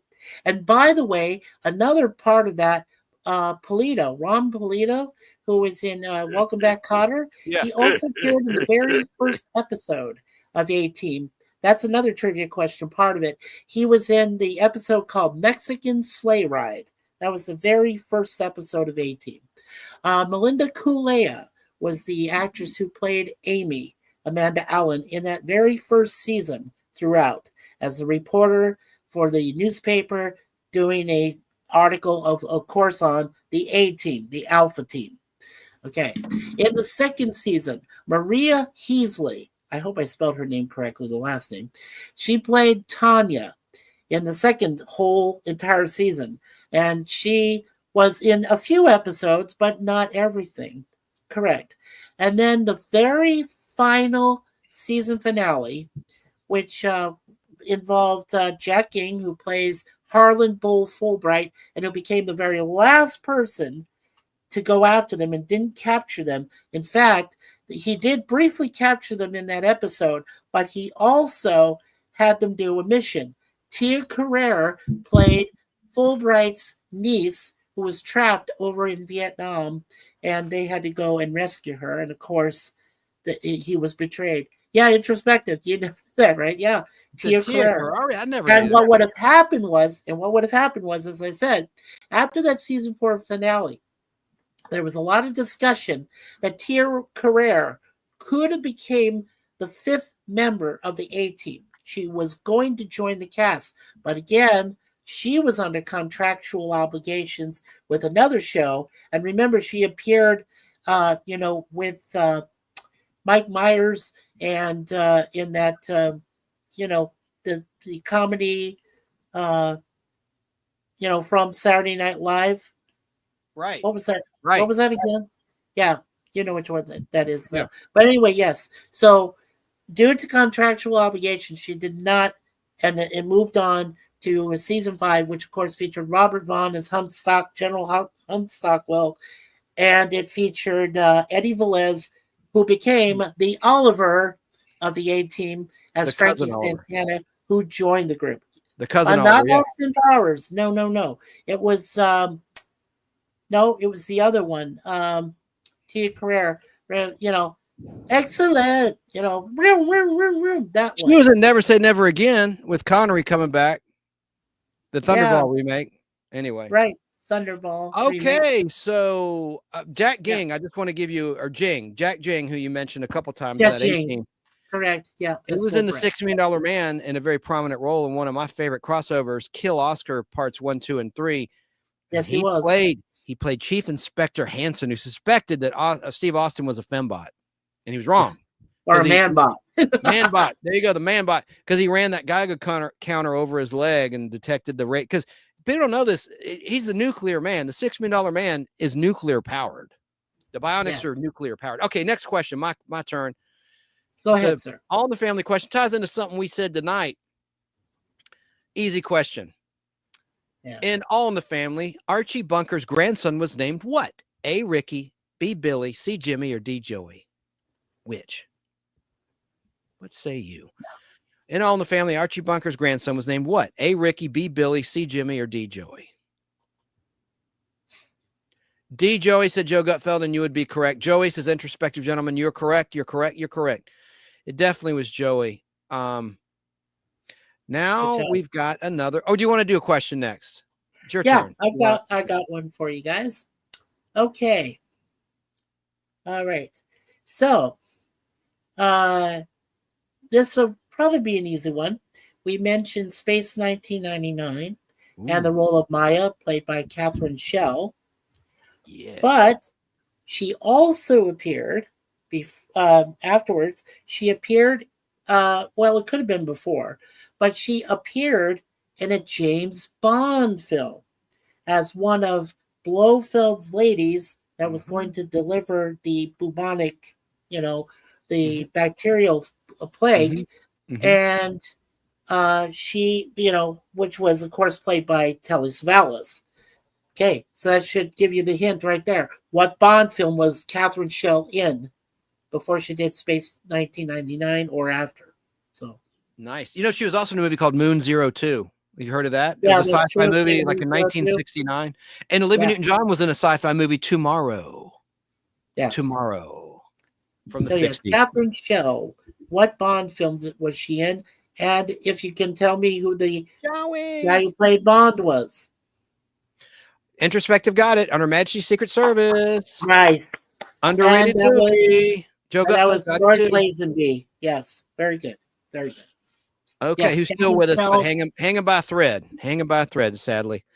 Which, this came up tonight again. Which former NFL Hall of Famer starred in Little House in the Prairie as Jonathan Gray? Yes. We mentioned him earlier. I forgot to list the choices. I'm going to give you 4 multiple choice options, and they are right here coming up on the screen. I will say them for the listeners now. All right. To repeat the question, which former NFL Hall of Famer starred in Little House in the Prairie as Jonathan Gray? Your choices are A, Alex Karras, B, Ted Fritsch Jr., C, Merlin Olsen, or D, Victor French. I mangled that. Your choices are Alex Karras, Ted Fritsch, Merlin Olsen, or Victor French. Right. Which of those NFL Hall of Famers starred in Little House on the Prairie as Jonathan Gray? Correct. And if you can And remember, some of those choices are not Hall of Famers. You know, I'm just saying, I'm throwing some curveballs in this question. But if you can remember which team he played for his entire career, that's a bonus. And if you were here the whole show, like Joe, you heard the answer because we said it. We said it. Yes. They're Google cheating. I can just feel it in my bones. They're looking it up. I bet they are. It was Merlin Yeah, Olsen. there you go. Can't Thanks, Joe. fool you. And do you Can't remember fool you. which team I mentioned he played for his entire career? You don't have to give the Ooh. city of them, but you give the team if you can. Here's the answer on the screen and audibly. We already revealed it. It is Merlin, but here's some interesting data, just a paragraph for you. Yeah. Bump, bump, bump. Google cheating is no fun. I agree. Introspective gentleman said Google cheating is no fun. And he says, I hate football, Joe Gutfeld. Okay. I hate football. Okay. The answer was C, Merlin Olsen. Already revealed that, who replaced Victor French, who quit Little House on the Prairie to star in Carter Country as Chief Ray Mobley. It was a sitcom that ran on ABC TV from Thursday, September 15th, 1977 until Thursday, August 23rd, 1979 for 44 all new half-hour side-splitting episodes. Very cool. Carter Country. And the team he played for was the Rams. He played for the Rams his entire career. Very Merlin good. Olsen. Very good. When they were in Los Angeles, of course. The LA Rams. Los Angeles Rams, right. Correct. Yes. By the way, that guess, the option of Ted Fritsch Jr., that was one of my childhood neighbors in the Lake Fjord subdivision. He was an Atlanta Falcons center from 72 to 75, jersey number 68. Then he was a Washington Redskin, jersey 66 from 76 to 79. I have his Topps football cards, which he autographed for me in my collection. His father, Ted Fritsch, played for the Green Bay Packers way back in the 1940s. And Fritsch played college football for St. Norbert College. He now lives and married in Georgia with his wife, Roberta. He has 3 children. Okay. Very cool. Do you want to do a question or should I do one? You tell You me. do the next one. Go ahead. Bring us back to the two of us together there. All right. More Go 1970s TV trivia. And this was featured on my thumbnail image. I showed the Happy Days guys. So I got to ask a question about the Happy Days guys. Of course. Carl Weathers also played for the Rams, says Joe Gutfeld. Yeah. And the movie Mikey couldn't think of was Wayne's World. Introspective. Wayne's World. Excellent. Swing. They did two. Swing. Yeah, they did two movies, and Tia Carrere starred in both of them as Mike Myers' girlfriend.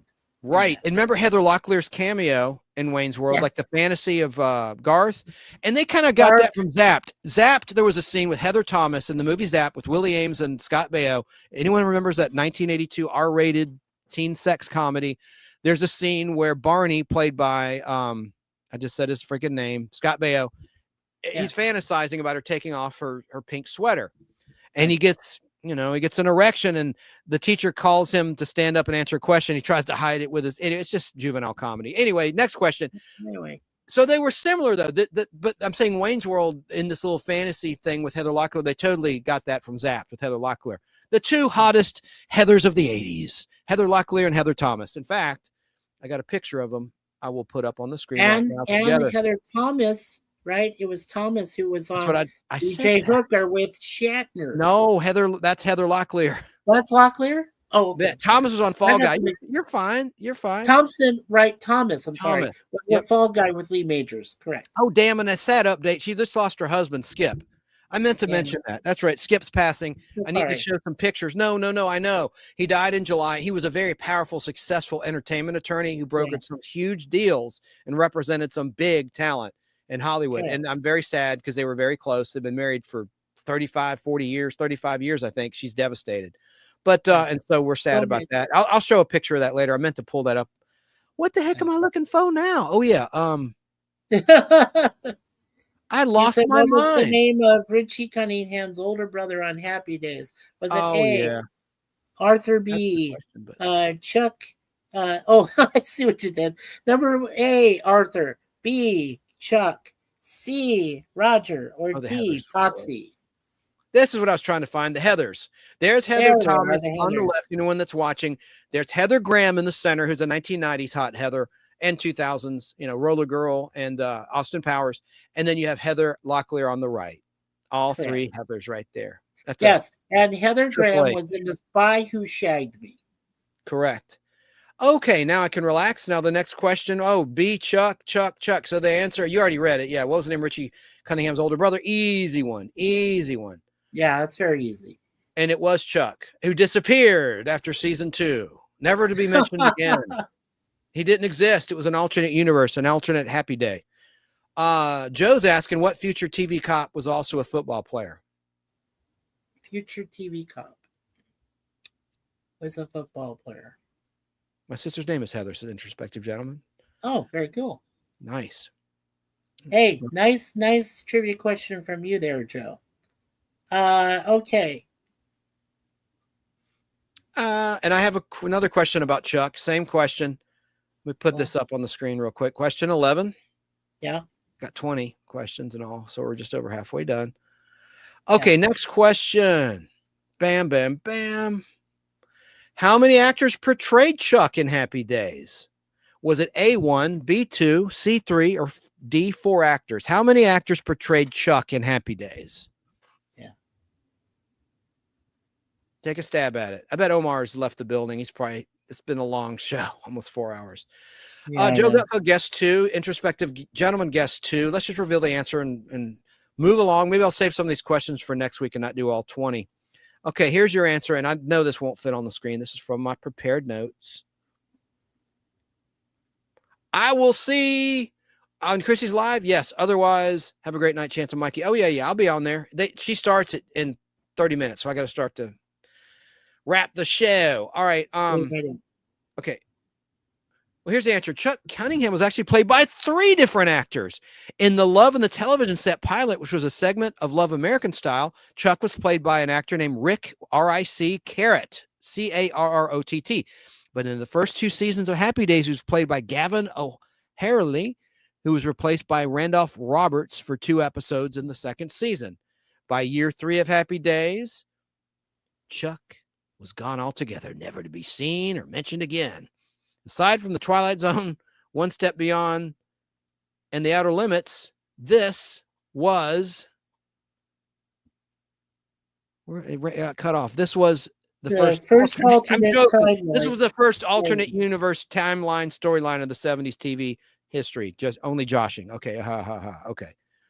So it was 3. It's a trick question. You had to know about that Love American Style, Chuck. That's a trick question. I guess, do you want to ask another question? And then I'll ask my final question after this and make it a prize puzzle. Oh, sure, certainly. Okay, so it's probably an easy question. But in the 70s, in the James Bond era, the one who played, I believe it was Mr. Kidd, or no, Mr. Wint, who played Mr. Wint. Can you name the actor who played Mr. Wint? And can you name his son that also was in Back to the Future?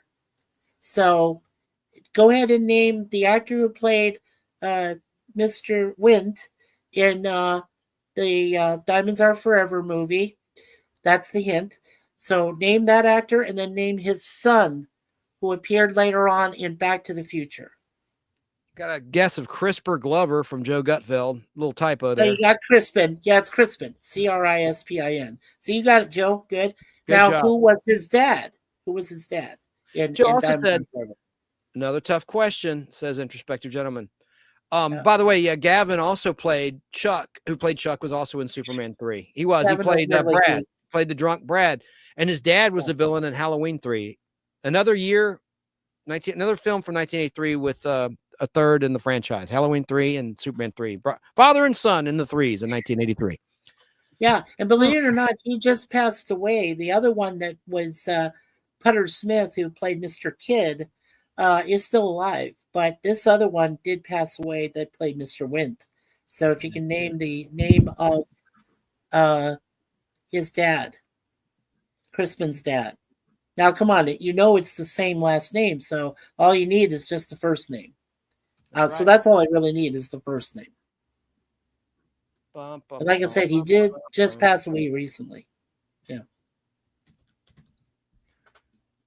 Yeah, our thoughts and prayers are with Heather Thomas. I'm going to put up something in a moment after we wrap trivia, something that she put on her social media about the loss of her husband, and to show a picture of them together.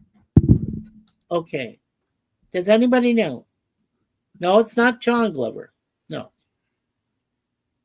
But good guess there, Joe. No. But there is a John Glover who's an actor, but it's not him. I'm waiting for at least 2 more answers, if you guys can give it to me. If not, I'll just say the name.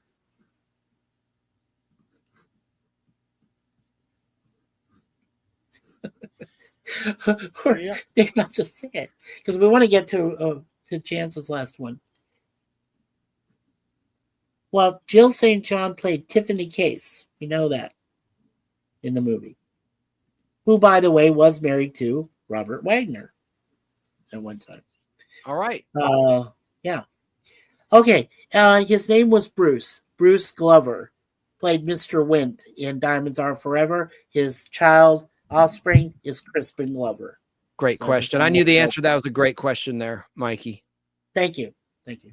From the 70s. There we go. This is so easy. I'm going to make the surprise question for someone who hasn't won anything that wants to get 5 Batman or Grease cards. Question 12 of 20, but we'll just cut it off after this. Save the rest for next time. Sounds good.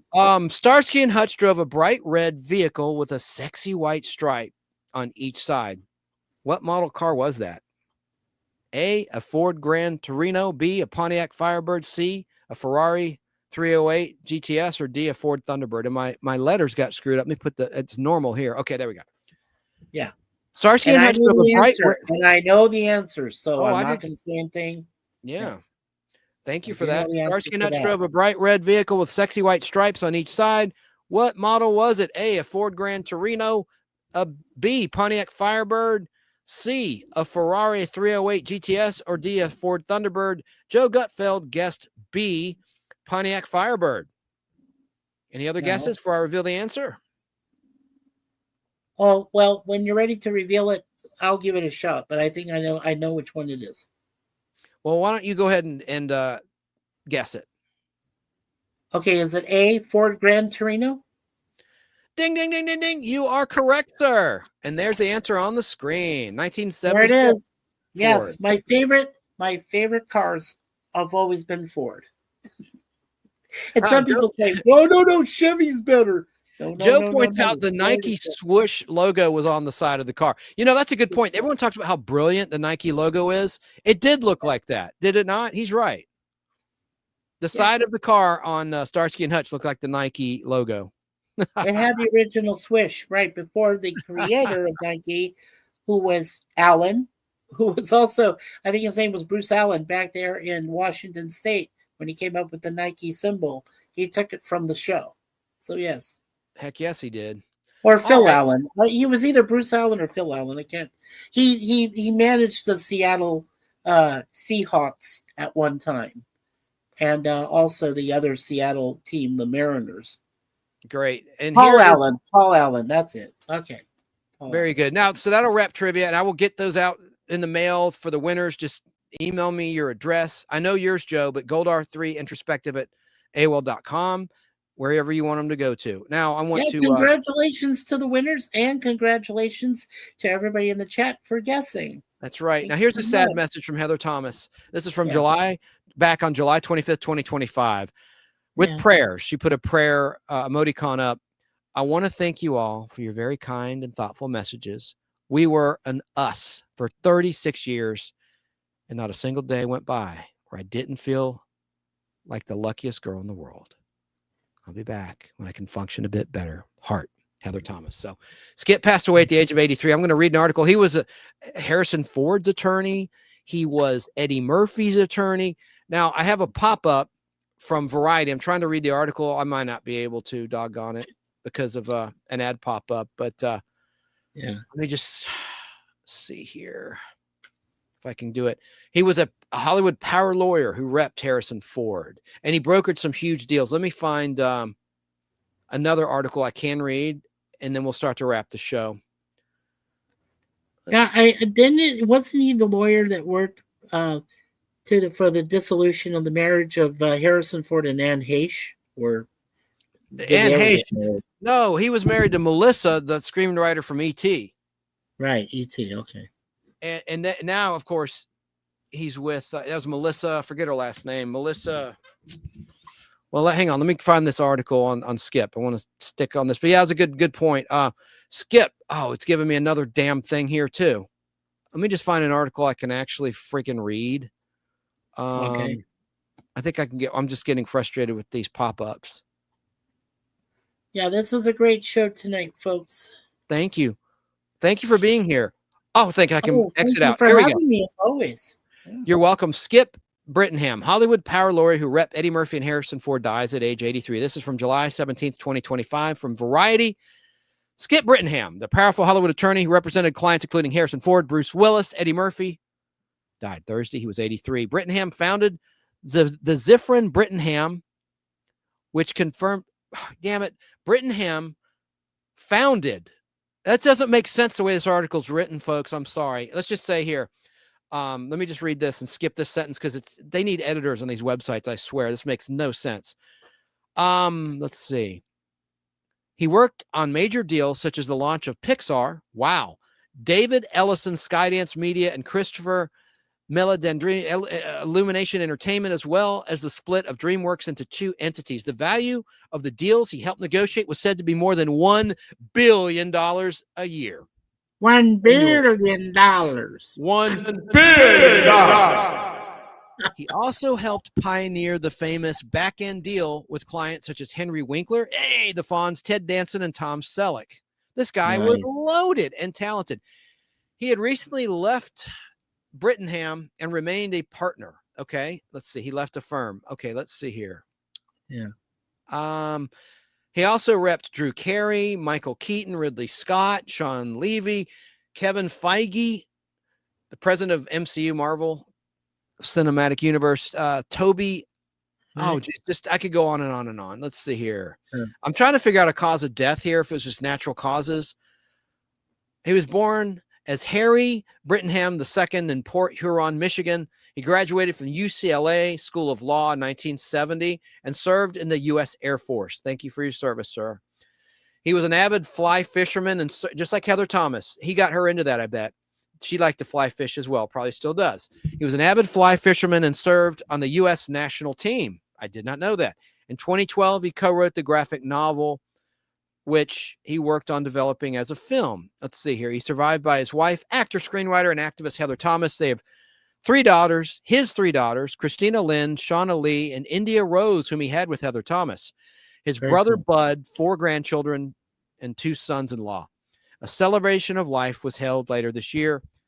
Wow. Donations may be made to Conservation International, an organization that Skip Brittenham was instrumental in building. His daughter, Christina, sits on the board of directors, and its mission is to preserve nature. Rest in peace, Skip. So I just wanted to do that. I'm a big fan of Heather Thomas. I founded a Facebook group, Fans of Heather Thomas Unite. I think it's got 10 or 12,000 folks in there. So big fan of Heather Thomas. I have every Fall Guy ever made on 16mm film. I interviewed her here on the Nostalgic Podblast. She was in Zapped, and just one of the most beautiful women to grace the TV screens of the 1980s, in my opinion. So there you go. Yeah. An introspective gentleman asked, you ever heard Mark Hamill do Harrison Ford's voice? Hilarious. No, I haven't. I'll look that up on YouTube and play it on the Pod Blast. It's available. It's available on the Graham, that BBC show that Graham does.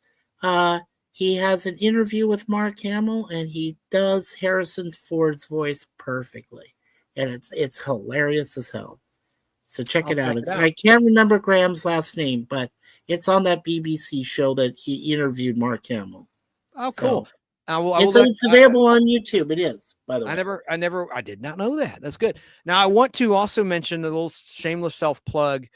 I know you worked on Highwaymen in several episodes, and I did something that's now dropping. I can finally talk about it.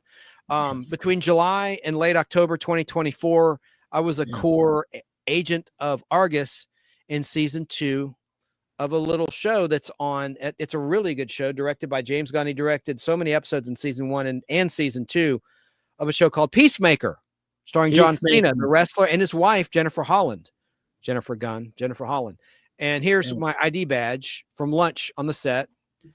I was clean shaven when it started, then I grew the facial hair as it went on. But I'm Matthew Ward, data analyst, not an analyst. I joke that someone made me an analyst because they think I'm an a-hole. They don't know me from Adam. I'm just kidding. But I'm a data analyst. But I'm an agent of Argus. That's like the DC version of S.H.I.E.L.D. Trivia question: which major DC character, and we talked about him tonight, and you did, Mikey, which major DC character in the DC Comics universe founded and created the Argus agency?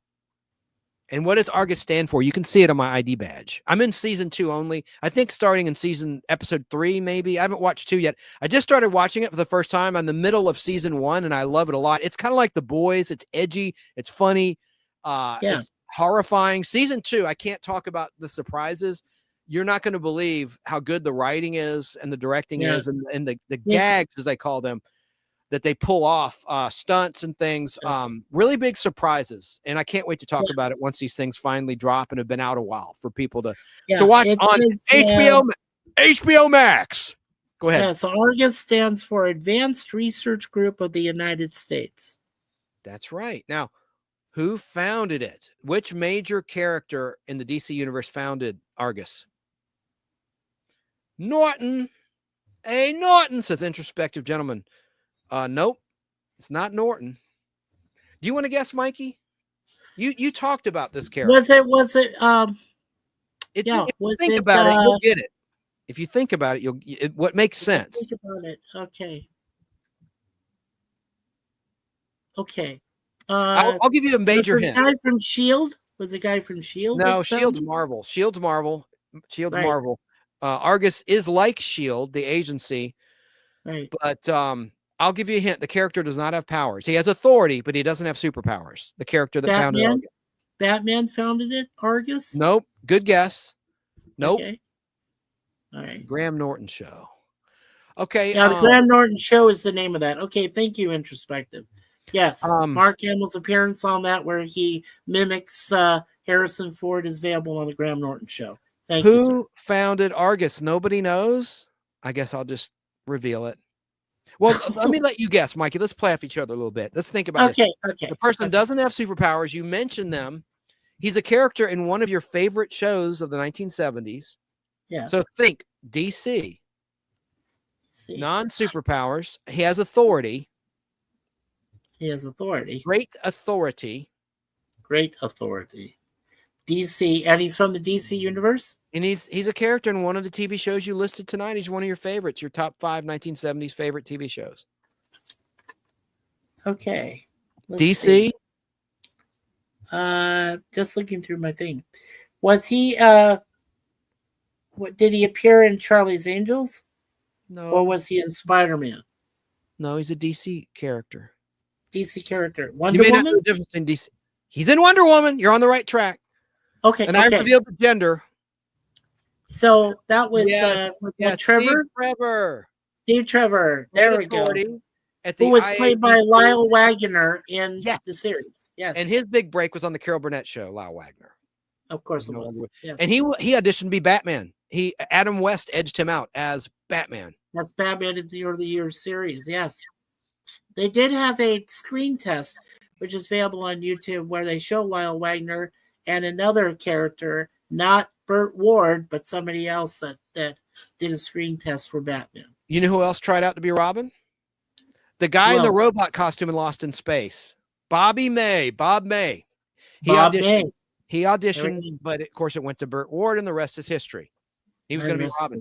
But yeah, first time I saw that screen test of Lyle Wagner, it was on a CBS primetime special, Return to the Batcave, with Chad Adam Weston. I have it on videotape. I taped it in 2003. Oh my God, it's aired that long ago. I'm getting so old. But I love that special. I think someone put on YouTube, but it featured this actual screen test, like an amazing visual quality from film. Right. 35mm negative. Introspective, you did very well. And thank you again for reminding me about the Graham Norton show. Thank you so much. Yes. Yeah, you got it after 5 major hints. I'm teasing you. All right. So I love it, man. Trivia question for you, Mikey. Okay. Did Lyle Wagner appear in the classic TV show Lost in Space? Yes or no? 50-50. I'm going to say yes. You would be right. He played an android in season 3. He had all silver outfit, him and another android, in Deadliest of the Species, an episode where the robot fell in love with an evil robot. Yes. And it was the same voice that voiced the evil robot in season 2's The Ghost Planet. Yes. England's her last name. England. She did the voice. I knew he was in Lost in Space. That's why I said yes. He had silver. He had like a really cool costume, all silver. I think it was just like the Jupiter 2 flight suits, like retooled slightly. You know, Urban Alley like to reuse props, reuse plots, reuse special effects, reuse spaceships, everything. But okay, Rush, Kill, Destroy. No, that was one of the stars of Land of the Giants. That was Land of the Giants. Matheson. That was Don Matheson. He played the super robot. I don't know how they got away with that. I don't know why DC didn't go after 20th Century Fox for that. IDAC. Yeah. Crush, kill, destroy.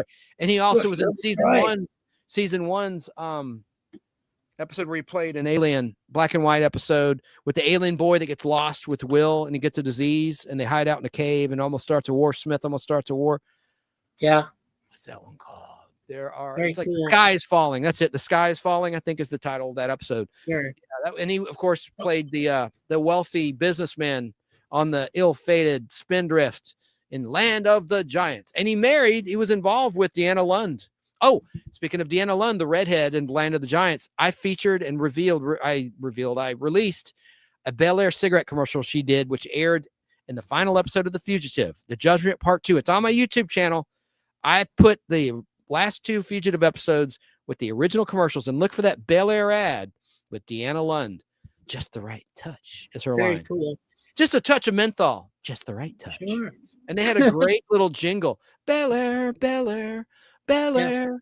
Yeah. Anyway, those were banned. What year were cigarette ads banned from TV? That was I thought that was in the it was either early 80s or early 90s. No, it was 1969. It passed. It went into effect the first day of 1970. Oh, 70. Okay, so the 70s. It's all right. Okay. Talking about commercials, but they could still be on magazines. I remember seeing Now cigarettes. That was my parents both quit smoking, but in the 70s they loved to smoke Now cigarettes. My dad smoked the Reds. My mom smoked the menthols. I don't know why. They're hip. They're now cigarettes. Now. Yeah. That was from Carlton. Carlton. That's right. Carlton cigarettes now. Sorry. Go ahead. Sure. No, I was going to say, so I wanted to mention before Chance gets to his JT's reviews from the seats. Oh, that's right. Thanks for reminding me. Let's do your movie review. I need a new segment. Tell us my real quick movie review is from the latest horror film called Weapons, which featured the great Amy Madigan, who plays Gladys, a witch in this film. But I won't tell you what relative she is unless you get a chance to watch it yourselves. But it also features Josh Brolin as one of the neighbors who complains about Julia Garner, who is the main character in the film. She is the teacher, right? And Benedict Wong, who came from the Doctor Strange universe of Marvel, plays the principal of the film. And it was and Alden Ehrenreich, who plays Paul, you'll remember him from Solo, a Star Wars story, where he plays the young Han Solo, Alden Ehrenreich. And that's three Marvel heavyweights right there. That's Wong from Doctor Strange and the Avengers, in it, including Endgame. That's Josh Brolin, Cable from Deadpool 2, and Thanos from Avengers Endgame, and then Julia Garner, who's the Silver Surfer in the Fantastic Four First Steps. Three Marvel heavyweights. I couldn't believe it, and I got to do a small scene. Saba Ball, Shala Ball. Shala Ball, Silver Surfer. The female Silver I'm not going to Surfer. hijack your interview, your review. But all right, so I'm one of the parents. Josh Brolin's the main parent, obviously, of a kid that's gone missing. And so in the first scene I did of 2, it's just a parent-teacher meeting. It's like at the school. And the teacher, played by Julie Garner, is on the stage. And people are getting really irate. And parents are yelling at her, and I'm yelling at her. And I don't have a line or anything like that. But I was held back to do a second scene where we go and chase the teacher to her car. It's a night scene, and I'm right there with Josh Brolin. I don't know if I'm seen or not, because at the time I'm like, wait, where's the camera? And we go out into the parking lot to her car. Then Wong goes, "Hey, please calm down," and like I'm right there with Josh Brolin, and man, it was so great hearing him talk about like him and Julie Garner. I'm right in front of them. We're about to shoot the scene. We're inside the building. It's a school in Tucker, Georgia, right? And they were so nice and so cool. And he was talking about how he invested in, that death water, that water that looks like a beer can, like a 16-ounce beer, but it's water. Yeah. He invested in it. He was talking about that. And just a great experience. So cool. Now I'll shut the hell up. I'm going to mute my mic so I won't interrupt you with your review. I found out you did the filming of this back in 2024 for a couple of months. My scenes in June 2024. Yep. Right, correct. And I found out that it was filmed around the greater Atlanta area. There was also, in the neighborhoods they filmed, it was in Covington. There was a set neighborhood there that they filmed the house where Gladys and the other relatives of Alex, played by Carrie Christopher, lived in. And my wife and I really enjoyed it. A friend of mine, I'll say his name, Little Movie Perp, was the first to turn me on to the film. My wife and I went to watch the trailer online. And there's also a good friend of mine named Moira Kitty, who happens to live in Oklahoma. And she had actually found the movie on streaming service. I won't say who, but she found it and she played it. And I heard from her, it's fantastic. It's a great horror film. My wife and I saw it yesterday in our local theater in surround sound, AVX, which was just fantastic. The jump scares were perfect. The visual effects were great. The practical effects were great. We gave it a 10 out of 10. We gave it a straight up A+. It was fantastic. Great. And it was number 1 2 weeks in a row, and it didn't do too bad this past weekend. I mean, it's still it did really well. Yeah. It beat the superhero movies. It beat Superman. It beat Fantastic Four. I know. So, all right. So you liked it. Thank you for not spoiling anything, because I'm going to go see it. Oh, we loved it. It's fantastic. I don't think they didn't mention you. I did look for your name, but since you didn't say anything in the film. No, I don't have a credit or residuals. No, I was just background. No, there won't be background, background. And then but doing that thing. Right. You remember like you on Highwayman, but what was I going to say? You liked it. Would you consider it a horror movie or a drama or a thriller or suspense? I would call it what actually I did. One of the few times I think IMDb was exactly right. It is a psychological horror drama. It is and a mystery. It's a mystery. Now, at the beginning of the film, this is not a spoiler. I'm going to let you know. At the beginning of the film,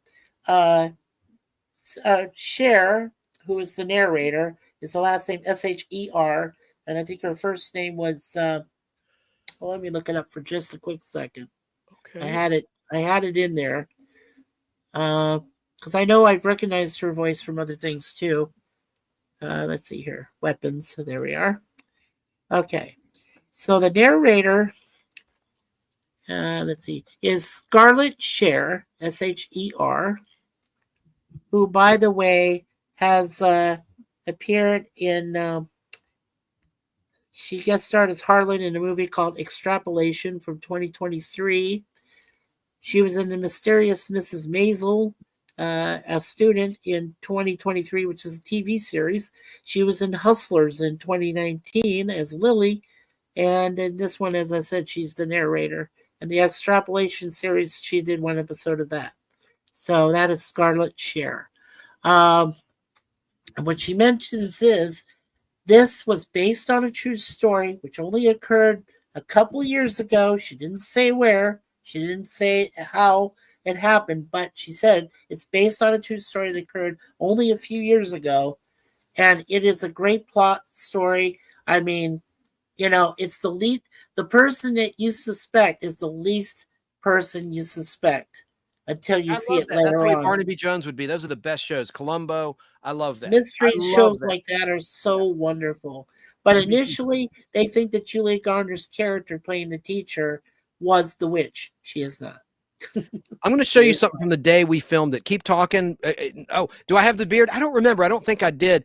I don't think I'll be seen because it was at night. I mean, I'm there. I'm right. And in the trailer, you see the scene of one of the two scenes that I worked, and it's a very small scene with just the main stars and me and a couple other people. He's in the auditorium where the school was filmed. You said I'm there too. Yeah, I don't know. See, I don't know if I can be seen. Al Hardy, friend of the show, saw it and he goes, "Well, I didn't see it all," but he's not very observant. He's a nice guy. I looked for you, and you were standing right behind Josh Brolin when he stood up. And you did see me? I did see you. Do I have a beard or not? I don't remember. A little bit of a beard, not much. Okay. Yeah. Well, I'm going to play something really cool that has nothing to do with the movie. In the parking lot afterwards. Yeah. It was kind of late at night. Go ahead. I'll pull it up. It'll take me a moment. Yeah, no, go ahead. I'm done. Well, it's going to take me a moment to pull the video but you guys are going to love this. If you love Chucky, that's a hint. Chucky. Chucky, right? Who am I talking about? What do you think of when I say Chucky, Mikey? Well, you think of Child's Play. Chucky the doll.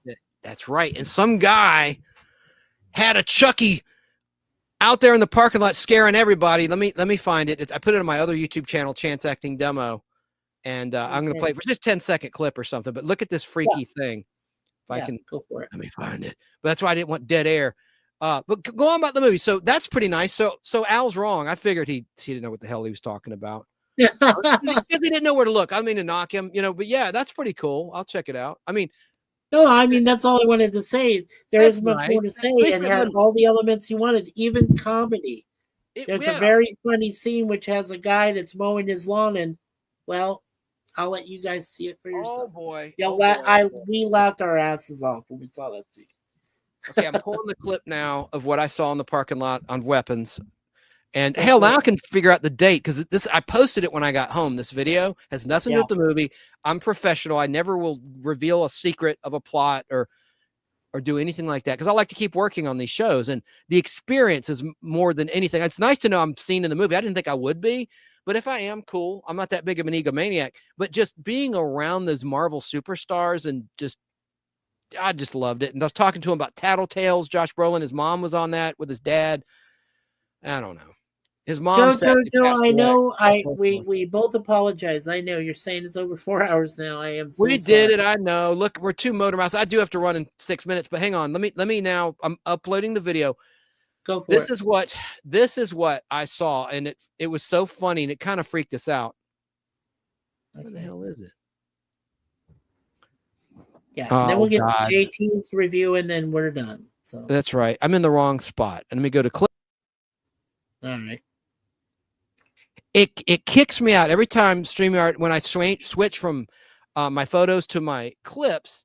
It kicks me out. StreamYard is really getting bad. Bending Spoons in Italy bought the company, and they're not such great owners. They jacked up the price, and seems like the changes they make are poop. All right, here's what I saw at the end of my shoot of 2 scenes on weapons back in June of 2024. Wait for it. Wait for it. Wait for it. It's coming. Check this out. 18 seconds.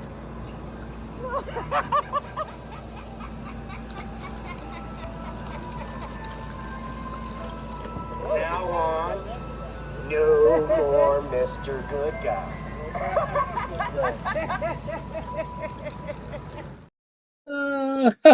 What the hell is that? I don't know if this guy made it. It was remote controlled. I don't know. I don't know. if it was a mass-produced toy or something somebody made. I was like, what the hell is that? It was remote control, obviously. It's funny. Oh, I'm sorry, Omar. I don't mean to lose my temper. I'm a good guy. I'm sorry. I don't mean to scare anybody out there. All right. So let me look at the date. Oh, I forgot to look at the date. Oh, by the way, to clarify something, the cigarette TV ads, I was wrong, as the Fonz would say.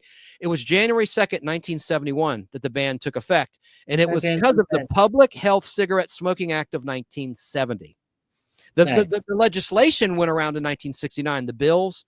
So that's why I had 1969 in my head. But to set the record straight, President Richard Nixon, I'm not a crook. He signed it. Yeah. So so no cigarette ads on TV after January 2nd, 1971. Very cool.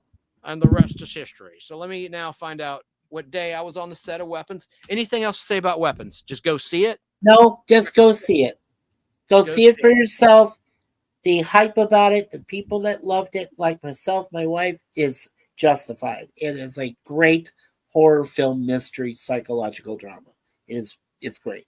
Those are the best. Witch horror. So those are the best. Those are the best kind of movies. Okay, the date on my video. Here it is. Let me see. It says 1 year ago. I knew that. I got to click the 1 year ago, June 14th, 2024. Okay.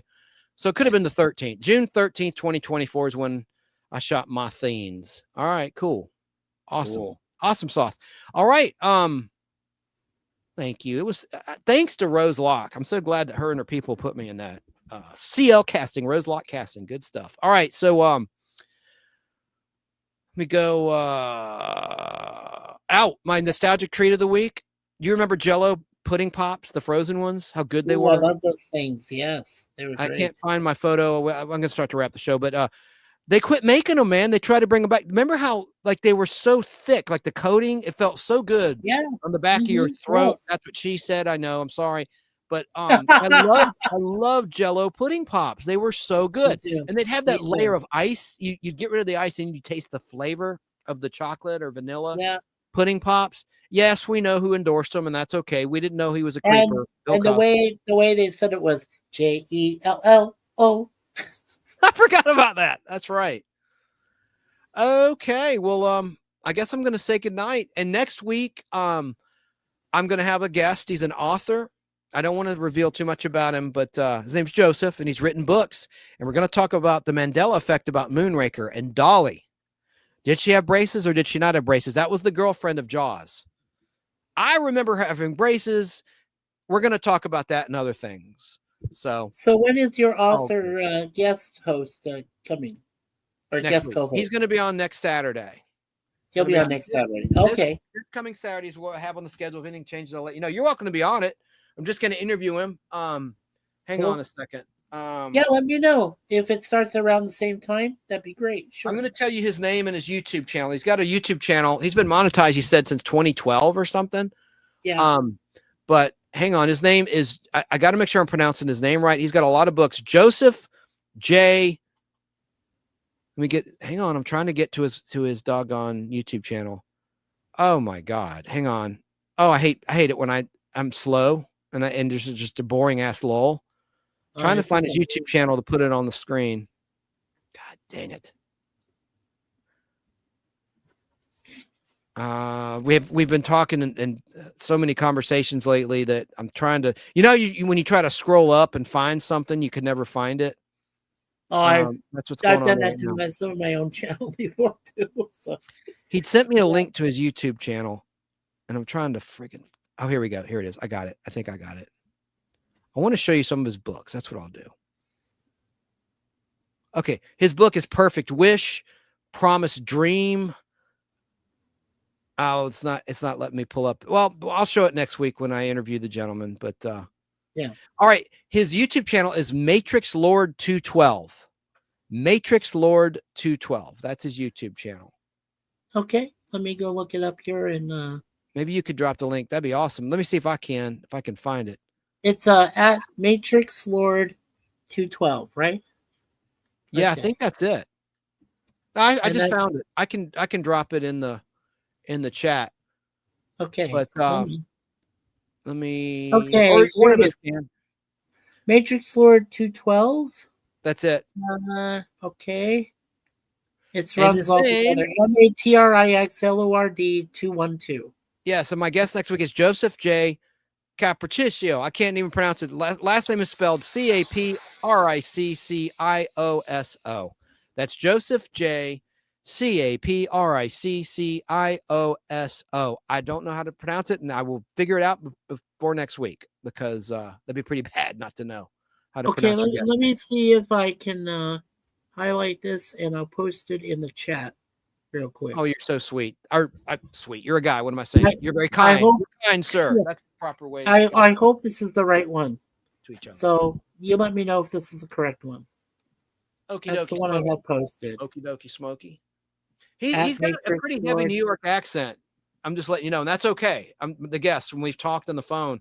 He's got a pretty, and that's not an insult. You got it. Thank you, Mikey, my new moderator. Yeah, That's the right. He's got 2.44 thousand subscribers, 16,000 videos. Anyway, that's him. He's going to be on next week. And there's a reason. We'll talk about the reason too. There's an interesting reason. I'll be listening to you and Mikey next Saturday. Thank you, Omar. Well, I guess I'll cut you loose now, my friend and all right, sir. regular co-host. I appreciate you. And yeah, I mean, you're welcome to be here next week unless you got something else to do. No. he's gonna be on. I love doing this thing with you on Saturday evenings, and I will be here next week. Okay. And if you want me to help you interview Joseph, we can do that. Because I Very have good. some Yeah. questions to ask him too. And I I love will go ahead and subscribe to him so that we can, You're a check good man. it I out. want to thank Omar Montgomery and Joe in New York for hanging in the whole show. And pretty much, I think Tracy was here most of the show as well. But Joe Gutfeld, you're a trooper. We went long again. Look at it. It's 4.5 hours. Unreal. Let me just see if I got everything that I wanted to play. Oh, we got the And review. introspective The review. gentlemen, thank you for coming. Thank you, Gorilla's Random Thoughts, my buddy there who lives Danny in Staten. Minnesota. He Yeah. came. Thank you. Thank you. I mean, man, Gorilla. that means a lot to me when you stay for the whole 4 hours. That means that you're really invested in the show. That means you care. It means a lot to me because that's a lot of your time. That's a long time to invest. We have fun bringing the show to you. I have fun bringing it to you. But here's JT, the man in the seats, with the review of The Toxic Avenger. Hello, this is Movie Reviews by JT, and I got another review for you. The Toxic Avenger Unrated. This is a reboot of the 1980s film. The Toxic Avenger Unrated was great. Violent, very gory, intense scenes. Not as good as the original movie though, but I still enjoyed it.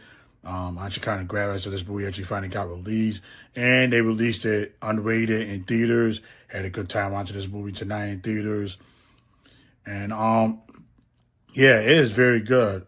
All the performances, Peter Dinklage, Kevin Bacon, Elijah Wood, they were all great. There's also a mid-credit and post-credit scene at the end as well, and yeah, I'm very impressed by this film and everything. I can't wait to watch it again when it comes to streaming very soon. And yeah, this film is good. Definitely go see this movie in theaters this weekend and everything. And yeah, I give the Toxic Avenger Unrated an 8 out of 7. Good film and everything.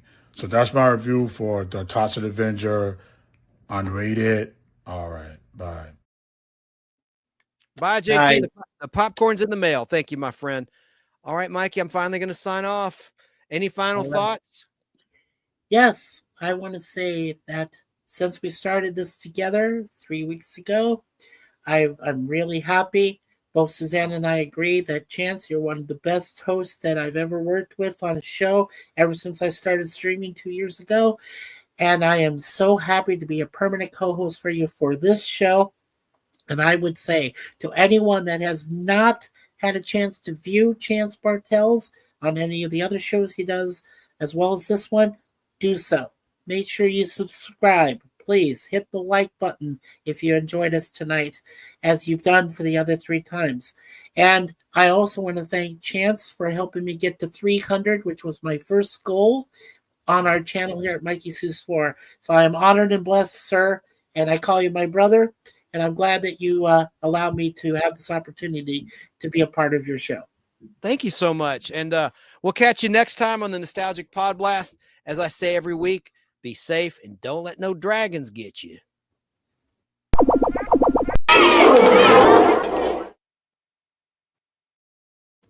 Thanks for watching or listening to the Nostalgic Podblast.